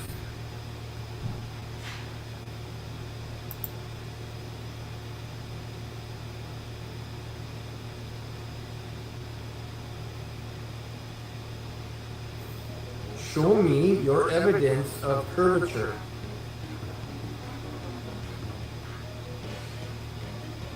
The moon is closer to you than Banff. Oh, it could be. No Globie does research. They don't. They're mental. If they did the research, they would know that the Earth is flat. So I got to start from kindergarten here. Okay? A little. Ruled to freedom. That's an oxymoron. Cryberries? Yeah, I want some more cryberries. What color are cryberries? Orange? For Freemason? Cryberries. Flat Derp, I see you're making some ridiculous comments on my videos. First, you have a P1000, right? So you know what stars look like? Can't handle the truth, can ya? My eyeball, eesh, mine's going red. Ugh. Oh well. Looks like I might have a heart attack before I go to bed, folks. So be ready.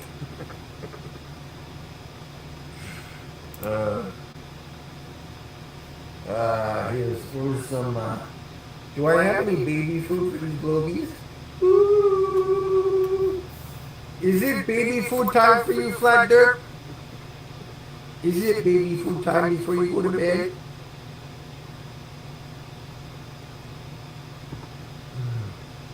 Yeah, it is.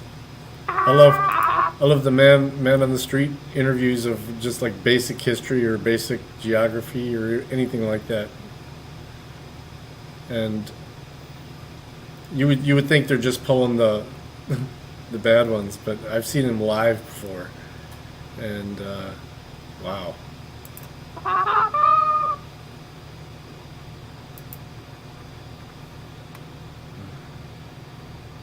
Yeah.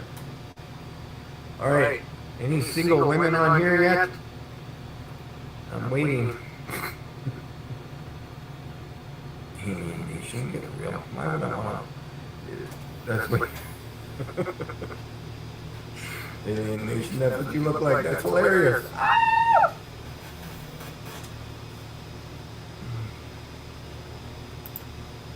Alright, guys. No curve. And guess what else? We're gonna think and ask questions.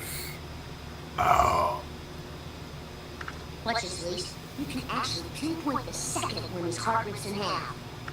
And now. Number 2 is about to blast. Alright, guys. I don't need chocolate milk all over the bed, so I gotta go. Alright. We'll talk to you soon. Have a good one. Go pee, your head will get bigger. Oh, fuck.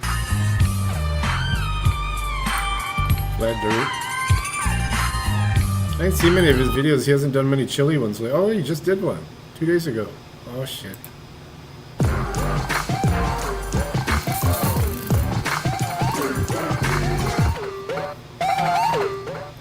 Charlie?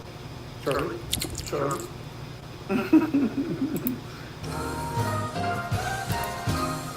And just hit the like button. Hit the like button. I'll just wait a second. Charlie Little Bear!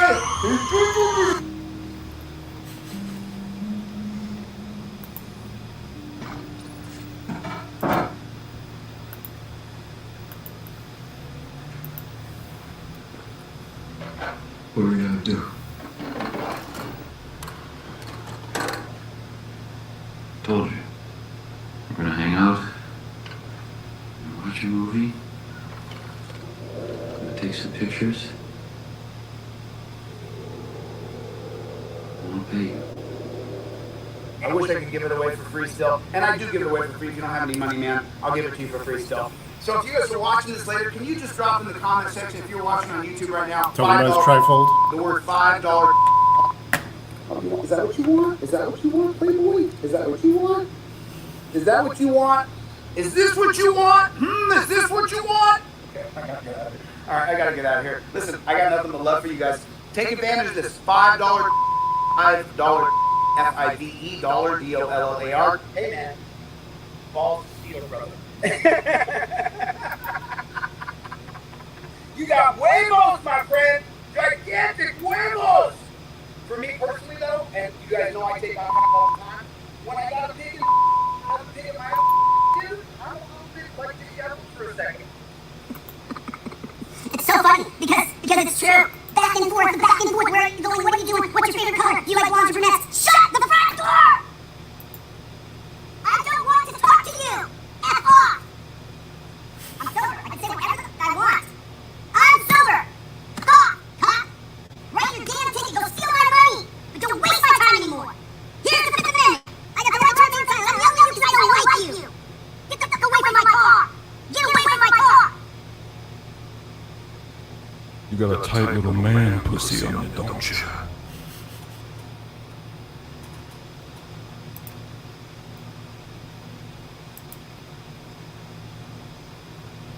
Yeah, he took a break. A month since the last one. He's done a few lives too. Hasn't done one of those in a while.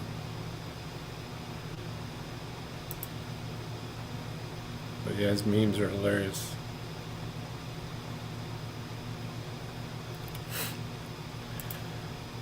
Oh fuck. I think we're probably gonna wrap this up. I got some other work I gotta do on this computer too, and it's gonna be too many clickings.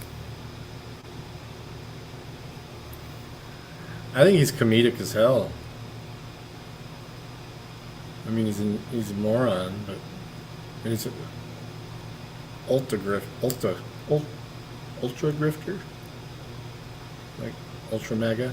He's ultra grifter.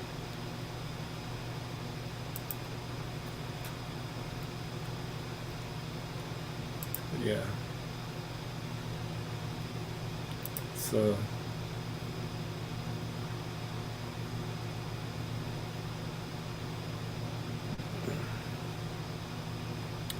Play this video on the way out. I catch a copyright from Tom McDonald every time I play it because this song was recorded from a record company. His last one was the first one he did independent, but this one's from a record company. So as soon as I play it, it gets hit. But I'm not monetized yet. They're not going to give me hard strikes. So. Or I could play the Eliza Blue video.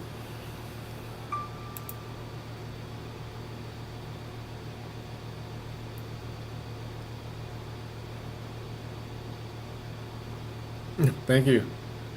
A little bit of work, not much though.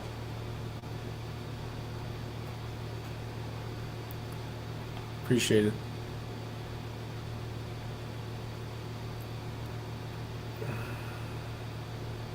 Alright guys, you have a good night. I may be on Bow's thing last night. I doubt I'm going to stream tonight. The wife's wants some attention, so. And I will gladly. Oh look, I'm wearing the same shirt. Sweet.